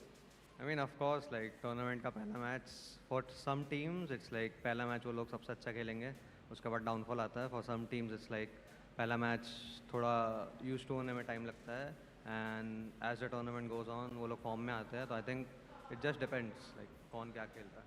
Well said. अभी Rio, I want to ask this कि डू यू रियलाइज कि ये आपका आखिरी मैच हो सकता है स्टेज पे? तो कल के दिन आपके पास एक गलती करने का ऑप्शन था, आज वो ऑप्शन भी नहीं है. सो इस मैचअप के लिए क्या नज़रिया रहने वाला है? टीम के अंदर कुछ स्पेशल प्रिपरेशन चल रही है, कुछ अलग पेपटॉप हुआ है यहाँ पे? आई थिंक हम लोग ऑलरेडी ऐसे सिचुएशन से गए हैं. जब प्रोमो रेलिगेशन से हम लोग आ रहे थे, हमारे लिए हर एक मैच डू और डाई था, और हम लोग डू और डाई मैचेस में ही एक्सेल किए. तो आई थिंक हमारे लिए ये परफेक्ट अपॉर्चुनिटी. तो मैं ज़्यादा समय बर्बाद नहीं करूँगा, अभी थोड़ा सा फन, जिससे कि थोड़ा सा मूड अच्छा हो जाए. मैं एक ऑप्शन देता हूँ आपको. जैसे अभी मैप वीटो होता है, उसके अंदर आप एक मैप बैन करते हो. अगर कोई एजेंट बैन करना हो आपको कि भाई इस एजेंट से छुटकारा हो जिससे कि मेरा स्ट्रैट और मेरा कॉम्प बढ़िया हो, कोई ऐसा एजेंट है जिससे कतई नफरत है? आई थिंक सोवा, क्योंकि सोवा मोस्टली हर मैप पे यूज़ होता है अभी, और सब यूज टू हो गए हैं सोवा से. आई थिंक सोवा हटेगा तो सारी टीम तो अनकम्फर्टेबल हो जाएगी खेलने में. आपके ऐसा कोई एजेंट है जो आपके कॉम्प को बहुत ज़्यादा हिंडर करता है? I think Yoru, Yoru. Done. इनको योरू से प्रॉब्लम, इनको सोवा से प्रॉब्लम है. अब एक मसालेदार, बिकॉज जितने भी लोग घर पे बैठे देखे उनको भी तो कोई मसाला सर्व करना है. लेट्स से आज का दिन आपके फेवर में नहीं गया, तो टीम का फ्यूचर क्या होगा? ऑनेस्टली वो मुझे भी नहीं पता, क्योंकि उस बारे में मैं सोचता नहीं कि आज हारे या कल हारे तो क्या होगा. दिमाग में सिर्फ एक ही चीज़ है कि आज जीतेंगे और आज जीतेंगे. सेम क्वेश्चन टू यू रियो कि अगर लेट्स से कि आज का दिन आपके फेवर में नहीं रहा, तो क्या ये पांचों बॉयज साथ में देखेंगे? क्या ये जो जर्सी है साथ में रहेगी? क्या होगा? क्या फ्यूचर रहेगा? Same, we don't know. हम लोग बस ये गेम पे फोकस कर रहे हैं. Will give our best. बाकी रिजल्ट्स तो पता नहीं क्या होंगे. Good luck boys. आप अपने कैंप पे जा सकते हैं, वार्म अप कर लो बहुत जल्दी. और काफ़ी प्यारा स्पोर्ट्समैन स्पिरिट बहुत ज़्यादा ज़रूरी है, एक दूसरे के लिए इज्जत बहुत ज़्यादा ज़रूरी है. और इसी के साथ अब सीधा मैच में चलेंगे, और मैच को आगे ले जाने के लिए जो जिम्मेदारी है, जो रिस्पॉन्सिबिलिटी, वो हमारे डेस्क पे डेस्क आपका इंतजार कर रहे हैं. Focus on the work, forget the fruit that it bears, ladies and gentlemen. That is the ideology for both of these teams, and a very big deity also said the exact same thing, which we all follow. But at the end of the day, yes, this is a do or die situation for both of them. So they've got to make sure that they pull out their A gameplay, they pull off all the aces that are up their sleeves, because after this, there would not be any more sleeves to keep up all of those aces. 100% agreed with that. And the previous matchup was definitely nail-biting between Revenant and True Rippers. Same thing I'm expecting from the side of Velocity and Orangutan as well, because hey, it's an elimination matchup. Whoever is going to lose this one, they're going to go back home. And none of them, like OG's journey has been so inspiring. The way they have struggled and made their way into the finals is not easy at all. On this other side, Velocity, they also had a pretty fantastic run in Split 1. They also deserve to be in the grand final. So this matchup is going to be very interesting. And like Rio said, they have struggled so much. Their run in the lower brackets is always fantastic. That is absolutely true. Proving themselves back from promotion, relegation, moving forward, showcasing that OGs are not out yet. That is what this team is pretty solid at. Now it's going to be the talk with Hacker yet again, the coach of OG, while VLT as well doing the exact same thing. All of these boys need to bring out their A game play, need to bring out the aces. There's no more second chances because this is your second and last chance.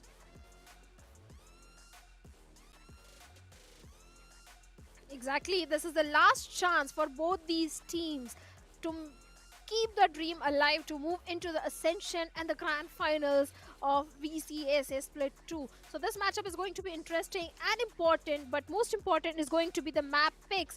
So what do you think? What sort of map picks can we expect and bans from the side of VLT and Orangutan? Quite a fun question though, just like how the Hindi fun segment also came in to show us the cameo. We'll talk about the possible picks as well, but before that we're gonna have a look at the brackets as well, the updated ones that too, because RNT, they move up to the grand finals, one step away from that Ascension slot, and True Rippers are waiting for the winner of this match in the lower bracket finals. So OG and VLT, they've got a long journey ahead of them, and only the winner will survive. This is just like the D-Day for them at this point, and also for the next 2 days itself. So yes, they're down in numbers, and now is the best time for them to rise up to the heavens, into the clouds, and that is what those teams are preparing themselves for. And now, coming back to the same question, for the maps that you mentioned that are supposedly going to be picked up, I really feel like that if you're VLT, you would want to pick up the map of Icebox, only because of the fact that OG have been struggling on it. And yes, even though your record was not that solid, I feel like they might as well want to have another chance onto that one. But for OG, they definitely would want to pick something along the lines of maybe Lotus. That has not been working out really well for the side of VLT. We'll see if that actually comes into the place or not, because again, we're gonna have a look at this super solid roster's performance, which was not up to the mark. Yes, that is true, but again, the challenge was even more higher for them last time. 100% agreed. Indeed, the challenge was pretty high, and like you said, Icebox is something which the players of VLT can definitely pick. But I feel Orangutan might go for an insta ban on the map of Icebox as well, because let's be honest, Ascent and Icebox are the two maps where OG don't feel so strong. But Ascent is a little problem for the players of Velocity as well, so I don't think Velocity will go for an Ascent pick. Maybe they can also go for an Ascent insta ban. So that's a good thing. OG can go for an Icebox insta ban. It is highly possible. But again, will this lineup struggle against the OGs is going to be a question that will be answered in a while. Hooks, Sayo, Kohli, Adrian King, Wenka.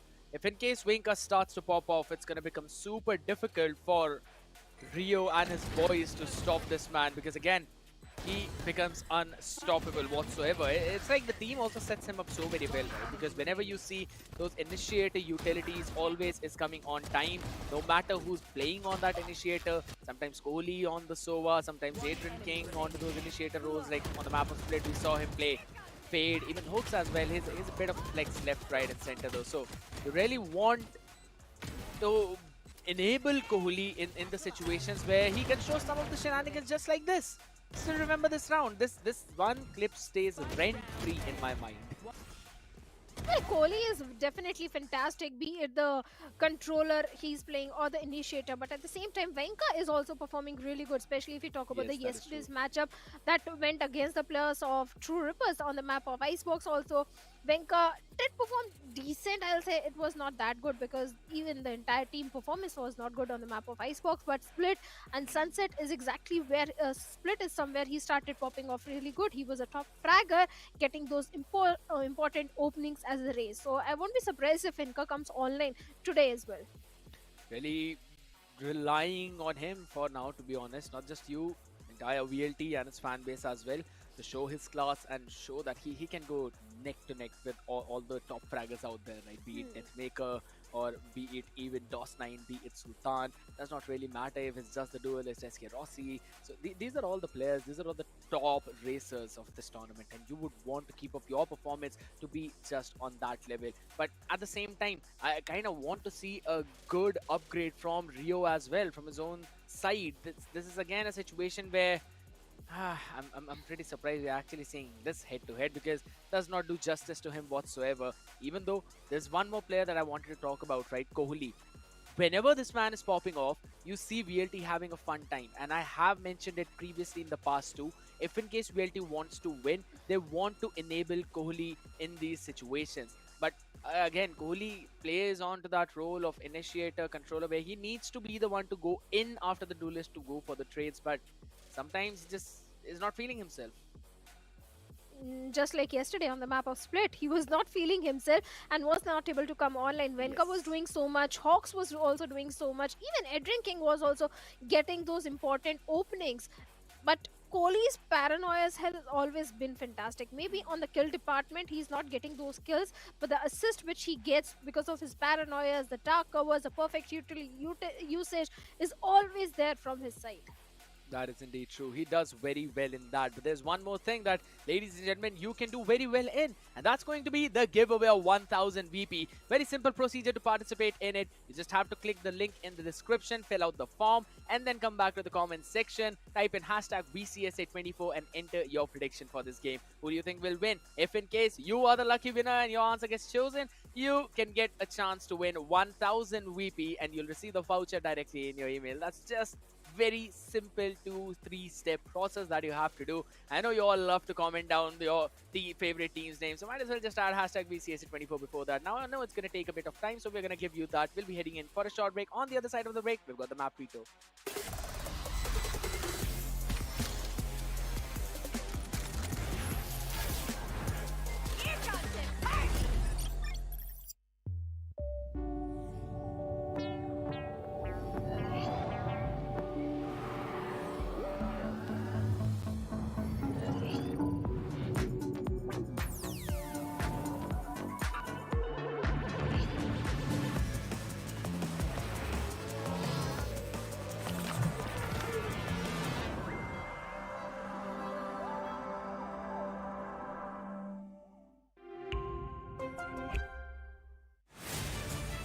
To live your life the way you want. Compete like the toughest challenger. Dance like there's no tomorrow. Celebrate every second you are alive.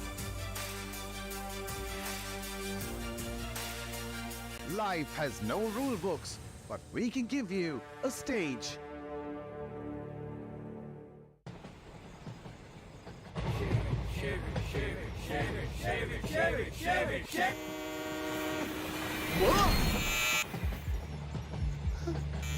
What's the worst that could happen? What's the best that could happen?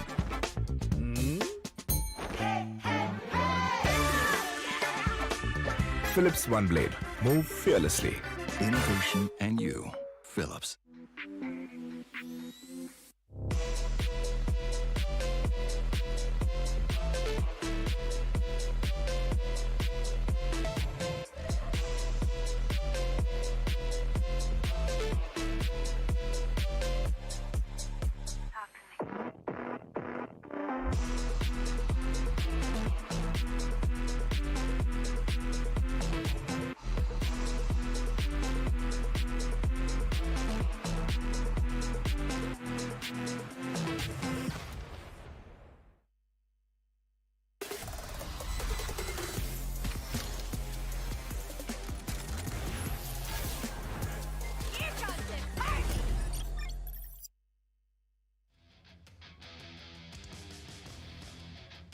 Welcome back, ladies and gentlemen, and as promised, we are ready with the map Veto, and we'll be quickly moving forward with that. Did not even give us time for breather, huh, production? Now we're moving that fast speed. Well, it's absolutely fine.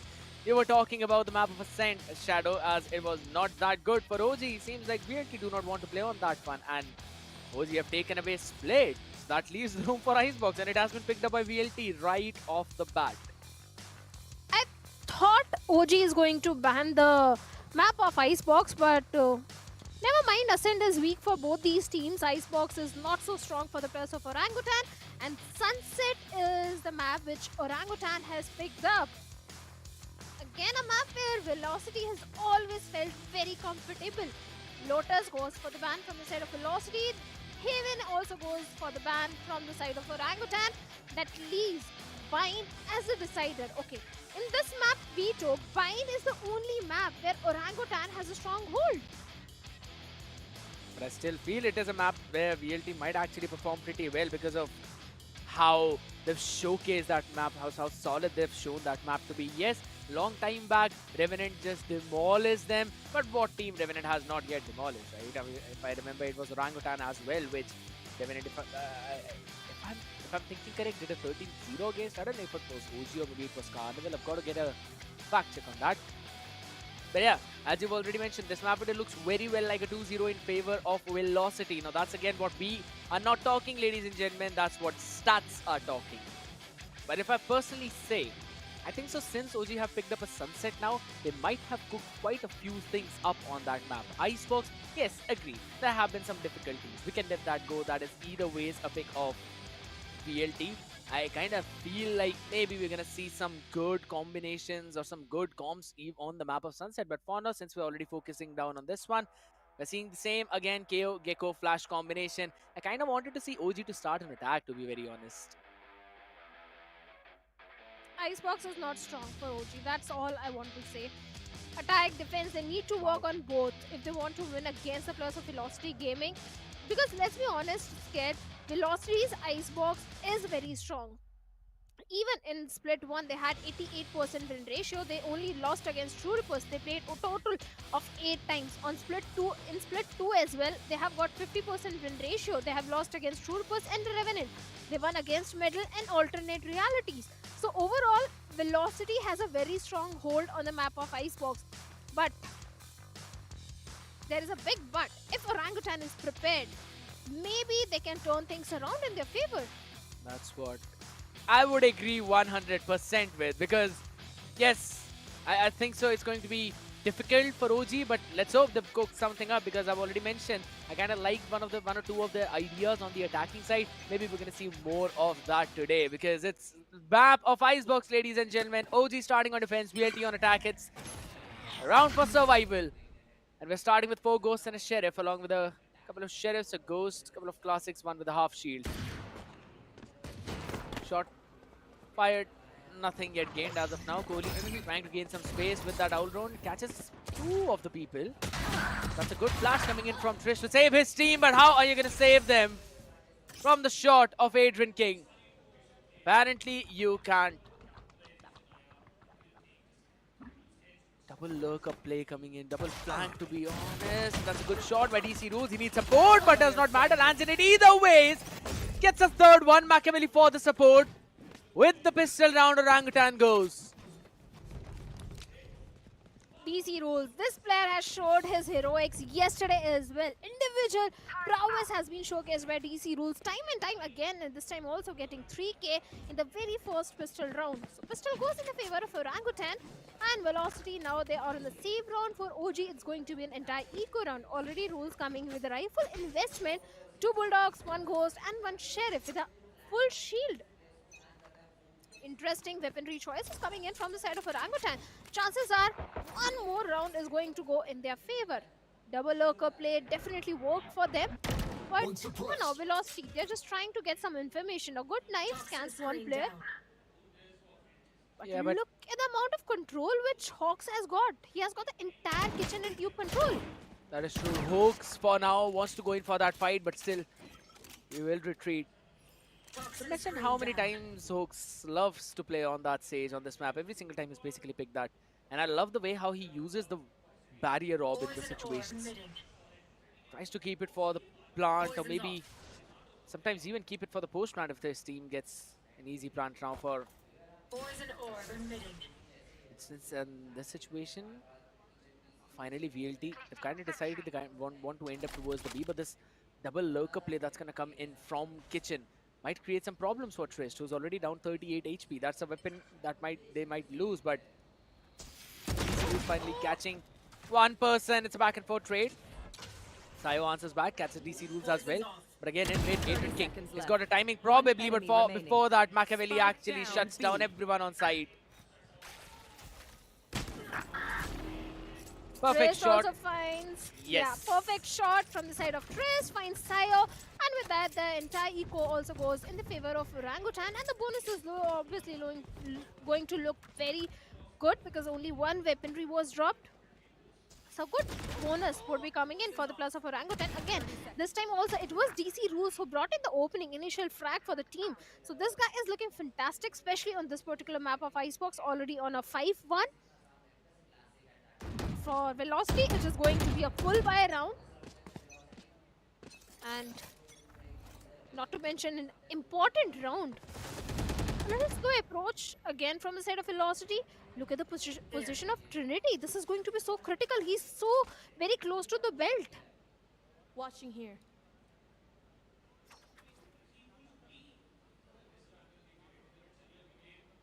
Space being gained. That's what I always love to see. That's what I normally talked even yesterday, that Orangutan need to take that space whenever they're playing on defense. They need to be proactive. They're doing that on both the ends at this point. I like the idea. And also like the patience that's coming in from DC Rules, right? Because he's not just pushing out entirely, just slowly gaining that space. Giving the information to his team. Maybe Venka actually saw him, but Hooks wants to push down through mid. That's where they're going to get the spike from. Towards the B side as well. And DC Rules was caught, taken down. Trist missed a couple of bullets, but it's absolutely fine. It gets the job done. We'll get the upgraded weaponry. Might as well want to call in Rio to get that Bulldog, but there's a triple flank already. A lot of pressure for Kohli. Should probably get one, maybe two out of that. Kohli peeks into two. Trinity gets the answer. That's another upgraded weaponry. Hooks now playing up close and personal.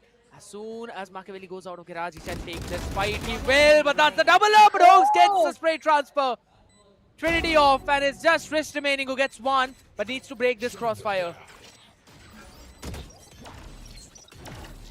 Trist going for the defuse, but he has to take the duel, and Hooks is going to be the one winning that one, and the round as well for the plus of Velocity Gaming. 3 weaponries dropped, a heavy round coming in, but Velocity again showing the individual heroics and the prowess of a player. A good round conversion definitely from the side of Velocity, a much needed round, especially the way Kohli was able to get this opening, and after that Hawks, that spray transfer was so important and so precise. Orangutan now a buy round coming in from their side, but that operator investment from Trinity and the micropixels visible. The shot has been missed. At the same time, the information has been passed on that the operator is definitely posted on the A side. Watching over on top. For now. Oh, that's Venka winning out the fight against Trist, who was playing on top side. Catches him off guard, off position, and that's the Venka you all wanted to see. Everyone actually did. But look at the lurker play by Machiavelli in mid. DC Rules is there to answer that, but Sayo is actually also working up NTUs. Machiavelli's taking so much space over towards B, and that's going to be a bow down. DC Rules! Poison's off. There's one on behind you, but he still does not care. All the way down, just playing crouch down. But the players would now have to go in to recover that spike. Machiavelli going in for that flank, pushes out so far forward. Sayo gets the shots landed. 4 HP though on Venka. Not a lot, and DC Rules is still going to be close. Does not get the shots on 3v2 situation. Bhavana, it still kinda is doable, but I think so it's gonna be impossible. 17, 15 seconds on the clock. Already there is a site anchor. Trinity with the operators posted on the A side. Even the plant is going to be difficult. And now the time is not there. Yeah, so that means a complete site denial for the plus of Velocity. The third round also coming on board for the plus of Orangutan. 2 weaponries being carried forward. Sayo and Venka. Uh-oh. Just for Did fun, he I mean. did he actually meant to do that, or was it by mistake? It was just for fun, just for fun. There was only 1 second remaining, so he might as well just try. That was he was having fun at that point. This is a round where again VLT found the first pick, but the slowdown was absolutely brilliant, and people just kept on peeking. DC rules one after the other through their own poison cloud, which could have been turned off at any point though. That is a big mistake. Yeah, they've got to kind of work upon that. Trinity pushing out up forward yet again. And there's the operator. Reality want nothing of that. They're like, it's fine, you can keep your operator there posted. We are not coming here.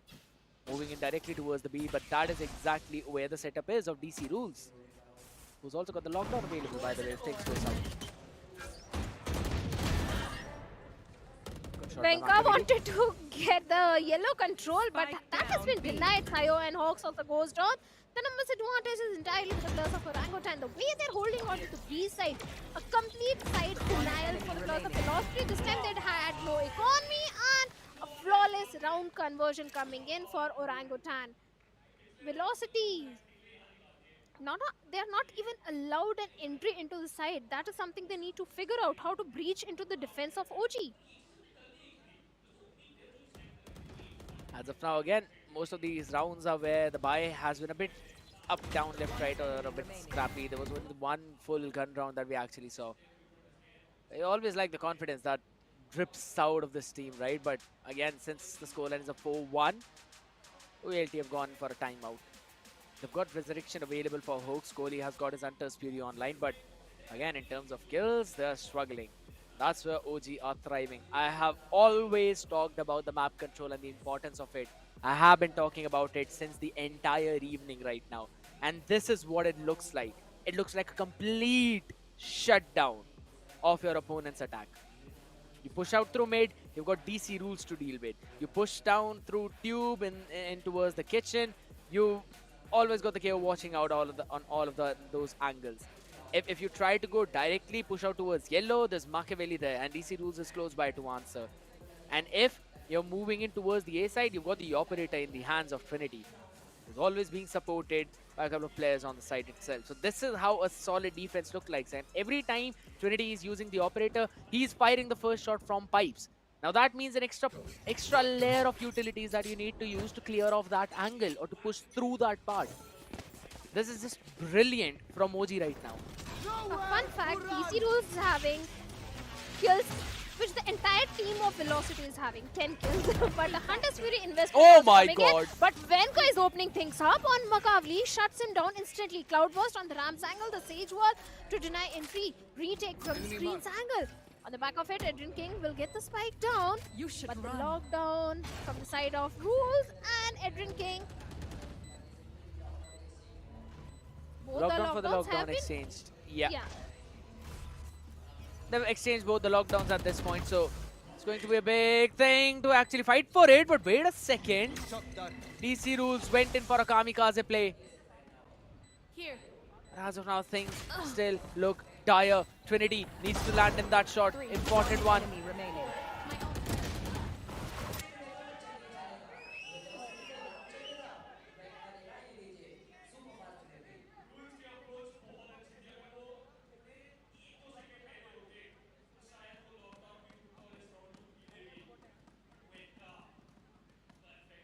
Yet again, trying to break in that lockdown. But even after that, just as I said, it was a kamikaze play from DC Rules. He tried to break it on time, but it just did not happen. But even after that, you can look at the buy. VLT don't really have got enough. They've squeezed something, but for the next one, they don't. But as of now, that is a big nice scan. If I'm not wrong, they kind of got two of them. Trinity this time punished in for his aggression. I guess the operator's barrel was visible, and that's why he just got spammed there.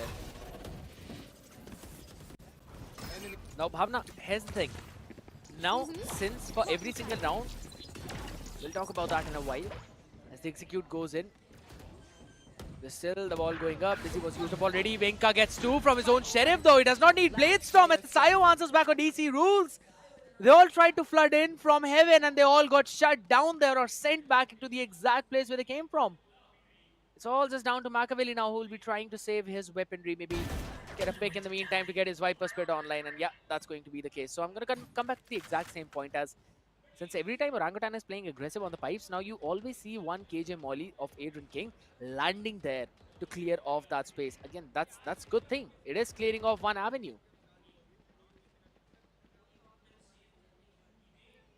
It is, but for now, Orangutan, they have decided to save the weaponry, but will the plus of velocity allow that? That's the main thing.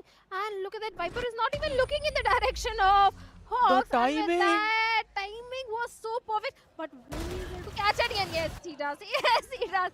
Not even a single weaponry being carried forward. And with that, the third round comes on board for the plus of velocity.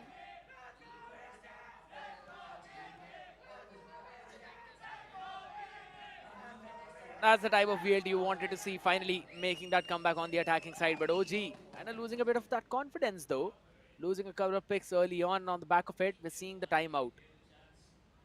Timeout worked out well for VLT, so they got a couple of picks. And again, all they talked about was the fact that OG are playing aggressive. Let's fight in for a first early pick and fight for that early space. They've been fighting for that space. They've been getting it. They've been punishing OG. So now it's time for OG to go in for another adjustment. This is good Valorant that we are actually watching. I don't care if it's the lower bracket matchup. I just love the Valorant that we are seeing. The adjustments coming in. Yes, there's been heroics as well. But looking at the layers that's coming in on the back of the attack, at least of utilities, that's something you always love to see.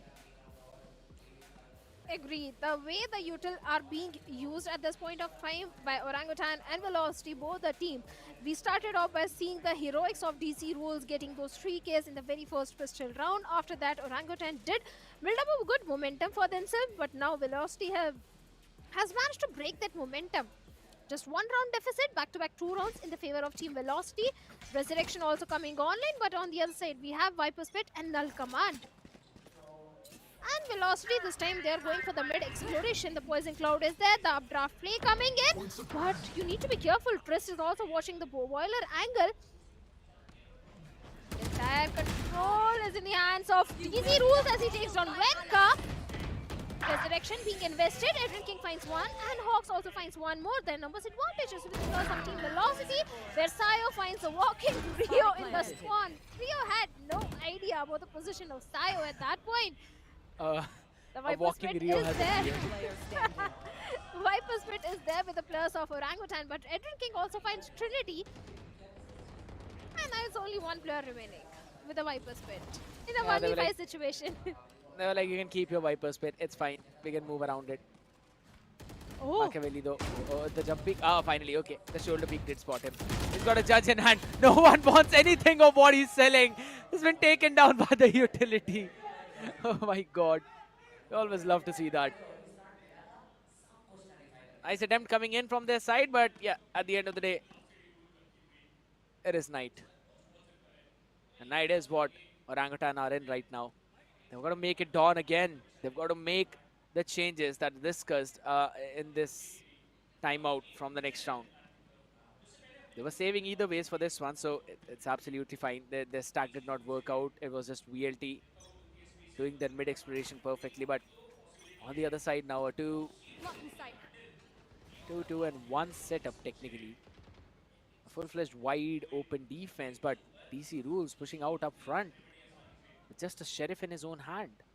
They've got a couple of hero weaponries invested into that one. Knife scans a couple of people, but not a lot. It's just Wenka.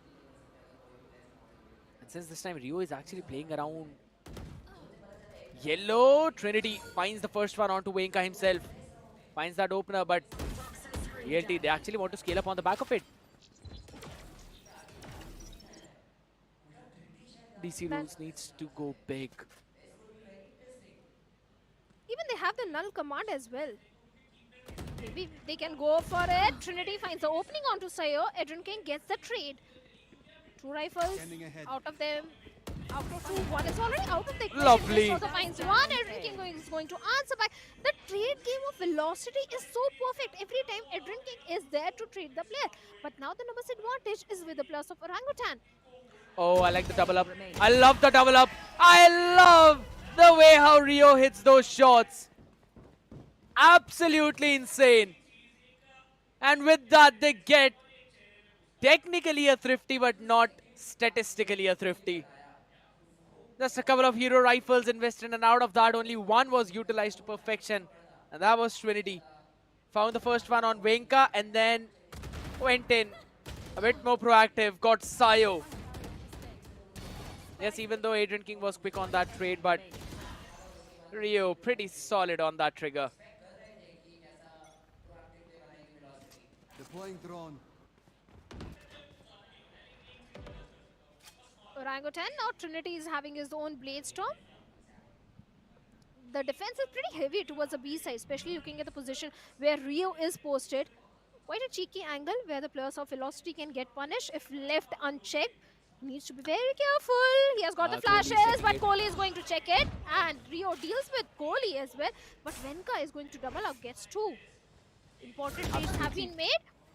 The slow orb is there, but Adrian King also finds one more. The controller is out of the equation. That means no smokes available for the players of Orangutan. It's a 2v4 situation for them. Yeah, Adrian King was just lurking up towards the A. And that's where he found success onto Machiavelli. Now that means the round is done. They also decide to invest in the Viper Spit. I'm pretty surprised at that, but alright. Placing swarm grenade. Swarm grenade. Spike planted. Use of the Nano Swarm as well, but does not catch anyone. Venka dashes out of it. Hoax has also got the investment in the Operator. Question is, do they know?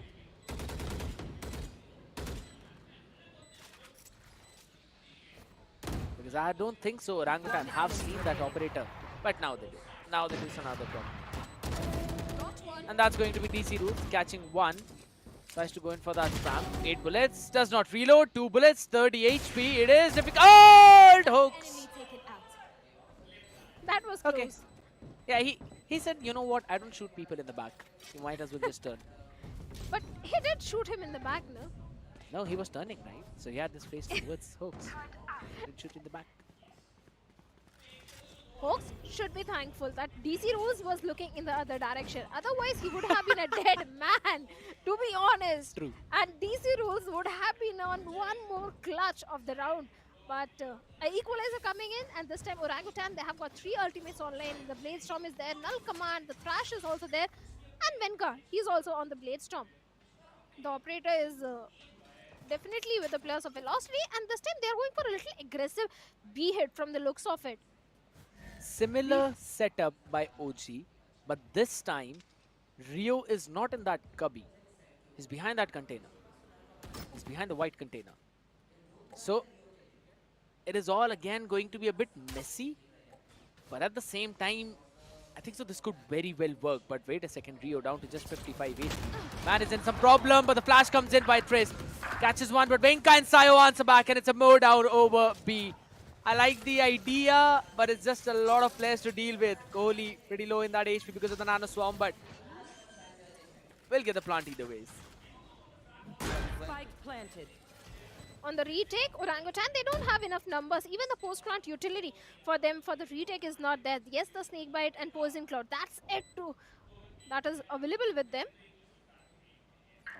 And look at the angle which Venka is holding on to, but DC rolls fine one. Venka there for the trade. Only one last player remaining with a Poison Cloud. And it's clutch that Green will be denied, and Venka with the Operator and 3 coming in will be able to stretch the lead by 2 rounds. Velocity getting one more round in their favor. Good shot being landed in by Venka, and again he's basically becoming the spearhead of the team that they needed him to be. Even in the previous one, he got 2. That kind of ruined the entire defensive setup over towards B. This time as well. If I'm not wrong, at least 3 players were flashed out because of that KO flash, yet they could not get the round. So it's going to be Trinity on the Blade Storm. They had enough to squeeze in for another buy with the Guardian into the mix in the hands of Machiavelli. Got the ultimates to actually fight for it, so I kind of want to see them go a bit more aggressive. I want to see a flash maybe. If there is possibility of it, maybe not. It's just a double peek in the mid and a more down as well at the same time. Now these are the small mistakes. If you've got a KO and a Gecko, you might as well want to send either one of them, or maybe have a KO lineup to flash for Jet in mid.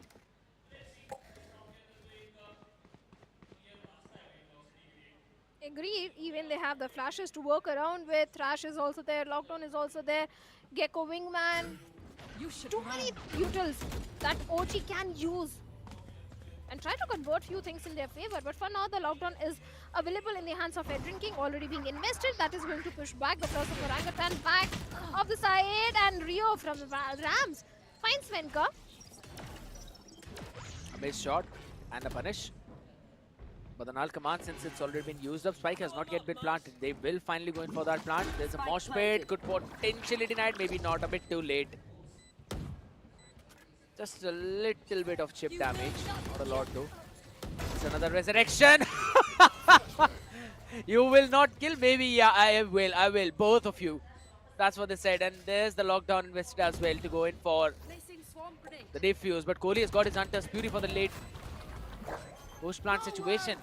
Is he trying to go in for the diffuse? Hunter's Fury has been waited out over the rope. Rappling, Kohli gets another one with the Hunter's Fury. And they're going to probably lose onto this round as well. Kohli goes in for the shock dart lineup. Oh, that's horribly wrong, but it's absolutely fine. Rio, he does not stick, but Kohli rappels on the rope to get that pick. That is absolutely insane. Orangutan had the round in their own hand, but just could not close it out. This round was so close, so close. Rio almost had the half defusal done. But Kohli coming in at the perfect time. And it was quite a very heavy ult invested round. Absolutely. Heavily invested round, but there's still the second half that we actually need to deal with. I know everyone's pretty excited. We could see the excitement in the audience. But we're going to be moving on to the second half of this game after this short break.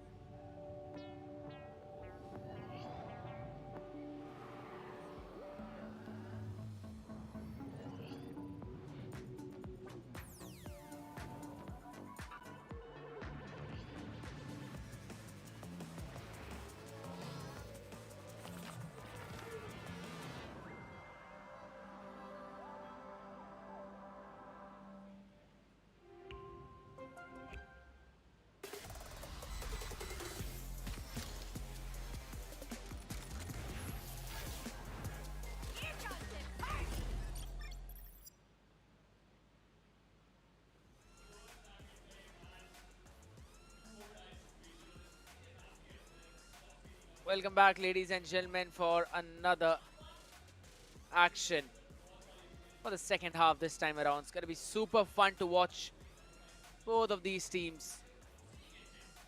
Orangutan getting 5 rounds in defense, while VLT pulling together a solid 7 rounds in the attack on this map of Icebox. But I still feel OG have got a pretty solid chance into closing things out, because this is a very attack-centric map, and I wanted to see the layering that they've got on their attacking side. I just don't understand why Thrash was not invested in that particular last round by Rio, but never mind. Moving for the next round, this pistol is going to be important for Orangutan in the attacking half, and they are going for a hit. And A side is triple stacked up. They have got the shock darts. Oh, Kohli already finding the opening onto Trinity, and yes, shots being fired, and OG having the numbers advantage. But 3 of the players are pretty low onto that HP, right? So that's going to be a bit difficult, but it's absolutely fine as long as they get that advantage in. Now, there's a pause in the round where they kind of looking to probably go in towards the B, but yep. They fired a few shots into the mid, which now has forced VLT to go in for that rotation towards the B. But that is exactly what OG wants. After going for that fight in mid, they are going for a re-hit towards the A, which is a weaker site, only Adrian King. And no KG utilities to deal with it. Just a turret in kitchen. So Venka is going to be called back in. The window that OG had has now been closed. It's going to be difficult for them to deal with both the players who are on the backside right now, as Adrian King finds one on Rio. Down to a 3v3 situation. Oh yeah, they're not watching Venka as well. He gets another pick on the back of it, and will probably get the heal back up from Hawks 2, they're all down to 100 HP and Adrian finds another one from screens. Triss catches him, but 55 HP and a dream for 1v2. Winka picks up the jump up on towards the top, but oh my goodness, that's the time you needed to land the shots, Triss. But Winka will get it done. Small mistakes from OG, the comms, the kind of missing. Should have been given the call out that Adrian King is playing screens. Yet because of these small mistakes, they kind of lost on that round. Even yesterday also we witnessed a similar thing where the communication issue was present in the players of Orangutan. Perfect callouts were not made, and this time again the same thing happening. Orangutan, they do have the flashes, double flashes to work around with. They need to be in the lead, and this pistol was definitely very important for Orangutan. Now, since Velocity have managed to stretch the leads by 3 rounds, the Outlaw investment is also coming in from the side of Venka, and a force buy from Orangutan. Interesting.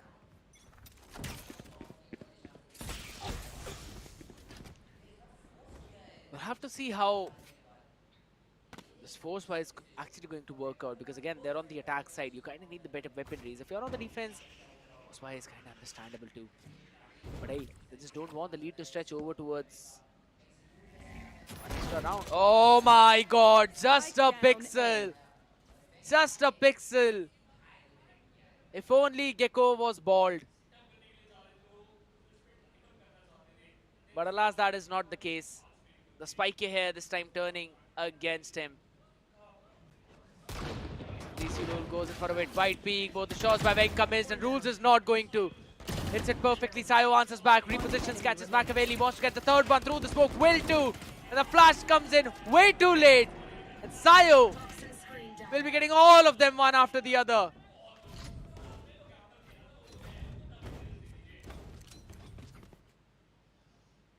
Sayo, perfect round conversion from his side. This was kind of anticipated in the entire eco round that Velocity will be able to get this, especially when the Outlaw investment came in. But with this level of performance, I didn't anticipate at all. And Velocity already getting one more good round in their favor. Orangutan, they're really feeling the pressure at this moment. Now, after the force buy, they have again been forced to go for the save round. 5 sheriffs coming in. Outlaw again in the hands of Venka, and he's going a little aggressive, posting on the yellow, the Sage wall to deny complete entry into the B side. Important. Because again, you need to use a lot of those extra bullets to break this wall. That is a big problem. It creates extra avenues that you've got to deal with. Now, that is the reason why this wingman has been used up as well. Hooks just tapping on that orb to kind of bait it out, but will now finally take it on the back of that snake bite used up by Sayo. Shots being fired. DC Rose needed to connect it. Just misses in by a couple of pixels. Still try to hold on to that space though. Venka going there for the re-clear. The proactiveness could be punished. Might not expect DC Rules up close and personal. There's already an alarm bot out. I've scanned a couple of people. Most probably Kohli. Yeah, absolutely. He has been scanned in. Low HP on Infinity. Kohli will give up on that space. They want to go in for the retake. 1-for-1 trade as well, as Kohli finds 2 in the back of the mix. Sayo is getting that extra bit of HP back up from the heal orb. But at the same time, Spike will go down, and DC Rules finds Hooks. Important pick, and now he's got to win the fight against Venka. He'll be getting that extra bit of delay, but does not matter as Venka will finally find him, and Kohli gets the third one on the side. Machiavelli needs to be the hero of this round. One body shot to Kohli can do the trick, but Venka is also there. Kohli goes on the rope yet again and gives them a glimpse of what happened in the round number 12. 10th round coming on board for the players of Velocity. They are just 2 rounds away from the match point, and Orangutan, they have not been able to get a single round in the second half. They need to change something in their strats. They need to pull up a different strat from their book. OG, they need to breach into the defense of Velocity. Otherwise, I don't see any way Icebox going in their favor. A force by, they lost. After that, again push back onto the save round. And after Same this question, round, by the way. Right body when? even I need right body. I mean, yeah, Bhavna, understandable, but producer, you need to have a good rank at least. You can't get right very close. But either ways, we're gonna be seeing the Dizzy used up. Trinity answers back, catches Wink off while he was on that retreat. Good approach coming in from the side of OG this time around. But again, this is like a bonus of a bonus round for VLT. So I don't think so they're gonna be having any trouble even if they concede this round. Kohli trying to fight in for that long range. Already has got the upgraded weaponry. He's got a bandit in his own hands. Oaks with the outlaw this time though. OG are actually pushing out down in mid. This very well could be a B split. But they still have got Kohli to deal with, who's playing on the angle of Boiler. Behind the wall, we'll be seeing DC Rules scale up along with Machiavelli as well. They're going to take that space over towards B, which Hawks will gladly give as he's used up the barrier orb to buy the crucial time for his teammates to rotate. 30 seconds left. A pretty slow round from the side of Orangutan. Here. For the obvious reasons, because last few rounds didn't go in their favor and they have to convert this buy round at any cost. The tailwind, the updraft play coming in from the side of Trinity will get him the entry into the side. The wingman will get the spike down, but the Hunter's Fury investment from the side of Kohli gets Rio. The trade game is definitely there. But the numbers advantage this time is with the plus of Orangutan. This is huge. On the retake, Velocity is having only 3+, but the shock darts are there, the recon is there, the utility is there, snake bite, nano swarms. All this util can definitely help the case of Velocity in the retake. But for now, Orangutan, all they have to do is just buy some time, and that is exactly what they are doing. DC rules, along with that, we have the Viper around the year. Tristan Macaulay finds 2, and Edwin King also gets a trade, but the entire trades go in the favor of Orangutan. An important round, a buy round, has been converted by Orangutan, and this is a sort of opening which they needed.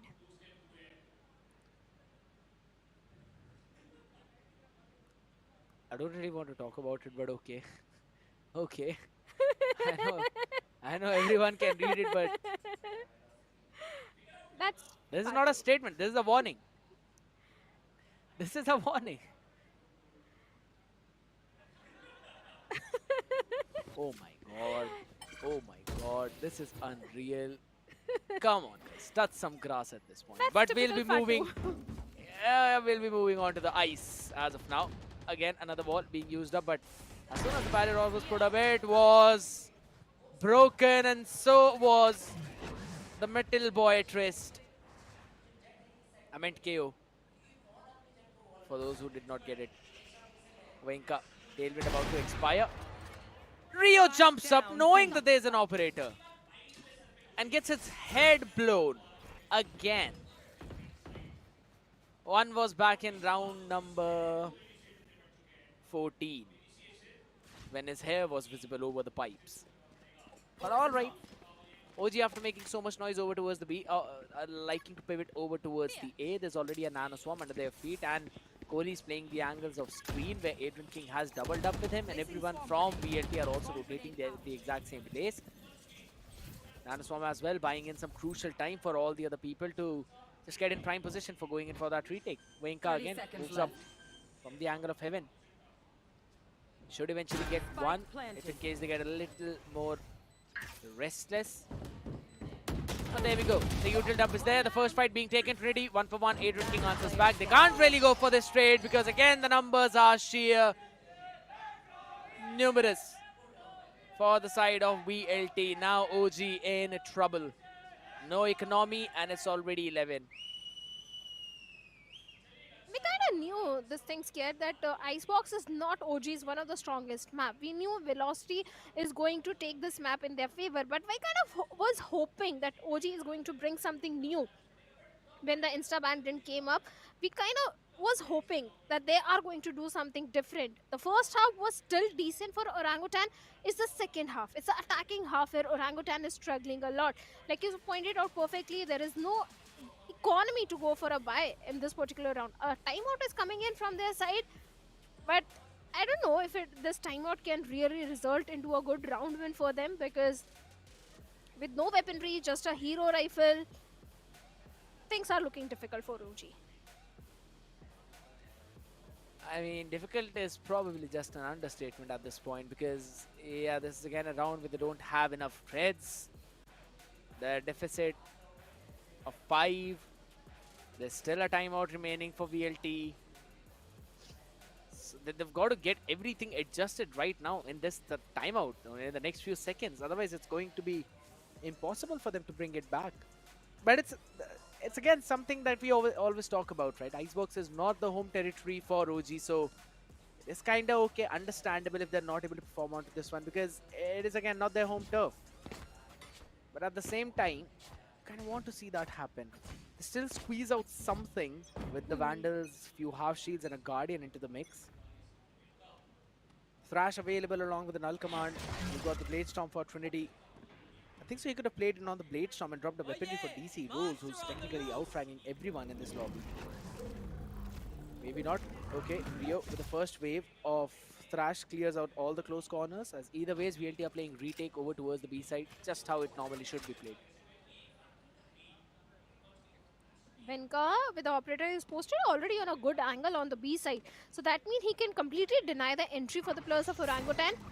The updraft play, the cloud burst is there. With that, Orangutan has managed to get the yellow control, but is Venka aware of that? That's the main question. And yes, he is aware about the position of Trinity. Null Command, Crash being invested.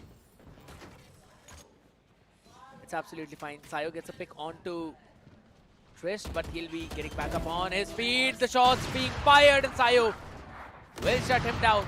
Still haven't planted the spike. It's difficult, but Trinity answers back to Sayo. Blade Storm being brought in, but it's either way. Trinity winning out that fight. Kohli in the meantime with the shock dart answers it back.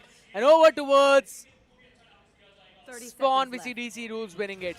Just needs to buy time. Oh my god, what are those HP? 17, 5 and 6? Total of 28 HP for 3 players. 2 of them can be taken down by just the Killjoy turret. It's 12 more seconds. What are the plans? They don't have enough time to go for the... Oh my god, they don't have the time to go for the plant. Done. Yeah, they don't. They've got to find the last player. DC Rules, he had the chance. But it's either ways round lost. VLT moved to 12th. This was such a late pivot. And such a horrible mistake. OG, they invested everything into that one. And this now seems to be a VLT map confirmed. Now it is. Now it is for sure a VLT map. Like you said, the late call to go for the pivot towards the A side and plant the spike was something. Even if they had gone for an early pivot, look at the HP which DC Rules, Rio and the Viper was having 6, 5 and 17 HP. VLT on the match point, lockdown available on the both sides. Venka with the operator, this time again posted in the mid, but Trinity with the Blade Storm is trying to go a little huge. Double stacked up B side. Still, he do manage to get the entry and the control of the yellow. But the players posted on the tubes is something that is going to be a little bit of the problem for Orangutan. DC, he just needs to go in a bit wide, but not now. Venka is actually watching that. Okay, did he see Venka? Absolutely not. And because of that, Venka gets a pick onto DC Rules. He was the one who was having one of the most impactful frags for the side of OG. He's been taken down now. Machiavelli on the plant will get the Viper spit.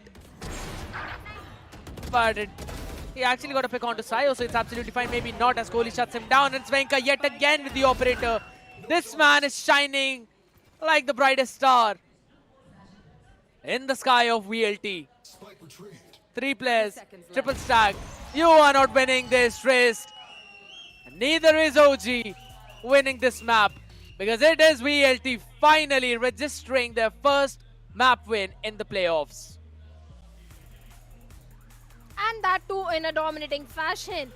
Especially the way they have played on the second half. It's absolutely fantastic. Velocity on the second half, in the defensive half, in the attacking half was fantastic. That's the reason they have got a beautiful victory on the map of Icebox. And let's be honest, Icebox has never been the strong map for the players of Orangutan. So main thing is the Sunset. Sunset, OG has to convert at any cost in their favor. Otherwise, we are heading for a 2-0. And if they in defense also, Orangutan did pull off a good defense. It was just the attacking half where OG was lacking. Agreed.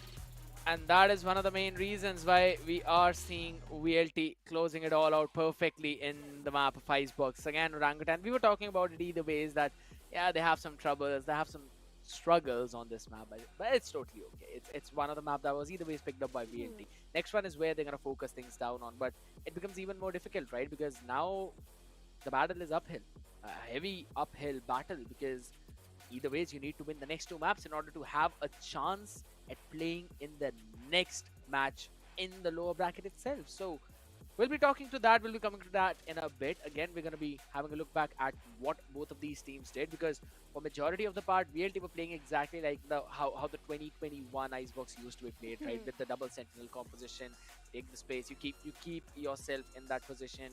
You want to go for the retake, it's absolutely fine. Say its barrier of strobes are there for all of the delay in the world that you really want. I loved the idea from OG by picking up the KO Gecko, but I just could not see it working in a manner that we are used to seeing in the Pacific leagues.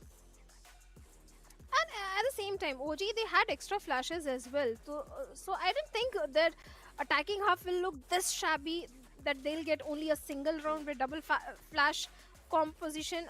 That's something I didn't expect at all from the side of Orangutan, but at the same time, DC rules, yes, individual heroics were there from the side of Orangutan, especially from the side of DC rules. Even at few places, Rio also stepped up, but I think Trinity was not really coming online on the map of Icebox. He was looking a little off. And at the same time, Trist was also perfect with those flashes, with those knives. But I think Trinity really need to step up, especially in the attacking half, to create some sort of opening for the players of Orangutan so that they can go for those executes. On the other side, Venka as a jet, as a duelist, was perfect in the both half, in the attack and the defense. I would 100% agree, and for that we're going to have a look at the MVP. It's probably Venka himself. Yes, 332 ACS with a damage per round of 221.6. First blood, 26, headshot, 45. That's all you really need from this guy. And he was using the operator as well in a lot of those rounds. So having a headshot percentage this high shows you that even when he's using the op, he's kind of hitting the headshots either ways. And that's what you really love from your teammate. But again, at the end of the day, if you're going to look at all the players' performances, you will see that Velocity, it's not like it was just one man's job. All the other did whatever they kind of needed to do. Be it Adrian King, be it Kohli, be it Sayo. They were finding some picks. It's just that Venka was finding more of them. But on the other side, DC Rules, 20, trying to go in for the lot of that heavy lifting. And then you look at Trist with 11, Trinity 9, Machiavelli 9, and Rio just 8. Now, this is a big problem where you need all of the teammates to step up at the same time, because if you look at the team performances, 13 first kills going in for VLT means obviously they had a big advantage. And majority of them were from the side of Venka. I think he had got, 4 or 5 first kills. Even the post-plant situation is looking perfect for the plus of Velocity. For OG, it's not looking good at all. There was a clutch moment also coming from the side of Velocity. Orangutan, 0 clutches. So the entire stats are tilting towards the side of Velocity on Icebox. Let's have a look at the heat map as well, because at the start, majority of the fights did happen on the A side and outside the B side.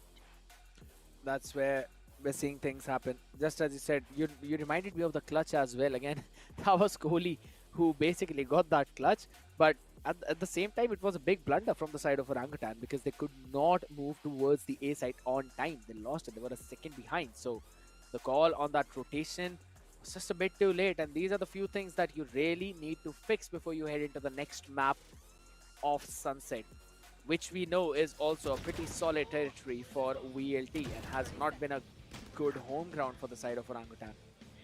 So Agreed, maybe 100%. Yeah, we'll have to see a few things to be changed up a little bit. We were seeing mistakes from the side of VLT as well, but it's fine. They fixed on a lot of it, and then Venka started to pop off. Venka happened. But you still need to find a way to actually shut down whenever Venka starts to pop off. Otherwise, he's going to carry his entire team.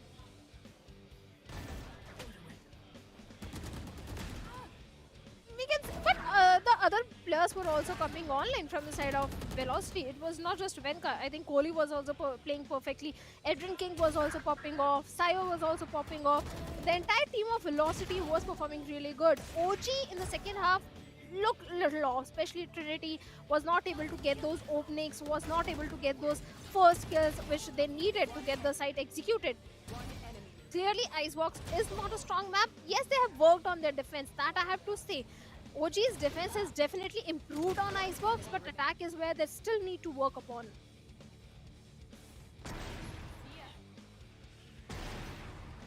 It's not just that, right? It's also the idea of the composition that you bring in. Like the KO Gecko again, the most important aspect of this composition is the undodgeable flashes. You have got the Gecko flash paired up with a KO flash. There is no possible chance in the world that you're able to dodge those flashes.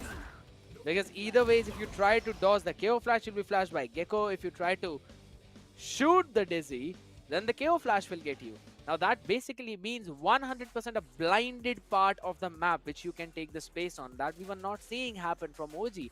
Now I thought maybe they'd be showing us more of it on the attacking side, because again on the defense we sometimes do not have that luxury to do because of the pace that VLT sets. But again, we did not see any of that happen on the attack either. Now there was a big problem. They did pick up the composition from the VCTs. I like the idea. I always say I like the approach whenever teams strive for something new, right? But at the same time, you kind of want to see them implement the strategies that they do as well. So yes, some problems, but I really hope that they are going to be fixed up on the next map of Sunset, because Bhavna, I know the stats suggest that VLT is the one who actually has a very strong hold on that map. Yes, Velocity do have a stronghold, but let's be honest, Velocity hasn't played Sunset on the VCSA in the VCSA a lot many times. They have played it only once against Revenant Esports and only once in Split 1 as well. So basically they have played on Sunset twice. On the other side, Orangutan, I'm not going to consider the stats of Split 1 because that is when OG was not in the form. In Split 2, where OG came in the form, they haven't played Sunset yet. So it can go either ways. There is a chance that this Sunset can go in the favor of Orangutan since they have no strategy to showcase in Split 2. So maybe there is a chance. Highly possible, highly possible. But I was still pretty curious about the stats of Split 1 as well, because if I'm not wrong, I don't think so they have won on the map of Split either ways. Even in Split 1, they were facing a lot of struggles. That's what we saw from this team. Now, this is a very good achievement for them to move into the playoffs, but you really do not want them to end up just at the 4th position, because then comes the question that maybe you could say that their group was comparatively easy because of the problems that were there for MLT and then for Reckoning as well. So there were only 2 teams left after that, right? True Rippers and then Orangutan, who kind of performed pretty well. But at the same time, I also want to talk about a bit more of how this team has grown. So yeah, maybe just give me something on the map of Sunset is what I want to say. Maybe bring in some ISO, bring in some Neon. That is the best map to try things on. Neon, bring it, show us those overdrives. It's not just 1 or 2 teams that have used it. There's a lot of teams. Specifically, if I'm talking about Evil Geniuses from VCT Americas, have done that, have put Jogamo onto Neon, and then they've showcased the solid skills. But since we are talking about solid skills, we're seeing Adrian King on Killjoy himself, 16 kills in the previous match, and with a round win percentage of 68.4. You can see it's only 10% first blood, but that's what you really want from your Killjoy. You want your Sentinel to play as much alive as possible. You have to keep your team alive. And let's talk about the composition also, which both these teams like bringing in on the map of Sunset, where Velocity, they usually go for the Breach and Gecko combination and the Cypher in the mix with the Omen and Raze. On the other side, if we talk about Orangutan, they usually go for the KJ pick. Not KJ, in Split 2 they haven't played. I think they also goes for the Breach and Sova, not Gecko. They bring in the Sova and Cypher and Omen and Raze. So do you think Gecko versus Sova, which team is going to have an upper hand? I think so, maybe a Gecko. So it's a Velocity 2-0. Yeah, I think so. Velocity might 2-0 this one. That's what I personally feel. But again, we'll have to see how things eventually pan out in this situation, because it is pretty difficult to say. But I think so, maybe VLT 2-0s. Yes, there is a possibility, but we can also expect some sort of a change coming in from the side of Orangutan in terms of the composition. Maybe they can also go for a Gecko and Breach composition along with a Cypher, or maybe something else. There is a possibility of so many things happening. Like you said, Neon could also be brought into the mix. So there are going to be few chances for Orangutan to experiment at this stage. I would say experiment at this stage, but let's see if they're going to bring in something different. And the answer is no. Orangutan, they have gone again with the KO and Gecko composition, whereas Velocity, they have also brought Gecko and Breach composition. This is looking very interesting. KO versus Breach. In terms of the information gathering, I think so KO. In terms of clearing of the space, stopping anyone going from for a very fast hit, and then eventually trying to set the pace in your momentum, I think so Breach would work out very well. But there's this thing, right? Again, the same KO Gecko shenanigans is something which I like to see, but I also want to see those god unturnable flashes, because if that's not being used up, that means you're not using the full potential of this composition, which I really want OG to use, because this is a do-or-die situation for them. If they win it, they've got a chance at the next lower bracket finals. If not, then they're going back home, and again, it's something that we all fear, but we'll have to see how things are going to go, ladies and gentlemen, as we'll be moving on to the map of Sunset. OG on the defensive side, VLT on the attacking side. We've got 4 classics on board with just a Sheriff. Now there's the default Dizzy that always is used up in towards that mid, but a pushdown coming in from OG already. There's Machiavelli trying to go in for the fight, but for one trade, make it Trinity and Trace to get the advantage for OGs.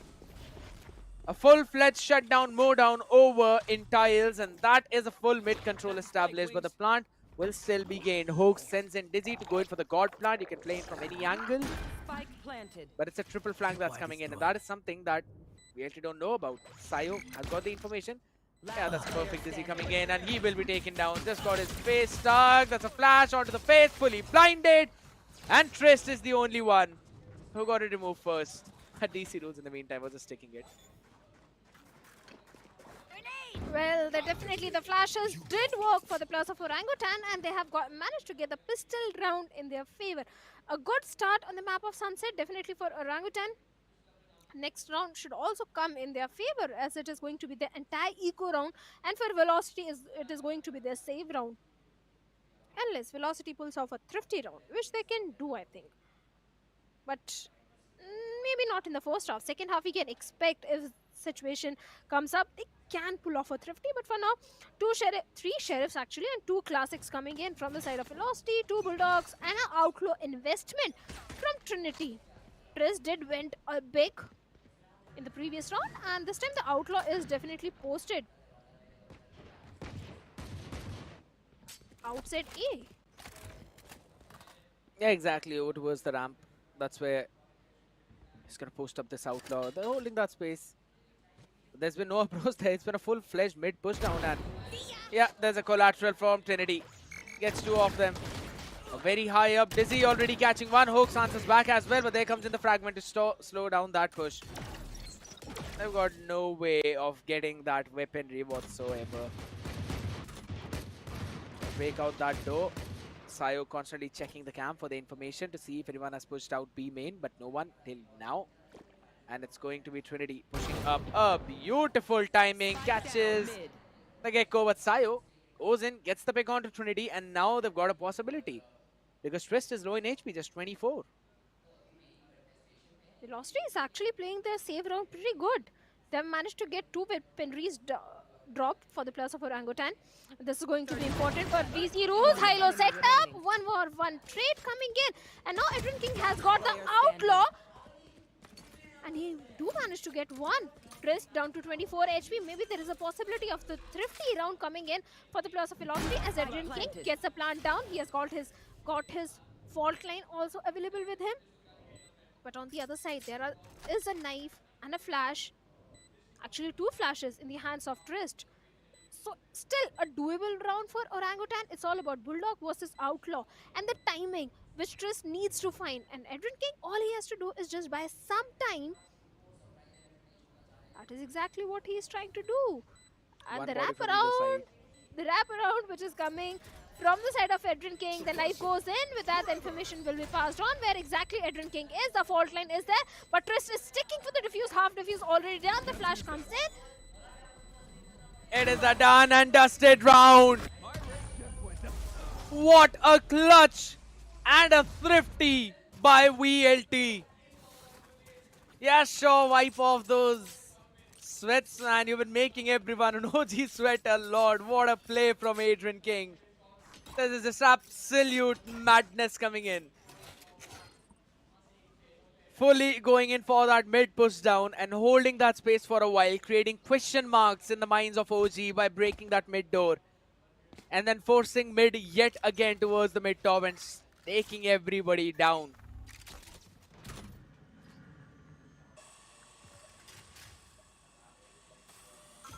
Velocity managed to convert the save round, a thrifty conversion coming in, which has pushed OG on the save. The mosh pit lineup is going to lure out the plan. The perfect flash goes in and Hawks is going to capitalize. Rio gets a trade, but the numbers advantage is still with the velocity and the B-main control with Venka. He finds one more. Rio gets one. 1-4-1 trade coming in, but velocity, they have the weaponry. Rio has recovered one weapon, but look at the HP which he's having, only down to 5 HP. Right there. Just 5 is a big problem, as you've already mentioned, but on the other side, Trist with just a shorty in his hand. Spike planted. Yeah, he tries to move up forward in front. There's absolutely no one there. Cannot get anything of that weapon whatsoever. Maybe it's a good idea for Rio to drop that weaponry for Trist and then move forward. Yeah, that's exactly what they're going to do. But Rio should be the first one to actually go in on site. There's a flash for Trist. But wait, Trist has seen the paranoia. Should have an idea as to where one person is at least. The mosh pit to bail out person who was playing behind the Jenny gets one, but Kohli gets both of them. Another round going in for VLT. Yes, a bit expensive, but as long as they get the round, that's all they need.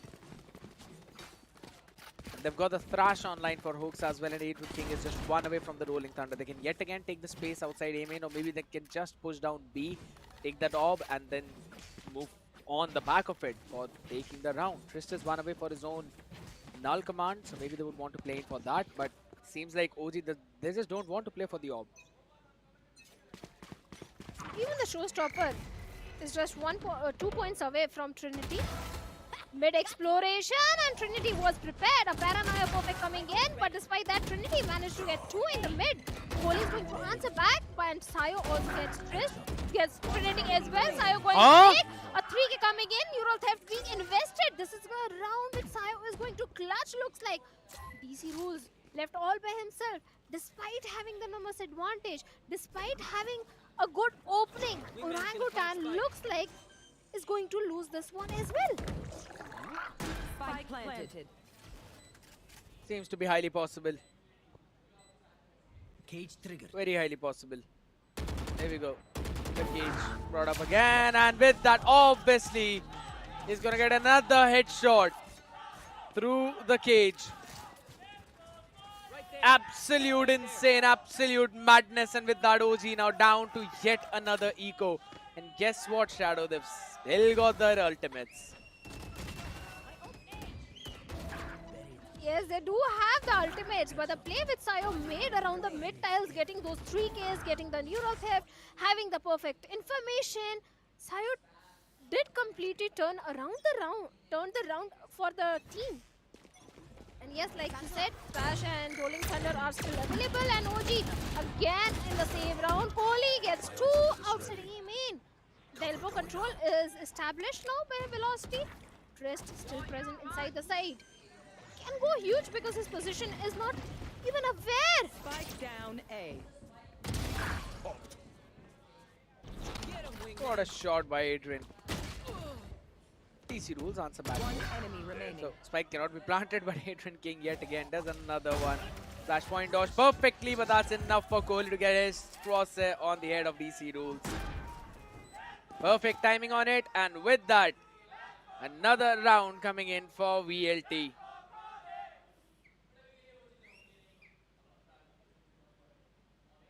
Well, the entire content creators and the team of Velocity is pretty happy the way this run is going, especially after Icebox. I'm sure Fatu is happy. But this can be a good round for the players of OG. And an interesting round because Trinity, who is coming online, has got his showstopper as well. Flash is available. Null command is also there. Again, Velocity trying for the A control, which has been denied perfectly. So Showstopper giving no value at all to OG. And now the pivot is coming towards the B side, but the tripwire outside the B main is something which the players of Velocity needs to deal with. The orb has been collected, and Venka looks like he's farming his own Showstopper.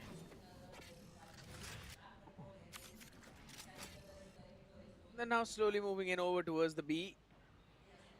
I like the mid push down by OG. Got a lot of information on the back of it. It's a Rolling Thunder being invested directly into the market, so it's going to be a bit more trouble for DC Rules to deal with any kind of push, but the Thrush not yet catching anyone on that. Got the side control, they've also got the back side, but Adrian King finds the pick on Trinity. Finds out that opener, and Hooks as well answers back. DC Rules taken down in towards the market. We see the flood come in. Trist will be able to get one, but maybe one is all he gets. Not anything as of now. There. Adrian King's positioning is important. Super crucial as Big Man now goes out. They want to peek on the back of it. Trio 1-for-1, but still they need to deal with one more. Sayo jumps in and Adrian King closes out the round. They've got such great ideas to hold down those forts, to hold down the avenues. I've always said market is super crucial if you're going in for a B execute, and that is exactly where we saw that Rolling Thunder being used up. DC Rules had no chance of surviving it. OG is stuck in the economical dead cycle. They're not able to convert those buy rounds. They're not even coming close to converting those rounds. That is becoming a little problematic for the players of Orangutan. And the lead which Velocity is having at this point, especially in the attacking half. Yes, I know Sunset is a map where it's not easy to go for the defense. It's not easy to get the rounds in the defensive half, but at least you need to have minimum of 4 to 5 rounds. Only then you can stage a comeback in the second half. And OG is not even coming close to getting the second round. That is the whole thing.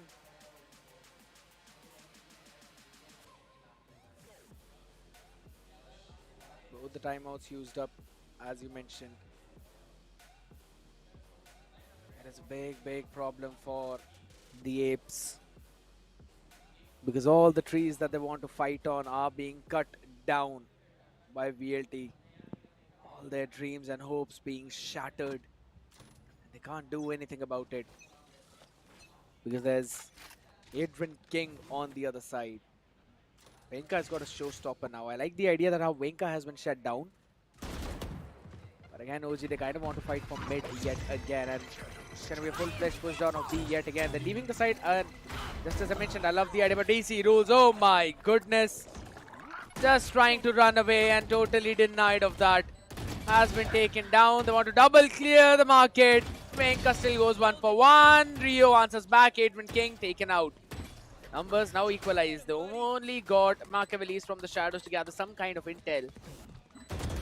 Flash onto the side. It's kind of dodged yet again. Dizzy on the other side. Hooks one. And this is Sayo for the round closeout. Another one for VLT. This map is attack centric, but they're just making it feel like he's... Especially the Cypher and Gecko of Velocity. This combination, these two players, this duo is playing so fantastic. The way they held on to the market control, especially Venka. He went a little aggressive with the showstopper, found the perfect value which he needed. After that, Venka did maintain the entire market control along with Sayo. Good round conversion from the side of Velocity. And again, like I said, OG for them, the biggest problem is not getting those buy rounds. Again, push back to the save round. Neural theft is there. OG needs a thrifty. They need the thrifty round to break the momentum of the Velocity. Then only something can happen for them. But for now, finally the spy cam gets the information which they need. The Dizzy goes in, the flash is there. And Velocity gets 3 kills. Cover going out. Just as you said, on the back of the beginning of the round. This is just feeling so very unfortunate for OG. It seems like they've picked the map of Sunset, surely, yes, but VLT are just much more prepared for them. They need some kind of hope, and only a hero play could save them this time around. There is nothing else that I can think of that might actually bring them back, because again, there needs to be a bit of a layering with the way how they're trying to fight. They've got a good amount of utility to go in for the retake, but they need the avenues to hold out for if they want to go for the retake. Peeking out, Machiavelli, just only delaying the inevitable. Escoli will get that pick with a shorty. 7-1.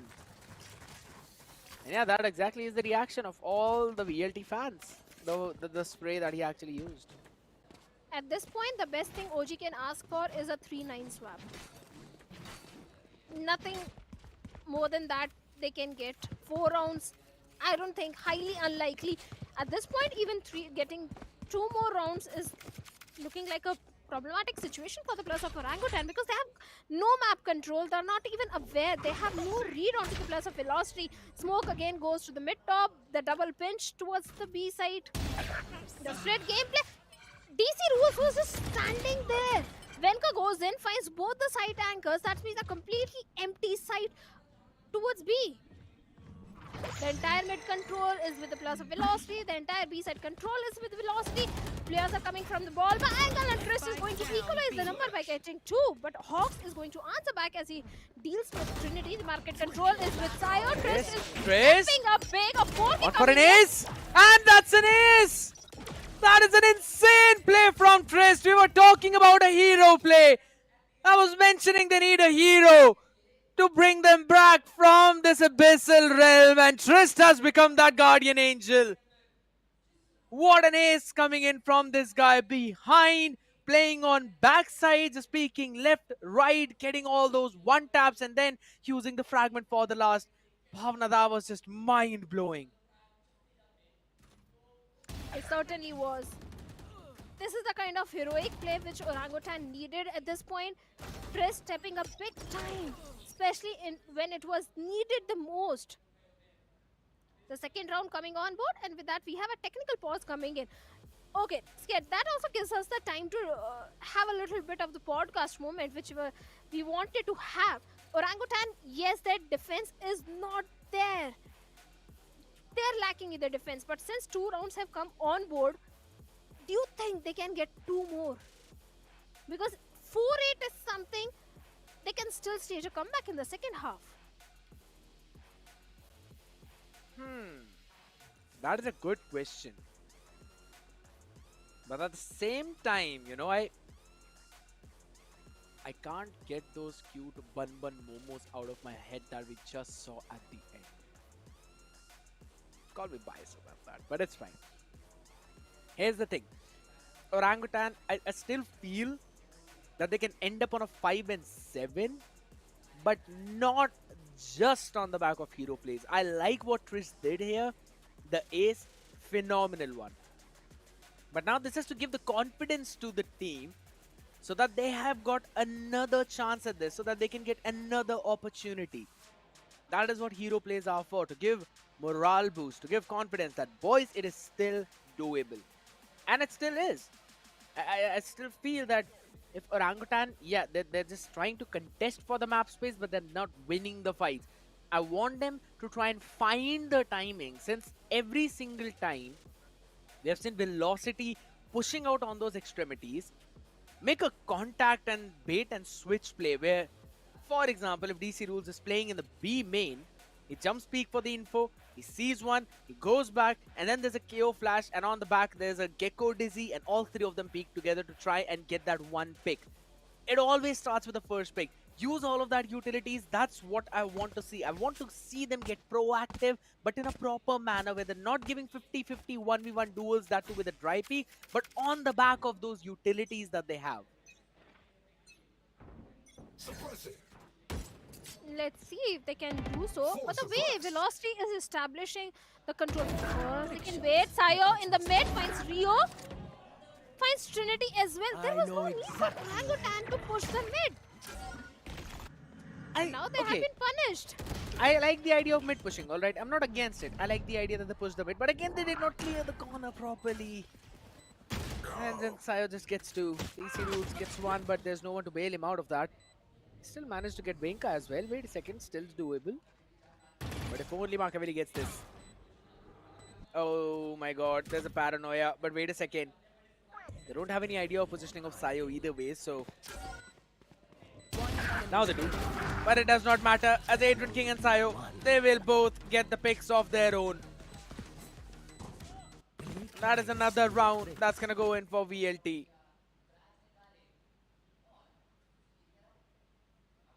Yes, one more round in the favor of the plus of Team Velocity. In the previous round also, Orangutan, they decided to push the mid without getting any sort of information.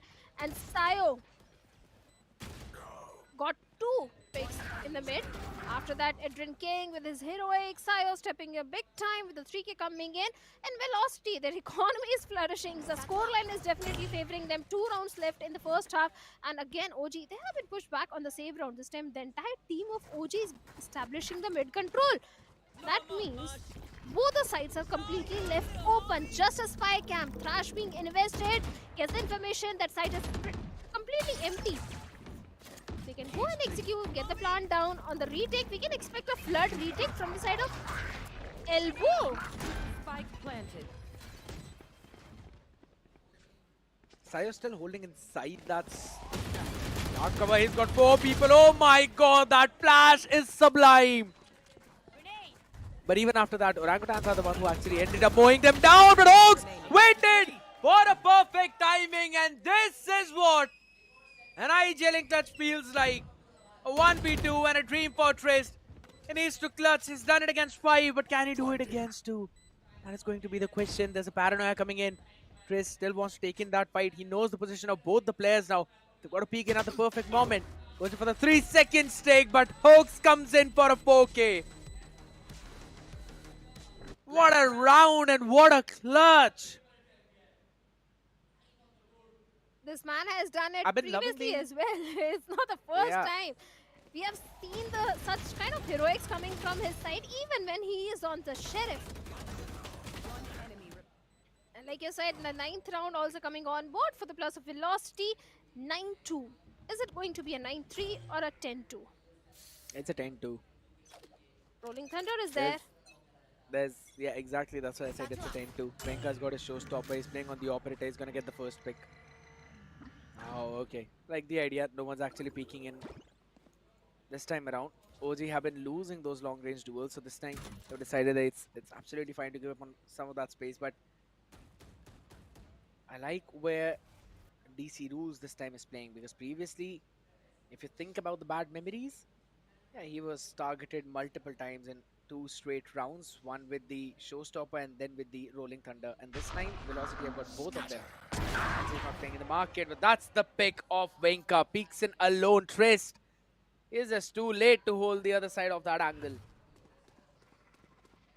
Cover going up. Finds the perfect timing. Goes on the back of it. There's again the showstopper along with the rolling thunder, but Venka was actually caught by his own rolling thunder either ways. Tries to send it, but DC Rules still for now alive. The mid re-clear comes into the play, but DC Rules has been taken out by Venka. Oh my god, Hoax, what a nasty shot. Tries to go for the second one. There's the fragment under his speed. He wants to go for another one, does not matter, as Adrian King is there for that support. And Venka with the re-wrap all the way from mid-top. Gets another one to secure the round. I'm still surprised if DC Rules actually did not see Venka, or if he just lost the straight-up duel 50-50. Because if it's the former, then that means he was not paying attention to where that showstopper came in from.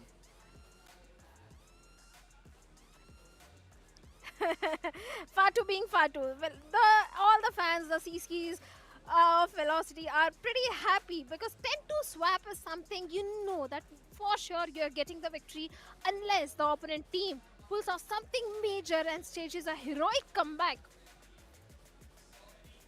But the chances of that happening are very less at this point of time, because Orangutan, they were not looking strong on the map of Icebox, are not looking strong on the map of Sunset as well. This time Orangutan, they are going for a little aggressive. Trinity and Makavli finds 2 opening. They have the numbers advantage. This can be a great pistol run for them, but Adrian King is going to answer back from the market as he gets Rio. A 3v3 scenario. Losing out on an advantage like that, it is pretty brutal, pretty difficult. But at least they'll get the plant down. There's a paranoia available for Machiavelli. There's flash available for Twist. DC Rules has got a full 100 HP. There's no lurk on the back of it, so no re-clear. Adrian King has got one more flash. Hooks has got the wingman. So he can go in for the defuse as well, and they've got a decent amount of utility to actually punish out this entire push over towards. Oh my god, they actually spoke themselves off? What is that?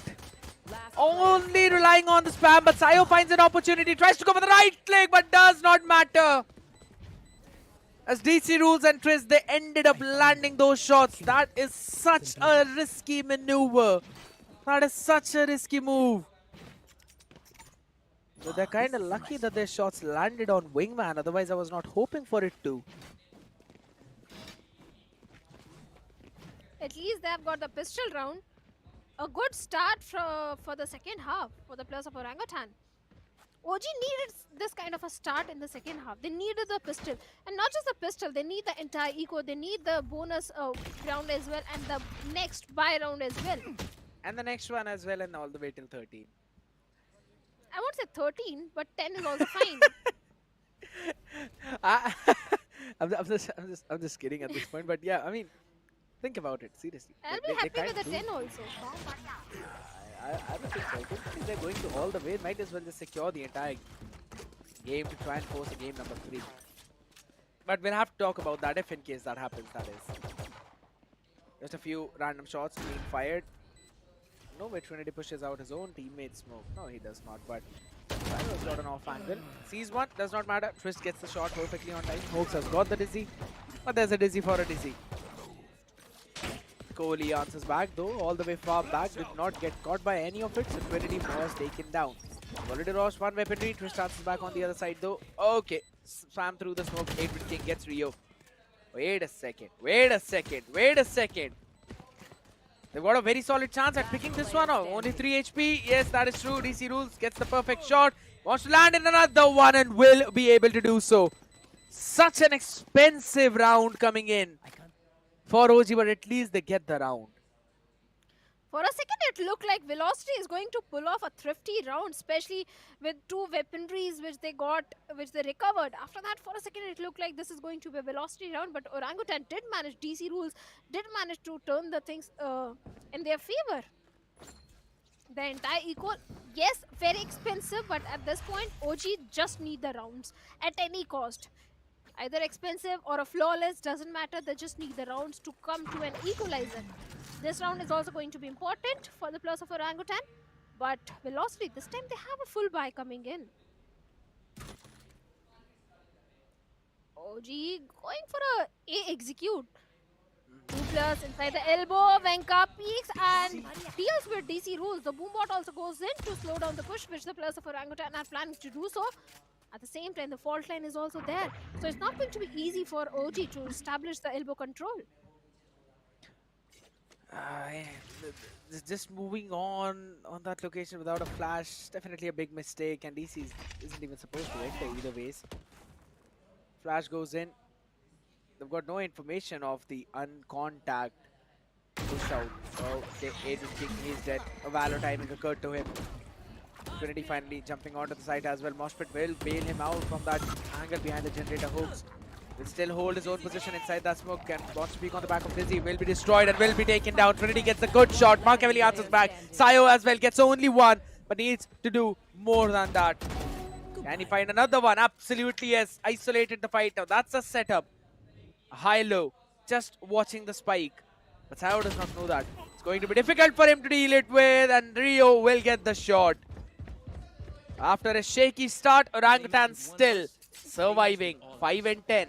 Now it looks more doable.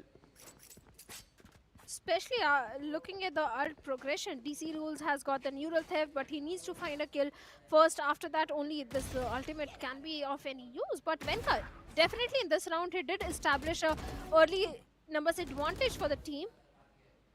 But Orangutan did manage to take the elbow control, the side control for themselves. Back-to-back 3 rounds being converted by the players of OG. And now, VLT, they have been pushed on the save round. Just a Stinger, 5 Sheriffs. Looks like the 6th round should also come on board for the plus of Orangutan, especially the way they're having the mid tiles control, and maybe a B split is coming for the plus of OG.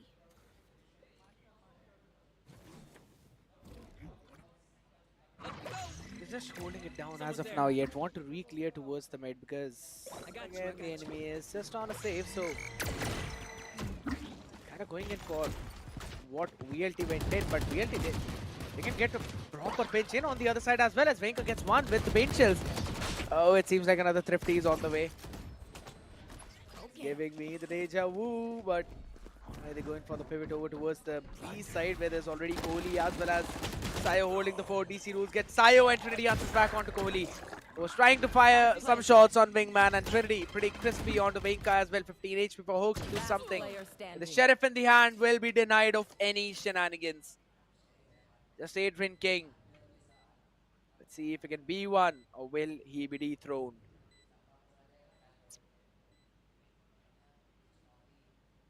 A 1v4 situation. Yes, the fault line is there, the flash is there, but Adrian King is not even aware about the position of Rio, and Rio will shut him down. And with that, the 6th round also comes on board for the plus of Orangutan. Velocity, yes, it was a save round for them. But this round is going to be important as they have got the neural theft, they have got the economy. Thrash is also just 1 point away, and a timeout is coming from the side of Velocity to discuss with the coach how can they close out the series.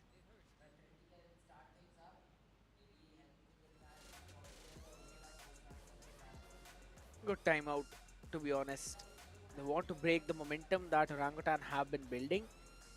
So they'll be getting in a few more adjustments, but also gives the coach of Orangutan some time to talk about some adjustments that he might himself want to add for all those attacking rounds. It's been working fine till now.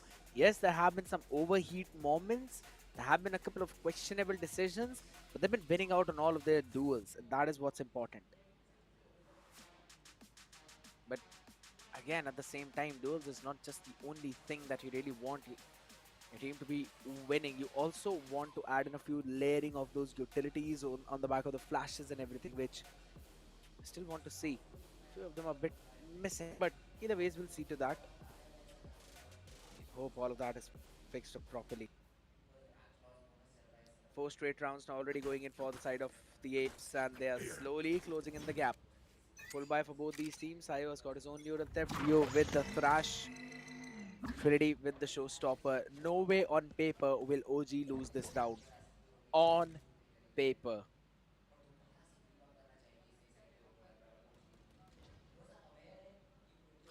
That's the main thing. On paper, this round should go in their favor. Thrash being invested around the mid, and looks like they want to establish the mid control. Already there is a tripwire which Sayo has planted towards the mid top. The market control is still with the players of Velocity, Kohli and Venka in the market. Adrian King in the mid top. So the entire map control at this point of time is with the players of Velocity, except for the A side where OG can go and execute. They just have to deal with the tripwire and the spy cam. We'll see how that thing works out, because I wouldn't exactly say the entire map control. There's still a few spots. I mean, they've got no idea what's happening in the B main, and towards the A is where all of the players are now going to go in, burst in towards the side. They're just playing the retake on all the areas of the map. That's something that we can see. Beautiful. Pick off by the paint shells on Sayo. There comes in the second wave of Thrash, already used up a bit more preemptively, but it gives them the backside control. Now that's a bit more of the utility wave that the other side would have to use. Still, Trinity forces out that fight, flashes right up on top in front of him, but Adrian King only gets one. Answers back coming in from the side of OG.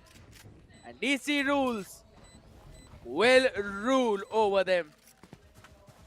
OG move up to 7. Seems like 2 were enough for them on the defense. With the way how they've been playing on these attacking rounds, the confidence is coming back. Certainly it is. And OG needed such a comeback. Back-to-back rounds 5 rounds to be specific in the favor of Orangutan.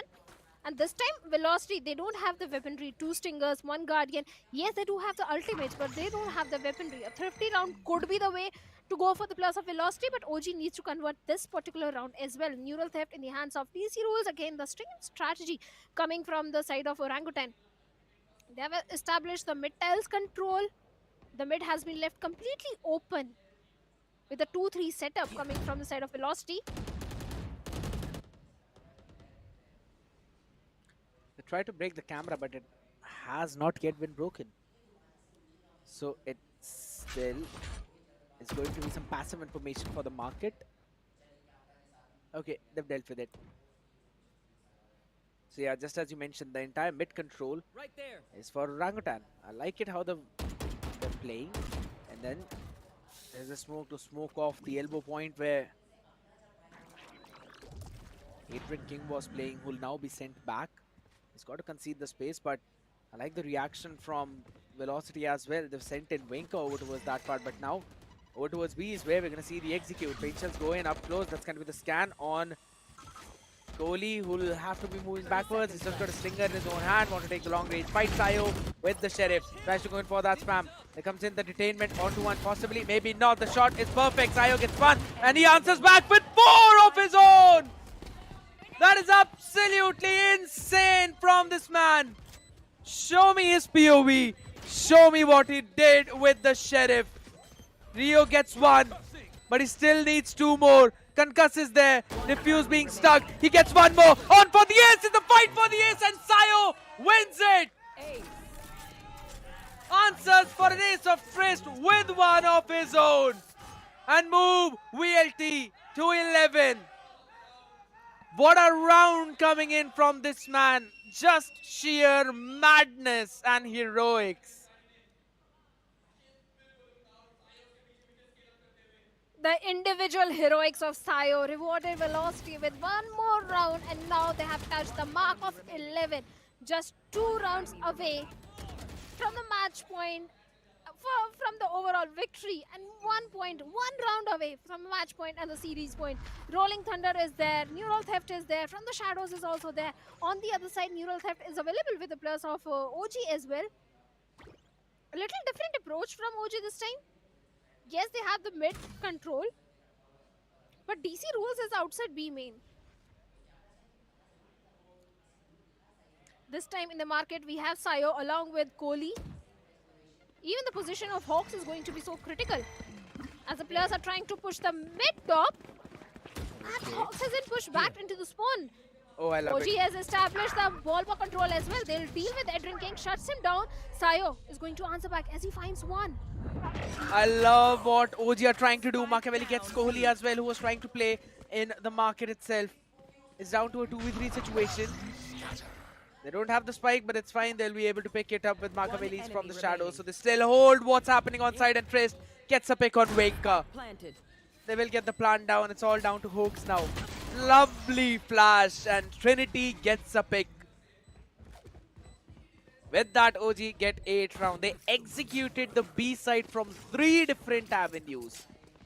DC Rules was holding down B main, and everyone else apart from just DC Rules and Machiavelli pushed through mid top, went in towards Balba to execute it from behind, while at the same time Machiavelli got activated in mid, broke the door and pushed out in market where Kohli was picked off. So even though DC Rules lost the fight in B main, his team capitalized on the back of it and got everyone who were anchoring towards the back. And now this time in this round, OG open up towards A, and DC Rules playing in mid.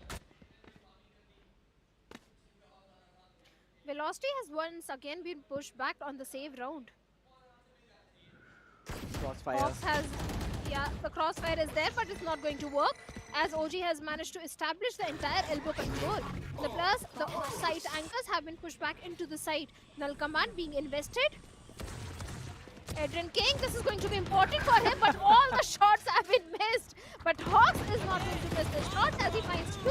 OG is also going to answer back, but Kohli with a frenzy finds 1 more. Crispy shot from Rio as he gets 2 of that.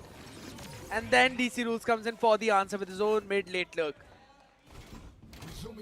They do not get the spike plant, but they get the round. 9-11 is the scoreline. How many times this evening, Shadow, have we seen the scoreline of 9-11? Two of the times it was when we were seeing Revenant play against Chhatarpur, and this time it is OG against BLT. And if I'm not wrong, almost all the times we saw it go to the overtime. That's exactly what I'm thinking. If OG will be able to push this map in the overtime. Two ultimates still available with the players of Velocity and Orangutan, one each. Every single time, OG is going for the mid control, and Velocity is not putting up any sort of defense in the mid. Just for flash, the Z goes in, and Edwin King, a lot of pressure onto him. The flash goes in to delay the push, which the players of Orangutan are bringing in, and Venka finds one. Trist is going to answer back. The 1v1 trades are coming in the favor of Orangutan as Rio gets one more. Hawks is going to answer back with one. A 2v3 situation where Trist is down to 32 HP. Rio will get the plant down with the help of the wingman. Still a doable round for the players of Velocity. Very much doable indeed. Oh my god, Kohli. His patience pays off. Trist did not even realize who was behind him. And on the back of it now, wingman will defuse and BLT will move to 12. This is a horrific blunder. Machiavelli gets one and gets traded off. Not this way, OG. Not this way.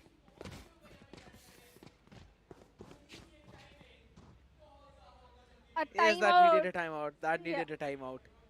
That is not the kind of mistake you would really want to make. Nice move, Cypher.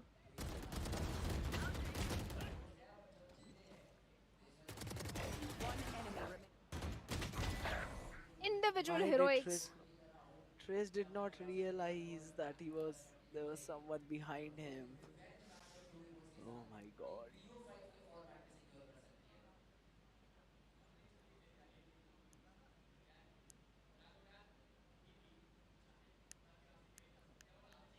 Yeah, the timeout is there. Much needed timeout from the side of Orangutan. Yes, a slight little mistake, which I'm sure the players of Orangutan, especially Trist, is not going to be happy about at all.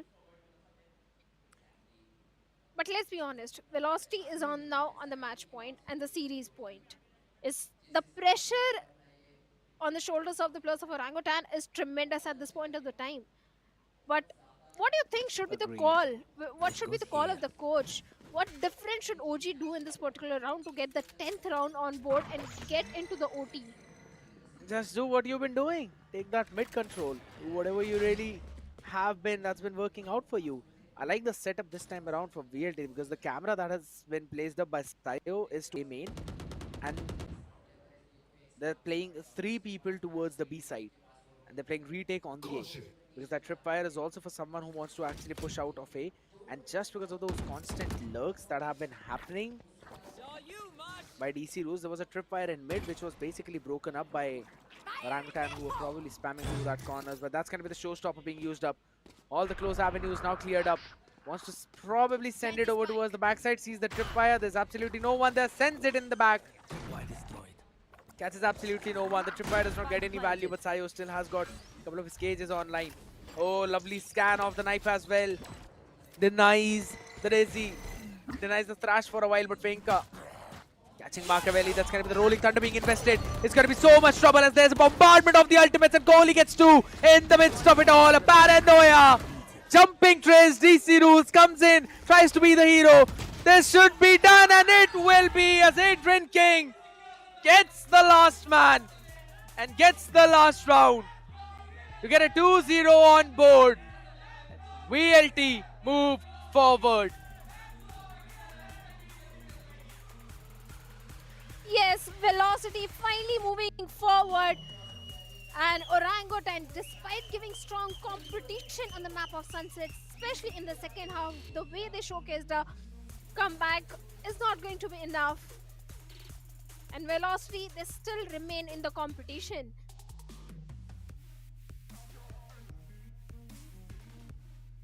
sadness on the other side. And it is understandable too. They had their chance, they had their opportunity, but they could not pounce on it. It was a valiant effort from all of them. Twist, DC Rules, Machiavelli, Rio and Trinity. But velocity was a hurdle too difficult for them to cross on from. We'll throw it back to Krat for the interview on stage. No doubt OG ने कोशिश काफी अच्छी करी, but in the end it was all about VLT. VLT ने last मौके तक हार नहीं मानी और आखिरी तक अपने सारे स्टैट्स एग्जीक्यूट कर they got that W in the loser bracket match. और काफी जरूरी भी था, cause इस मैच के बाद हमें पता है वो किस टीम को फेस करने वाली है. अब ये जो पूरा मसाला है ना, मैं अकेला तो नहीं निकाल सकता, मुझे चाहिए वेंका का support. Venka, hello Venka, please come on stage. Venka एक ऐसे शख्स हैं जो इंटरव्यू गेम से पहले नहीं देना पसंद करते. Congratulation वेंका. Oh, anything to Lord Batura? I mean, he taught me the game, so everything is because of him. Don't lie, man. No. But he's very happy, but never mind. अभी ये चीज़ तो confirm हो चुकी है कि yes, VLT के अंदर वो जोश है, because कल वो नहीं दिखा था. आज का गेम जब शुरुआत हो रही थी तो कैसा लग रहा था, मतलब क्या माइंडसेट था, क्या पेप टॉक थी, टीम के अंदर कैसा माहौल था? I mean, to be honest, हमको पता था हम जीतने वाले, but हमें बस बड़े मार्जिन से जीतना था, and वो हम नहीं कर पाए to be honest. So decent game, sunset defense half थोड़ा shaky था, but we pulled through. चलेगा. मैं वो इस पूछने वाला था कि did you guys दिमाग पे बैक ऑफ द माइंड सोचा था कि सनसेट आ सकता है, because सामने विक्रांत पुजारी है and he will go for anything. वो कोई भी पत्थर पलटाए बिना नहीं रुकेगा. Are you expecting sunset? To be honest, I don't think we were expecting sunset. हमने सोचा था वो ascent pick या haven pick करेंगे, but अच्छा है हम अलग अलग मैप प्रैक्टिस कर रहे हैं, because अभी BO5s आ रहे हैं, तो अच्छा है. और जितने हम अलग अलग मैप्स प्रैक्टिस करेंगे उतना बेटर रहेगा. Venka, one more thing I noticed कि I have seen the Venka too cold. जब 2023 में पहली बार आपके दर्शन हुए थे, ये कौन है भाई जो पूरा ACS का चार्ट फाड़ रहा है? अभी वो वेंका नहीं दिख रहा है क्या? इज इट बिकॉज कि ये होक्स और बजाज सा जो मिलकर अलग अलग प्लेयर्स फेंकने को देते हैं आपको चलाने के लिए, क्या वो रीज़न है? क्या हो रहा है अभी? ऐसा कुछ नहीं है, मैं फिर भी मतलब अपना मारने का कोशिश करता हूँ, इवन दो इतने सारे काफ़ी अच्छे प्लेयर्स हैं मेरी टीम में, बट होपफुली अगले 2 सीरीज़ में वेंका टू कोल्ड दिखेगा. ओके, और final question, I know you want get back to your team and celebrate. कल है रीमैच, किसके साथ? ट्रू रिपर्स के साथ, जिन्होंने आपको लूजर ब्रैकेट का रास्ता दिखाया था. बेस्ट ऑफ 5 है, इट विल बी इंटेंस. कुछ बोलना चाहते हो कैमरा में देख के, वो फायरी इमोशंस के साथ? We're coming back for revenge and watch out for us. एक बार जोरदार तालियां यहाँ पे वेलोसिटी एंड वेंका आप जाइए, एंजॉय. कल मुलाकात करते हैं. ट्रू रिपर्स के लिए मेहनत पूरी चाहिए. सो ये थे हमारे Venka, velocity, they have done it. अब उनका नेक्स्ट टारगेट है ट्रू रिपर्स, और ट्रू रिपर्स भी काफ़ी ज़्यादा अच्छी फॉर्म में देखिए. Although they lost their first match, जो अपर ब्रैकेट से वो आए लूजर ब्रैकेट में, स्टिल उनको कंपटीशन से बाहर काउंट करना मेरे हिसाब से समझदारी तो नहीं होगी. बट अभी के लिए हमें एक चीज़ पता है कि हमें इस पूरे गेम को करना है डाइसेक्ट. वो गेम कौन करेगा डाइसेक्ट? वो करेंगे हमारे एक्सपर्ट, बट वो छोटी सी ब्रेक के बाद.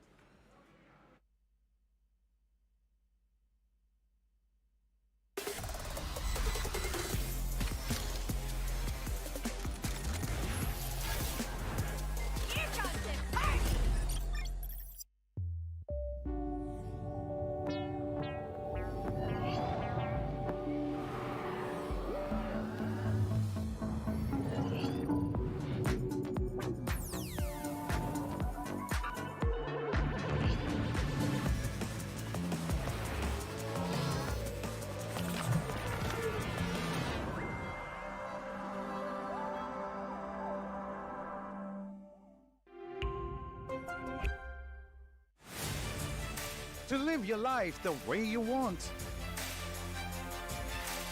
Compete like the toughest challenger. Dance like there's no tomorrow.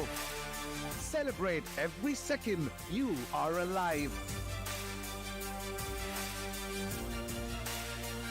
Life has no rule books, but we can give you a stage.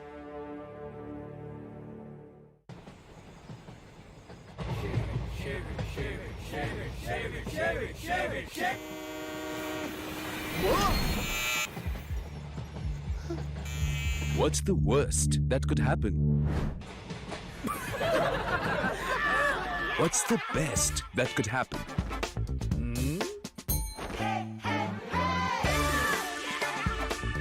Philips One Blade. Move fearlessly. Innovation and you. Philips.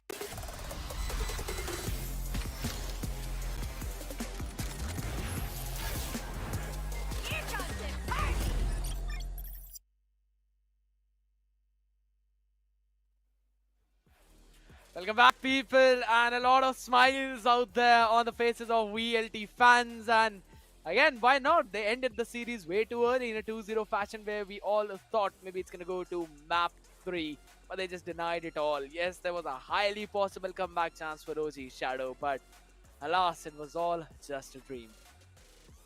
It was. OG came with the hope of moving into the grand finals and competing there for the Ascension slot. But the journey of OG has been full of ups and downs. OG has come up as a very strong team. They have learned from the mistakes which happened in the split one. I'm sure the next time we are going to see Orangutan, they're going to come back much stronger. They won't be the team who will be getting 2-0 scoreline overall, but they will be the team getting those victories and moving into the grand finals, something which Velocity is also hoping to do so. Really hoping to see that happen. We'll have to wait and see how that would eventually pan out, because again, on this map you could clearly see the defense side for both of these teams.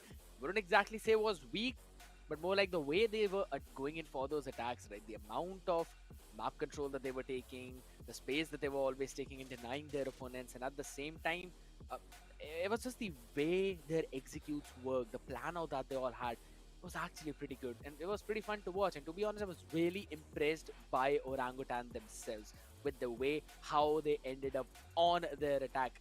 Just some small mistakes, else we might have seen possibly an overtime, maybe a map 3 would be on our cards right now, but that is just not going to be the case whatsoever. It is VLT who did close it out just because of the sheer number of rounds that they had in the starting half. And with that, we'll be moving on to the MVP of this series, ladies and gentlemen, of this map, I'll be saying, and it's going to be Benka. Most probably, no, it is Hoax actually, the IGL, stepping things up. Certainly, 225 ACS, 1.9 KDA. Damage per round is also pretty high. That is going to be 151.9. First blood percentage is 9.1.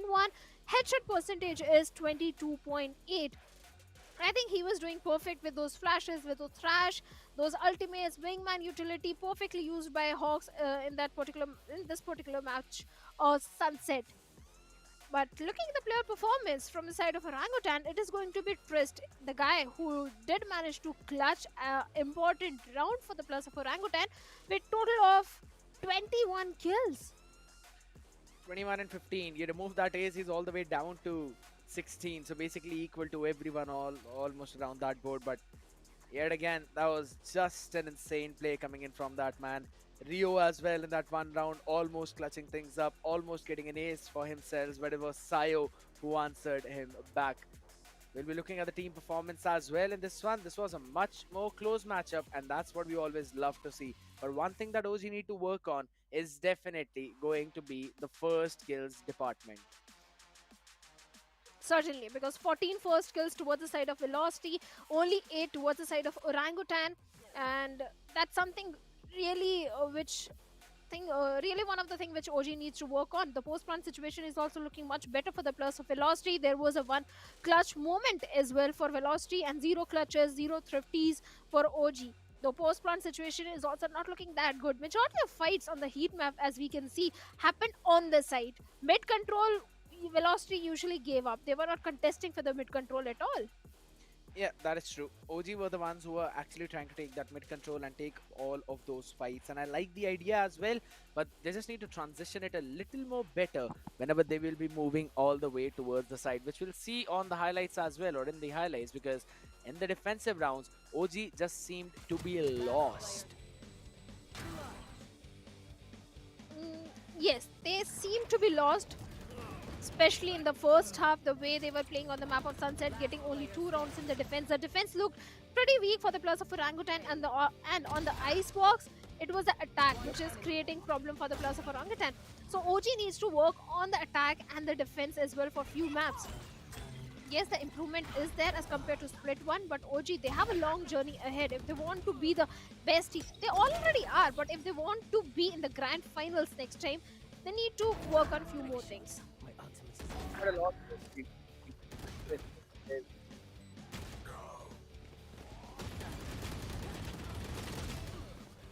And looking at the first kills as well, on the map of Sunset, I think it was Venka getting the maximum first kills, 7 or 6 first kills were by Venka himself. On the other side, from the side of OG, it was Trinity getting those openings as a race.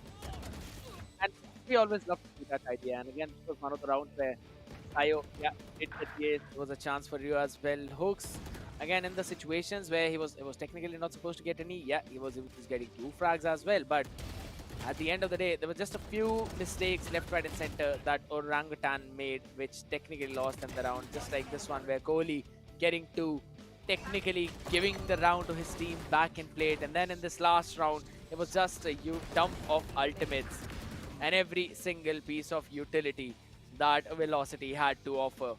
And with that, they just closed every single thing out. A great play from both of these teams. We enjoyed the matchup, yes, but at the same time, I kind of wanted to see more of this one. But either ways, it's going to be VLT moving forward, and now they'll be ready to face True Rippers yet again, who were, by the way, the main reason why they are down in that lower bracket. So maybe this is a time where they can get their revenge. They can get their sweet hands on that sweet revenge, right? Because something that I always say is that revenge is a dish best served cold.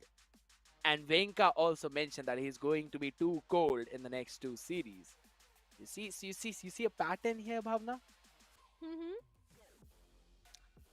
Yes, I do see. Looking at the brackets, the next matchup is going to be very important. Again, it's a matchup where the elimination is going to be faced by one of the team, by the True Rippers or Velocity Gaming. And like you pointed out perfectly, the True Rippers are the main reason that Velocity is in the lower brackets. So this next matchup is going to be pretty interesting. And I would want to know from you, what sort of map picks can we expect? Because I'm sure Velocity is going for an insta ban on the map of Icebox because of what happened previously. Highly possible. Maybe Icebox, maybe Split. You've got no idea, man. At this point, you just have to pick your poison against the side of True Rippers. The map pool looks pretty solid. It looks very good. So, no clue. Maybe they let Icebox slide again, and then they try to counter strat against what True Rippers were cooking. We don't have an idea about that, because Split again seems to be a bit more difficult. Ascent has not been very good for the side of VLT. It could be anything. That's something again we think should be kept for tomorrow itself, because it's a very big day for both of these teams. The winner move to grand finals, and the loser will have to settle for the 3rd place, which all will be revealed tomorrow, ladies and gentlemen. We've only got 1 match tomorrow, so make sure that you tune in to see all of that. This is me, Scared, and alongside me we've got Shadow, who was my casting partner, and we'll catch you guys tomorrow at the English stream, same time. Stay tuned. See you soon.